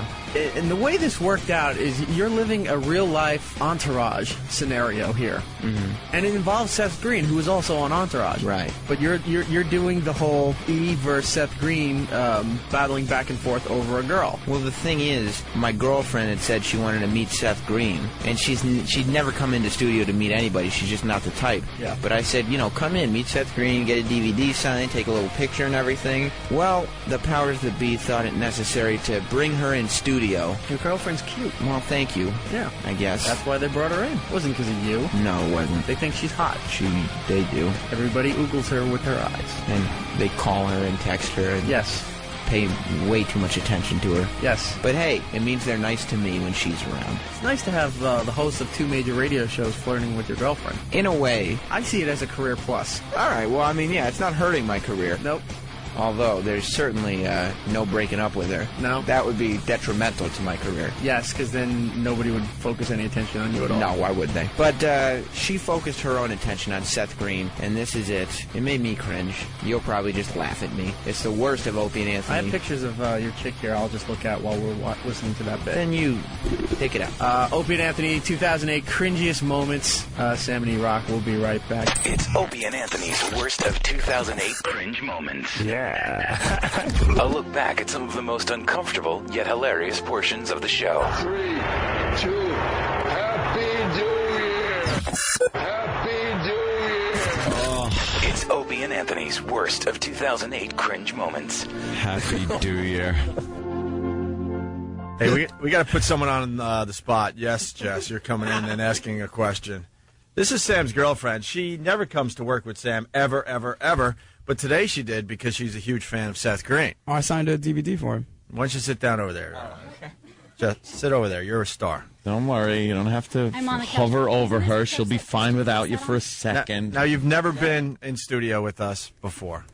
Never. First time for everything. Yep, I've been on the phone, but never in studio. Right. And how long you and Sam been together? Actually, it's 3 years tomorrow. Oh, congratulations! Way to hold on. Wow. Thank you. They might be getting engaged soon. Well, I heard that there's he's looking at rings, right? Yeah.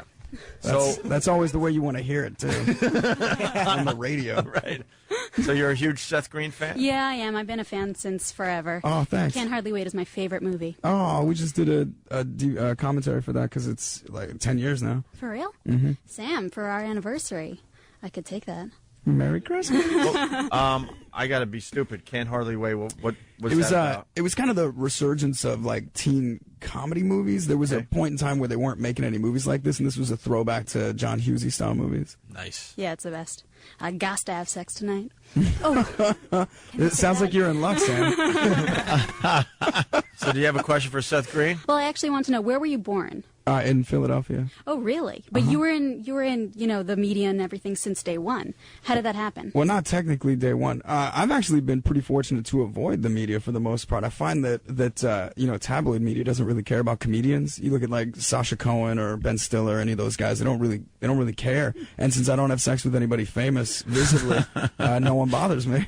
It's great. I mean, that works definitely. But as far as movies, how old were you when you got started? I did my first acting job, like professional acting job, when I was 7, and I did my first feature when I was 8.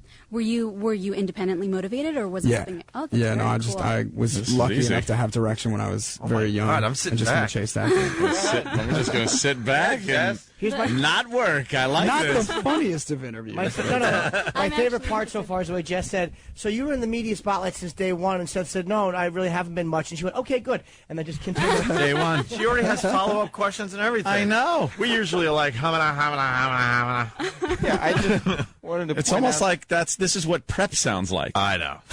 Like I don't know That's what what prep makes sounds like. Us. You surprised Jess to come in here and like talk to one of her favorite celebrities, and she can speak like a human being. I know. But anytime any wrestler comes in here, and you're like, Sam, ask him questions, I just collapse. Look at Sam's first self-deprecating piece of humor It's about right time. there, Nicely only done. because it was in defense of his girl. Yeah. You are well played, Sam. whipped. You are What are you so talking whipped. about? What do you think of the hair? I'm so ready for him to shave it. It's gotta go? I was hoping that I could maybe shave it. Really? Yep. I'm thinking of Sam, all I can tell you is that it is a valuable thing to shave your head at least once in your life. I recommend several times myself. This hair is the mane of a champion from Afro Wars. Then I recommend you cut it into a glorious mohawk. That would actually be very cool. Afro Just Wars put is it out over. there. You got a robot chicken question for him? No, not that I can think of. I mean, I'm impressed with how dynamic his career's been. That he produces as well as acts, and I just want to Stay say busy. Thank you. Yeah. Thank you. Well, I thank you. Thank you for letting me come in. She's so gracious. She's falling too. apart. Yes. Now she's falling apart. Yeah, we got to just let her sit there for 2 more minutes. Let It's her- going to get ugly. I want to see her She was completely good. degenerate into a puddle. Yeah. Am I all red now? You're getting a little. You're going to start doing the Chris Farley interview really soon. That was awesome. Oh my gosh, when you were wearing that blue shirt and you had the headset on, that was so cool. There's nothing worse than when it's going really well and all of a sudden you just run out of steam. Oh, that's the worst. Like, Are you implying that's what happened? Well, that's No, what I'm happened to saying- us. That's why we invited Jess in. Yes. It's happened to me every time I've talked to somebody who I admire. I start off gangbusters. Who's on that list? Anybody in Black Sabbath, Ozzy, a lot of actors. There is one actually wearing a Black Sabbath shirt, which it's all about. He's Ozzy the Black biggest Sabbath. Ozzy Black Sabbath fan, and Has he Ozzy did been an through here? interview. Are the Osbournes going to come through here for the new show? Hopefully, yeah. We just had her on the phone. Yeah. I think. Oh, you mean for the variety show? Yeah. I'd love The to. variety show, yeah. I'd pay my own airfare to perform on that. There's an interview though that Jimmy did with Black Sabbath, and who were you talking to about the dress? That wasn't. It was That Zach, was Zach. Zach Wild from. All right, it was Zach Wild, and Do we have that clip? Why would he rock? Oh, sorry, Rock. he Well, not really. asks a question that is just a rambling, babbling mess of a question. And we find it very funny. We're gonna find it's that. very endearing. It's nice because it's Jimmy being honestly taken, sitting there in front of one of his childhood heroes. No, Zach wasn't. Zach, I like a lot. Sabbath, I was so blown away because I got to interview them one-on-one. I was so horrified that I was actually good. Like, it was almost like I was beyond being terrified. Yeah. You were much better than I was. Well, sometimes you just shock yourself into an abject reality. Like, I've met people that I'm so impressed by, and, the burden's on me to act normal so you actually have some kind of valuable interaction with them. It is, but sometimes in that moment, you're so freaked out that you wind up being crazy normal. Who blew you away? Yeah. Like, who did you want to meet that you met that was like, oh, I bumped into Denzel Washington like by accident. We were both at Show West in Vegas coming out of like interview booths, and I literally bumped right into him and had a moment where I was like, oh, hey, Seth, nice to meet you. Shook his hand. I was like, your movie looks really good. I'm excited to see it, that kind of thing. How do you deal with this kind of press? It seems like a weird sensation, this, that, and the other thing. And barely had 3 lines into it, and then Burt Reynolds, who was in the movie that I had done, goes, Denzel, and just like pushes him into a corner and just corners him and starts having a conversation with him. And I totally let that happen. And the thing about Burt, no one denies him. Burt pushes you into a corner to have a conversation. You are in that corner having a conversation. did Denzel know you, right? He knew you were. He didn't give any indication. No. Oh no! Come on. But did he treat you like a fanboy, or did he like? No, talk he to was you like... nice. He's a classy gentleman. He's got to know who you are. I don't know. I never put it past anybody. in the biz. You should have mentioned X. You Biz. should have said you certainly should have gotten the best actor for X. Why'd they give that to Pacino? It would have won him right over. Would have hugged you for that. Sounds like pandering. No, Hey, it's true. We got the Jimmy thing asking about the dress. Silly. Let's hear it. You did something in a dress. I don't. It was fucking. It was in Philadelphia. Oh God! Okay. Perhaps that was played on the other side of reality. Clip. Play that some other time. That's the F word. Make sure we could play this. That's funny. I love when we do that. It's so funny because obviously we do a show from 9 to 11 on XM, satellite radio, exclusively. Where you don't have to beat it down. Yeah, and there's no, you can say whatever you want. So whenever something comes to mind, we forget whether it was done here or over there. And sometimes, like Cold, just like that, we pop it in a play, and it's just like, okay. Yeah, I forgot about that little thing called the FCC. We can always play the banana clip that happened last week with Gene Simmons, where you offered him your banana. We had Gene Simmons on the show, and that was an adventure. Have you guys had him in here? Yeah, he's an ass. Well, just an ass. I'll tell you what, he brought his son with him, his son Nick, who is hilariously cool. That kid came in, and he came to do a couple bits on the show, too. The kid's a really good actor, first of all. Yeah. Sharp as hell, took direction. But Gene, because I've met him a couple times before, and he had no recollection of any of those times. But when his kid came in, his kid was just busting his balls relentlessly. And to see a father-son dynamic between Gene Simmons and his son is hilarious. That's awesome. Yeah, he was busting Gene's balls? Like crazy. Because Gene's in the booth, and every single time he does something, Nick would just click over, and he's like, that was great, Dad. Here's Gene was hungry and wanted Jimmy's banana. It's really quick. How was it? I gotta because roasting Gene was it's like. Can I take a bite? Sure, you can have the whole thing. I'll actually share it with you if you want. The banana. He saw a moment there where he could share a piece of fruit with Gene Simmons. How do you not? Just a moment. Who would want to, though? Yeah, why? You go, I'll share it with you if you want. You know what it is? It's the fact that he offered him the whole banana first, and then had this quick second thought like, no, wait, I could share it with him. And that'll be a moment And then for I'll me. say that I shared maybe it with both him. our mouths touch it at the same time. Yeah. Right. You do a little... I'm just putting that out there. Do a little double dong banana action while you eat it? What are you doing? I've done nothing but humiliate myself in front of KISS members. I've just humiliated myself in front of them. Roland has a question for Seth, I hear. Roland? Roland's kidding. Are you setting him up, E-Rock? And Jess, you got to have one final question for Seth Green. Maybe a little Family Guy question or something. We haven't even talked about Chris here. Did you get a picture at least? No, I'd love a picture. We better get it Thanks, quick. Jess. I have got to go. Here's Roland. Roland? Yeah, hello. Hey, Roland. Do you have a question for Seth Green? I don't think so. No, you do. You told me it. Go ahead. No, I just saw in the... No, I will not make out with you, Roland. Aww. All right, the what's... new Star Wars, the Robot Chicken DVD, the commentary. Yes, way to bring it back to subject. Thank you. The special features, which are really cool, 2 hours of extra. He talks about he got Burt Reynolds and Dom DeLuise together, first time in 15 years. That's on the first season of Robot Chicken. Yeah, in the special features, I did a movie with Burt Reynolds and befriended him and fell desperately in love with him, as most people do when they're in his presence, and got invited to dinner at his house that Dom had cooked. That's a call you like to get. He's like, hey, Seth, it's Bert. I just wanted to let you know Dom's cooking tonight. It'd be great if you came by. And I was like, I will be there, dude. I'm totally coming. Yeah. And so I sweet-talked them into coming and doing the show. And they did like a Cannonball Run bit in the first season, which is on our DVD. What's your favorite Burt Reynolds moment on film? In his films or in our film? No, his films. Oh, man. Anytime he smiles on camera, it's just glorious. Sorry. Roland's very ticklish. What That's a real happened over laugh. there? He's very ticklish. Roland being tickled. No. He laughs like a little boy. It's so sweet. Watch. He's not faking It's that. nuts. It's the most bizarre. You might want to put that on Robot Chicken because it's just bizarre, man. He just loses it. You all right? Do you realize you just did what everyone does to us? What? You don't put this on your show. He'll be putting us in Robot Chicken. Yeah, before you know it, he'll be talking about. Don't tell him anything. I've He'll got go on his sketch radio show. all about the boys on the radio.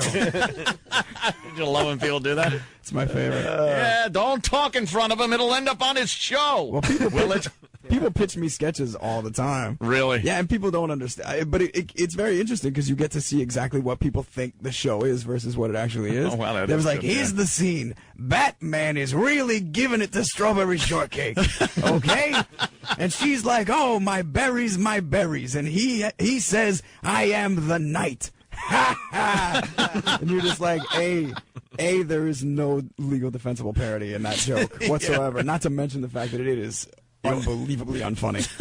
And this is, I have to shatter people's dreams all the time by telling them their sketch can't How do be you on the let show. them off That's the hook? funny. Do you let them I off the usually explain exactly how we write the show and how different our process is from what people think it is, and the jokes that people come up with, how arbitrary the combinations of elements are, and just how diligently we work to make things actually make sense so that we don't get sued. That's the key. Yeah. Jess, anything else? Family Guy? I knew you were going to ask me. Aside from Robot Chicken, do you have any movies or anything coming up that... Because I want to see I your actually movies. made 2 movies this year, one of which won't be out until next year. One is coming out in October, I think, this movie called For my Sex birthday. Drive with Clark Duke and James Marsden, where I play an Amish kid. And next year, April, I think they're putting it out. This movie I did with John Travolta and Rob Williams called look at Old that. Dogs. Very cool. Big old family comedy for you and your kids. You're back. That sounds very good. Well, I'll be there. I hope so. Why does it take so long for the movies to come out? Well, and this get actually, filmed? this had I to don't do get with that. the writer's strike and the way that Disney organized the release slate, kind of in anticipation of a work stoppage. They pushed a couple of movies, and that way they had at least a staggered slate in case they couldn't make any other films. Sure. And then we reshot the whole ending. So. That'll do it. We're gonna end with this. Sorry, Jimmy. What is it? Jimmy asking Let's Zach hear it. Wilde. Oh, good. They about bleeped the dress. F-bomb. Yeah.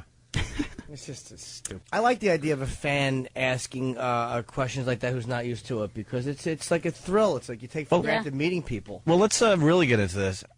Would you blow off Sam for Seth Green? Absolutely. Like, it would be real easy, right? Absolutely. It wouldn't even be a problem. I said to Sam... That's awkward because I'm not looking for a relationship. you wouldn't even think twice, right? Not at all. Sam would be so gone. Oh, He's a good guy. We Sam, just become don't take that roommates shit. at that point. I mean, that stuff. Yeah, without a doubt. I mean, You would just leave your stuff in the apartment, we right? live together, I guess. 'cause Yeah, we but have you would to just share rent. you'd be like, I don't need that anymore. Yeah. Did you have a crush on Seth at any point? He's a very handsome dude. I still do have a crush on Seth. I You love guys him. are so silly. And thank you. You watch Buffy a lot? Oh yeah. Yeah. Me and my dad, we watch Buffy all the time. Wow. All right. Sam. All right, well, Sam's a little red cheeked. He's a little embarrassed. Yeah, but Sam would understand, right? Dude, you would can't have hold to a understand camera. that one. You're holding a camera for this dumb show. Yeah. And he's Seth. What are you Well, going to do? but who's the girl on your list? I mean, who's the girl that would walk you out? that door? John Cena. He has a big crush. John Cena. He's got a big crush on who? Kristen Bell. Oh, she's You dating had my her buddy. in the little blonde girl. She's Oh, really? very She's on cute. Hero. That, She's on that and Veronica Mars. Beyonce. that face. All right. She's all right. Beyonce? No, Kristen Bell is like nerd delight, though. For a second, Yeah. I thought you She's said so Christian cute. Bell. Christian Bell. No, that's my crush. Right. So that doesn't offend you at all? A little bit to hurt your feelings? A Now, little? Sam, you got to understand. I mean, I understand. It'd be Yeah. better if he wasn't, like, for instance, in the room. It's awkward. It's awkward with us in the room. See, because when girls usually, 99.9% of the American public, if the guy asks the girl that question or vice versa, they give an answer. They're never going to see the person. Well, what's the dumb conversation? It's always some. It's always all right. What's your freebie or your gimme? Well, my husband gave me one. Well, mine is Brad Pitt. I gotta tell you, knowing that she's never gonna get near him. But now, I always like to pick somebody reasonably attainable. just somebody kind of. That's the bit. Well, I'm picking the secretary I work with. You know who's on my list? Yeah, the new intern. Right. Yeah, you can have Brad Pitt all you want. My one and only is the intern that started working with I picked the Channel 11 traffic girl. I made it easy. Crazy, yo. Wait, that's not the real time, is it? Yeah, I know. Oh boy, Uh-oh. You got to go. Where? Well, I'm supposed to go meet somebody for another interview. for a drink. Yeah, drink it. Where are you going next? Morning. It's only a couple blocks away, but I got to get to AP. Do an AP interview. I almost said Associated Press to explain what AP is. That up. I suck. By the way, Sam, your girlfriend wants to sleep with Seth. So Yeah. what's the haps? Yeah. Yeah, and he's in the room. It's usually okay. Listen, when- if you guys are free after 11 and you still got that camera, Just a cuckold with a camera. Yeah, no, we'll set it up on a tripod, Sam. We're getting the action. Don't worry. Oh damn! I guess the haps would be, in hindsight, Maybe this should have been one of those interviews that I told Jess about, like, After this the fact. afternoon. Right. Yeah. And she'd have gone, oh, you I'll should take you have to the told website me. to watch the video. Jim, I don't think we have time to play the No, I Jess know. thing. Why do you think I kept talking? You're very lucky. Will you guys burn it to MP3 for me? I'll put it in my iPod. Yes, please. Here it is. So the You might want it for your show. yeah, I'll put it on the program. Don't put me in the cartoon. N-O-R-T. All right, Lucy McGillicuddy. What the hell is I really do. All right, we got to thank It was Seth kind Green. of a character I was It doing. was. It really was. Hey, this is Seth Green. If you can stop masturbating and put down that bong for just a second, you'll realize that you're listening to Opie and Anthony. Enjoy. It's Opie and Anthony's worst of 2008 cringe moments. What was the last movie you saw? See any good movies lately? Lately, I don't know. What was the last movie you saw? Mother Jugs and Speed. Say it again. No, that's quite all right. Yeah, what was the last movie you saw, Tom? I saw, let's see. Let me get this in my head. I'm taking up time, I know that. It's all right. The movie. Oh, wow. Ask me what movie I like the most. Tippy, what's the movie you like the most? Okay, I'll give you the actress name, and it broke my heart. Mm-hmm. Okay. Mm-hmm. He's rubbing his chest. Meryl Streep. Meryl Streep. What's she playing? A lot of movies, Tom. You got to give us a little more. Ironweed. Kramer. Meryl Streep. Kramer versus Kramer. Oh, no, that was another one. All right, which one? Is the one with the daughter? What was? No, the one where she was in the Nazi German camp. The Nazis had her. The German. I'm German, and I'm embarrassed about how Germans do this stuff. And shame on me, but I didn't do it. Don't be embarrassed about being German. Yeah, well, my name is Schultz. And so Schultz? No, with Meryl Streep. She was in the Nazi concentration camp. And it was oh my God, help me. The Deer Hunter. Oh, that was another one. What movie is he talking about? I'm gonna work on Meryl Streep. Come on, you know Sophie's Choice. Sophie's Choice. Know what the movie was about? What was it about? She had two children. And the Nazis took her, and they said, you can't go with both of them. You know who she gave up? Who? Her girl, the daughter, to keep the boy. That was Sophie's choice. How you be a mom and have to do that? Why you all give up?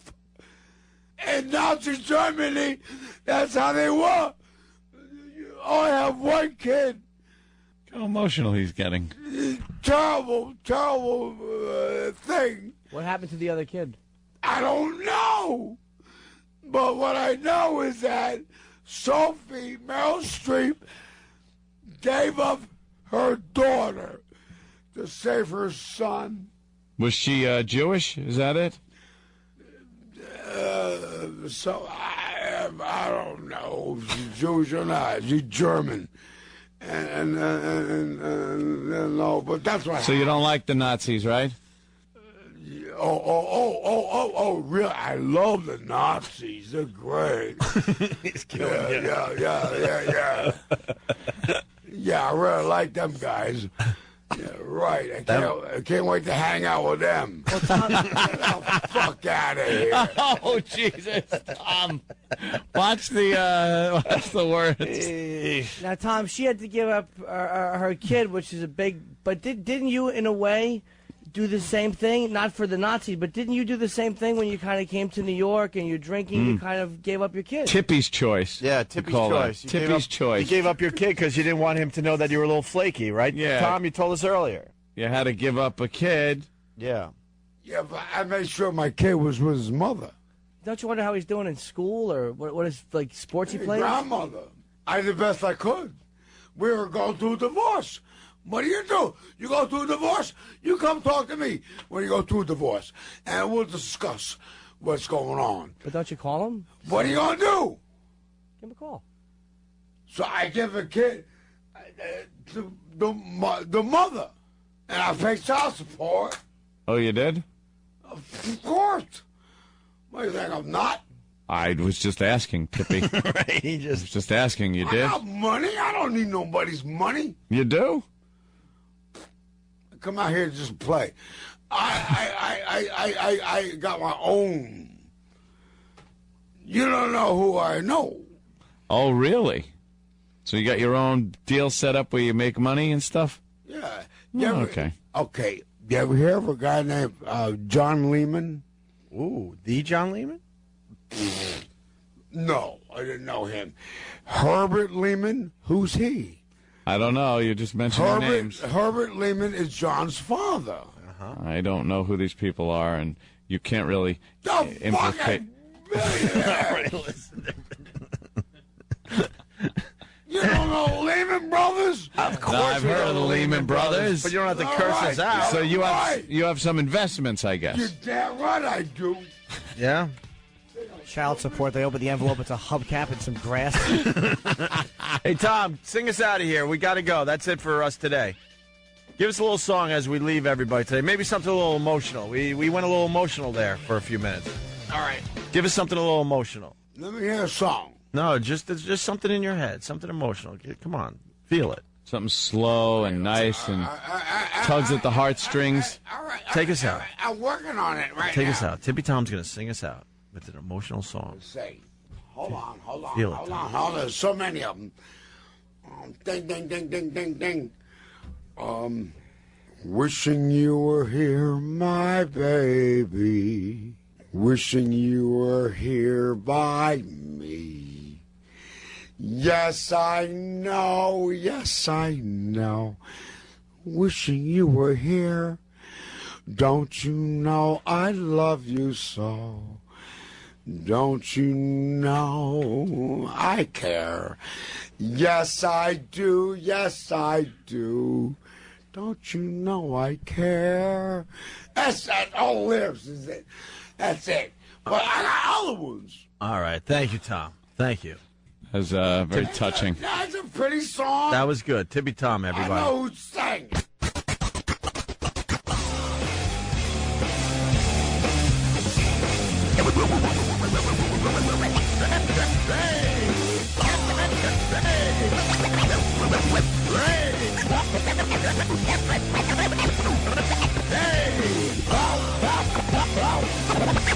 I want to get busy. I want to get busy. Busy.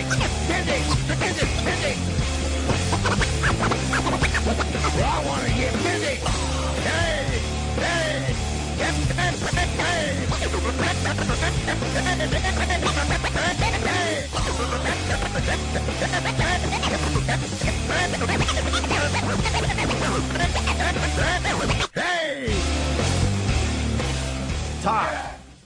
Tom. What, sir? All right, we want to show you a clip. Jimmy suggested that we get you a couple clips that you might like today. Can you see the big screen right there? Up top? Yeah, I'm watching. Sam, point to the right screen. now. You should be okay. It's on all screens. All right, look at the screen. Tell us what's going on. First of all, that chick I don't like. But earlier you said you liked her.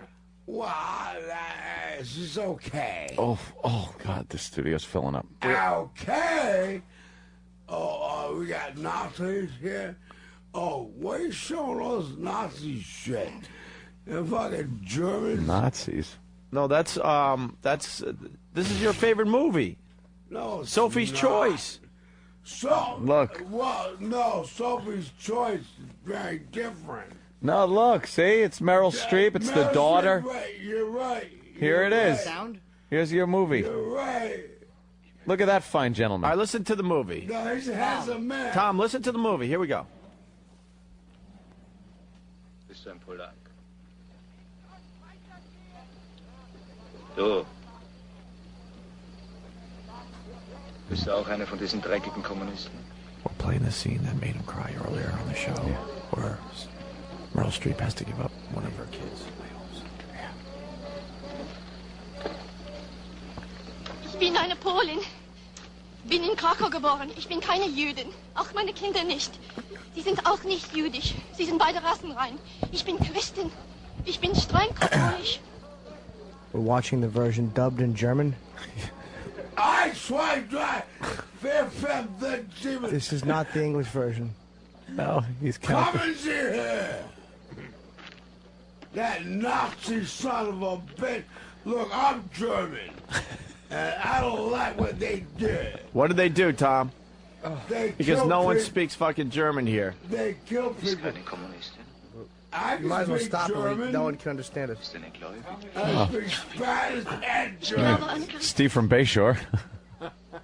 I'm not from Germany. I'm from America. Right.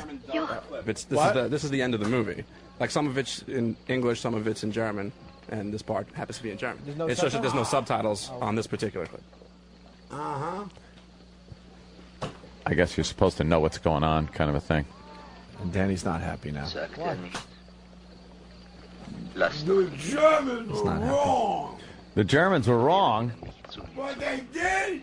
What'd they do? Tommy, this is your favorite movie. Explain what's going on, because we don't know German. Tell us what's going on. The only good thing the Germans did is build a Volkswagen and a Mercedes-Benz. That's all they ever did right. Wollen Sie mir sagen, And was I'm ich wählen? German. Right. Well, this My is. name is Schultz. Hey, Tippy, this That's is the German. This is the scene that got you sad. Here it comes. The Nazi's talking to Meryl Streep as she's holding her daughter. What's going on? Tell us. Ich kann nicht wählen. She's protecting her child. Here we go. Here we They're go. gonna steal her baby. Zu wählen. It's a tragic movie. Ich schick sie beide darüber. No! This movie broke my heart. Das Maul halten. Los, entscheiden. They stole her baby. Mich nicht zu wählen. Ich kann nicht wählen. Schick sie beide darüber. Because the Nazi concentration camps in Germany. No! No! Steal her! And Meryl Streep, she's German. That movie's so tragic. That was wrong. The Germans were wrong.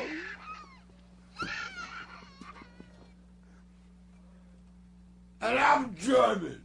And I'm wrong. I didn't do that. I would never do that. That was your people, though. Yeah, you know. Well, I was raised that way, but I'm not that way. Tom, why are you so upset? I don't get it. Yeah, you got so upset Why are you watching so that upset? clip. There's tears in your eyes. It's wrong. Why'd they take the little baby? It's wrong. What was wrong about that? I'm sure he was taking the kid to get some good health care or something. In those times, things were different, I guess. You ain't gonna pull that shit now. Why'd they take the baby, though? The little baby got taken. Oh, look, she's. Oh, no. Look, here's the scene. This is what bothers you? Yes! It's Meryl Streep. It's still her baby. That's wrong. No. Hey, I go fight. Yeah? Fight those Damn Nazis? right I will. That's a funny movie, right? Did you laugh when you watched that movie? That's funny. I like movies, yeah.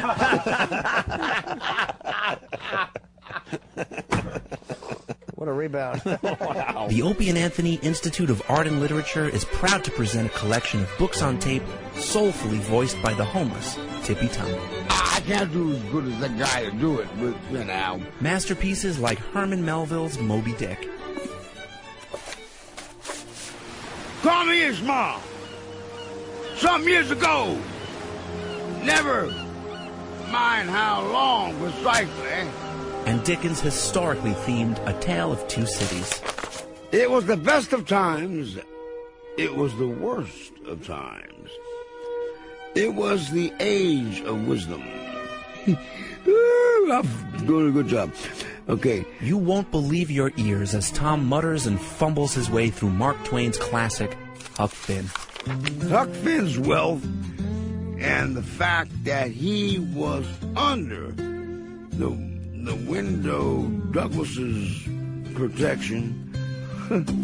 Okay, I guess I'm getting it right. And then be prepared to have your breath taken away, literally, with his read of Great Expectations.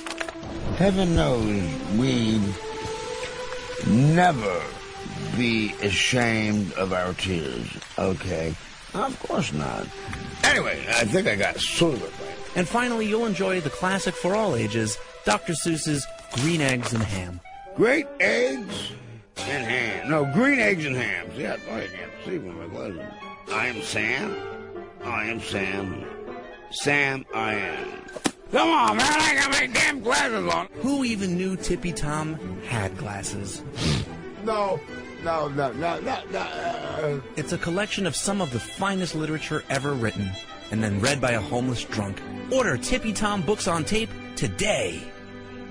It's Opie and Anthony's Cringe Moments. You'll laugh so hard you just might soil yourself. It's Opie and Anthony's Cringe Moments.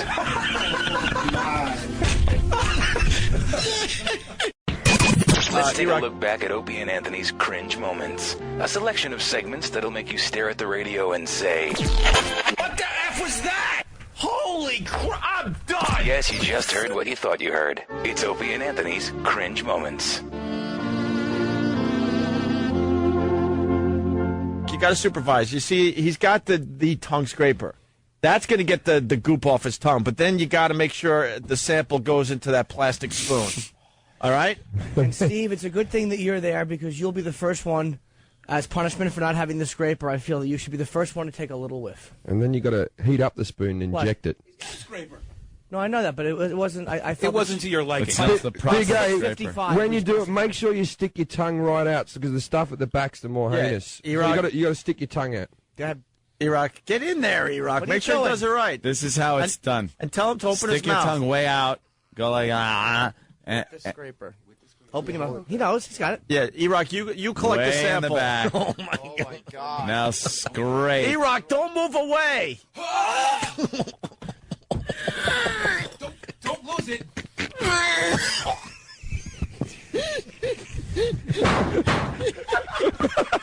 Iraq's down. Come on, it's just a bit of tongue gunk. We all get that. Don't be an adult about it. Down on the floor. Oh! Oh, bile's coming out of E-Rock's mouth. Oh, he's wiping his face on a T-shirt. All right, hold on. No, not do it again. Iraq, do you got a sample on the Iraq's spoon? got to supervise. Wait, Steve, what do we got on the spoon so far? Make tapioca pudding. Steve, get a little more. How about a quick, just a quick sniff? Steve, a quick sniff. Looks like Farida. On Mike, of course. On Mike. Hey, that reaction took forever. You dropped the sample. Don't No, drop I the didn't drop it. I sample. didn't drop it. It's just, it's concentrated. Oh, Iraq. Iraq just puked. He's puking. Oh, this is... Big A, don't be upset. You do this for Big A, anyone. we're going to get your teeth clean. Anybody's tongue stuff would make you. Anybody's tongue stuff would do Big this. A, in all fairness, I scrape my tongue every morning, and it's horrific, and I really do try to keep my mouth I get that stuff clean. as well. I got it right now. Absolutely. All right, Iraq, get back in there. No, we need more of a sample. Iraq, get in there. Another scraping. Iraq, get in there. Hold on. No. We I say one more person takes it off that. Off that person. Yeah, Stan is gonna be next. All right, then. Stan doesn't care. He's a fuck. Oh. I'm just... That's okay. You only went to see. Go. Okay, here we go. Oh, God. Oh, Jesus Christ. Oh, look at it. Oh, my God. It's like sherbet. It's a spoonful of sherbet? What color is it? There's a nice whitish gray with a little yellow. It's lumpy too, right? Yeah. Yeah, but that's standard. I laughed so hard my gut hurts. Go ahead.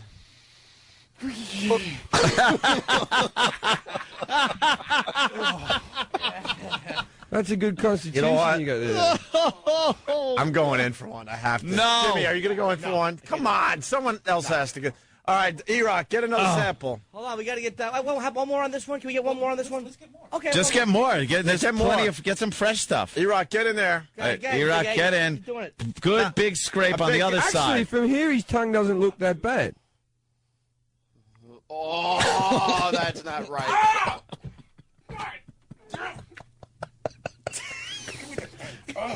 They're trying to collect E-Rock's crying. E-Rock is crying. Look at his eyes. They're trying to collect the sample.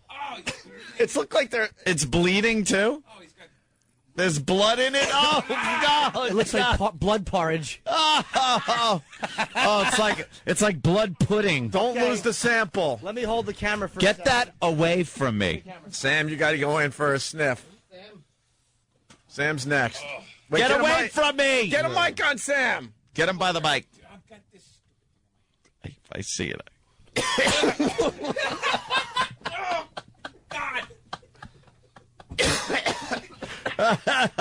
Sam's throwing up. Put it down there. Put it down there again. Put it down there while he's go. Put it down. Keep it down. Keep it down. Don't lose the sample. Don't lose it. Don't lose it. Wow. Oh, this is so disgusting. And when you look down in the garbage can, as you're puking, there's bile already in the garbage can. I can't take this. I can't take this. Oh, boy. It's disgusting. E-Rock, do you have some on your spoon? I feel... Not really. All right, let's get another one more scrape from the other side, I guess, right? Yeah. The other side. Yeah, Okay. I'm a Big A, you're a trooper today, bro. Big A rules. Other Free side. appetizer Get at a F.A. big, Riley's. good one. Good one. Oh, my God.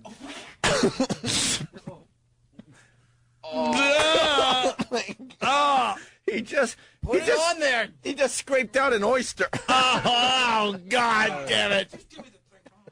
You guys are unbelievable. E-Rock, get in there for a sniff of that sample. Yeah, E-Rock, please. E-Rock. E-Rock, one more sniff, E-Rock. Yeah, E-Rock, come on. One more sniff. Mike him. Look out there, Dan. Dan, look out. The Pal Talk camera. There you go. Look at E-Rock. He jumped back 10 feet and fell on the couch. E-Rock, will you get in there for a smell? What? Come on. We're telling everyone you're our go-to guy. One more sniff. One there, more E-Rock. sniff, E-Rock. Take a good look. Take a good look at that lumpy stuff. E-Rock. That lumpy tongue scraping. Such a professional, still holding the microphone. We just found another bit for our. We just found another bit for our pay-per-view, Ant. Where's Oh, yeah. Big A, you're going to be part of our pay-per-view with this. We might not be able to clean your teeth for another month. Yeah, By the we have way- to wait.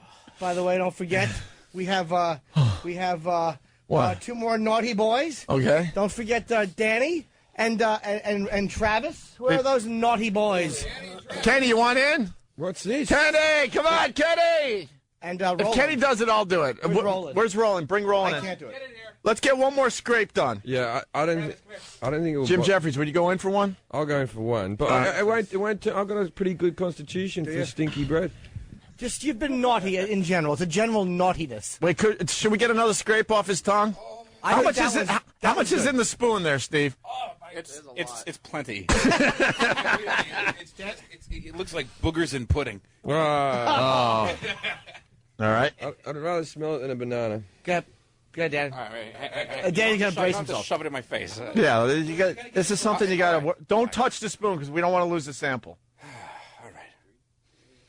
Oh, he's gagging. Oh, he's gagging. He's gagging. Danny had more of a cat gag. Yeah. Yeah, it was like a hairball. Right. Man, that's.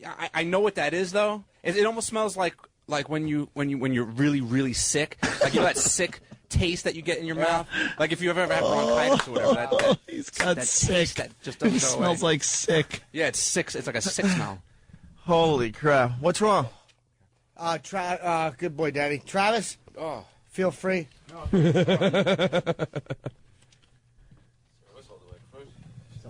Okay. I got you breathing through your mouth. Mouth closed, Travis. Don't try to sneak it. Yeah.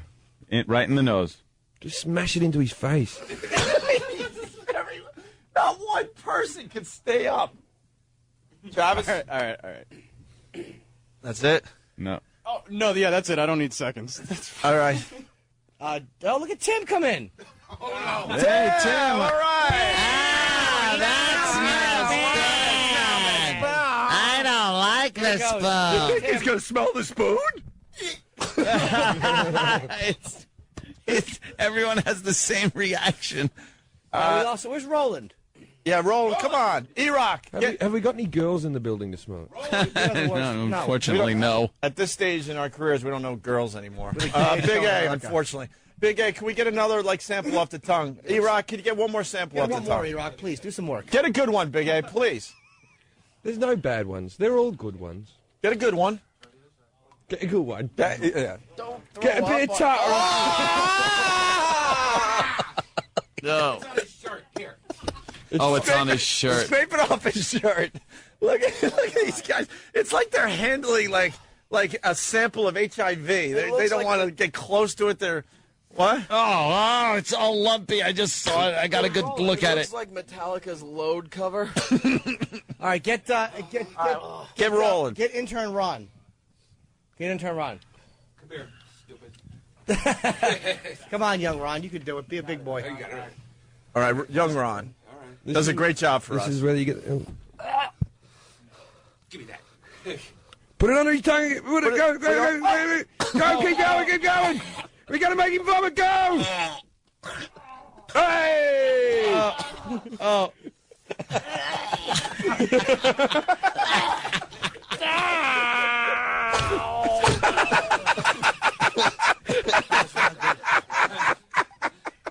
Ron, what does that smell like? Awful. I can't put it to words. I don't know what it is. Oh my God. Where's Roland? And stop sniffing it. Steve is wonderful. Steve with that spoon is a real gladiator. Everyone's like tearing from the eyes and red. I wish Dave was here. He won't come in. Come on, Roland. You have to make up for your naughtiness. Roland, come on. I would love to see Bob Kelly in this situation because he would just be. Oh, dude, that was so bad. Oh, that was so. Roland, come on, Roland. Just take one for the on, team. Roland. We all did it. Come on, Roland. One whiff. I don't care. We're leaving for the weekend after. Now make sure you smell it. Don't fake it. We can tell. Then you just got to do it again. Roland, how are you today? Smash the spoon in. You'll be fine. Go ahead, Roland. Just close your mouth. Roland. No, smell it. Roland. You got to smell it, Roland. Oh, we'll hold you down if you don't. You see his arms? He just went so gay. He just looked like a baby. He put his arms up in the air like. It was like one of those. Oh, I'm gonna get you. He shook his arms back and forth. He did. He went like, ooh. Oh my God. Oh, did you see it, Jimmy? Yeah, he basically. You got a good look. Dan said that Roland had a slight seizure right now. You just had a slight seizure. Oh my God. I am so nauseated. Jim, you're up. I'll bring over the spoon. Yeah, bring the spoon. No. Have him go over to it. Bring the I spoon want that over. nowhere near me. All right, Jim Jeffries, who's playing Carolines tonight, tomorrow, and Sunday. A very, very funny comic. 212-757-4100. I do believe he's going to do quite well at Sell out. Carolines this weekend. No, it's not. That's. Yeah.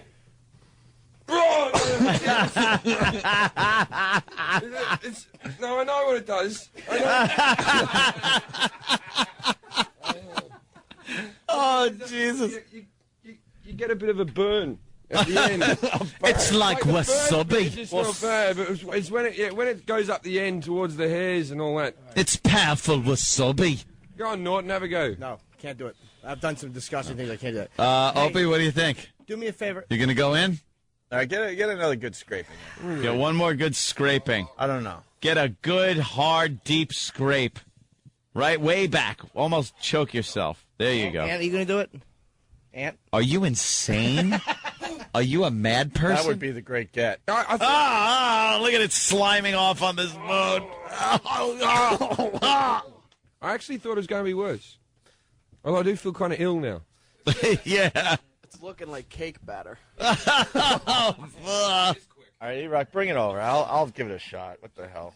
I've had a worse tongue than that. I'm not close to Anthony. Get away from me. I swear I'll kill. I'm not I will kill. I'm not doing the mustache thing, though. No way. A quick one. Just a quick one, Ope. I think smelling it... Wait. Don't do that. Can you get disease of smelling it? Or I don't Put think it down so. there. I just want to look. Oh, my God. Yeah, Don't you're do not it on okay. Don't do it on the God. mixing Oh, deck. God. Opie. Hey, Opie, tongue-scraping mustache. Come on. No way. I don't know if I could do this.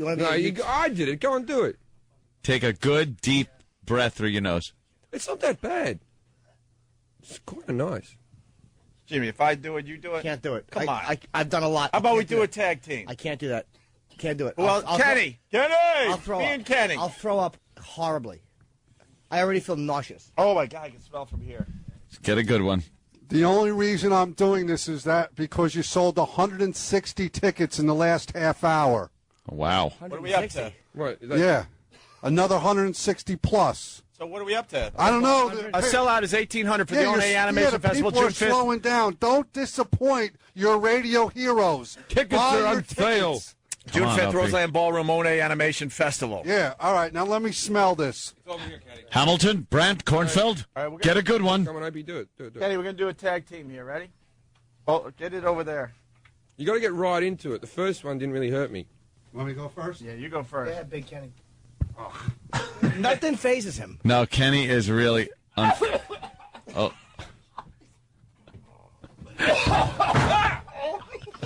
He's on the floor. Oh my God, he's facing Mecca. He fell on the floor.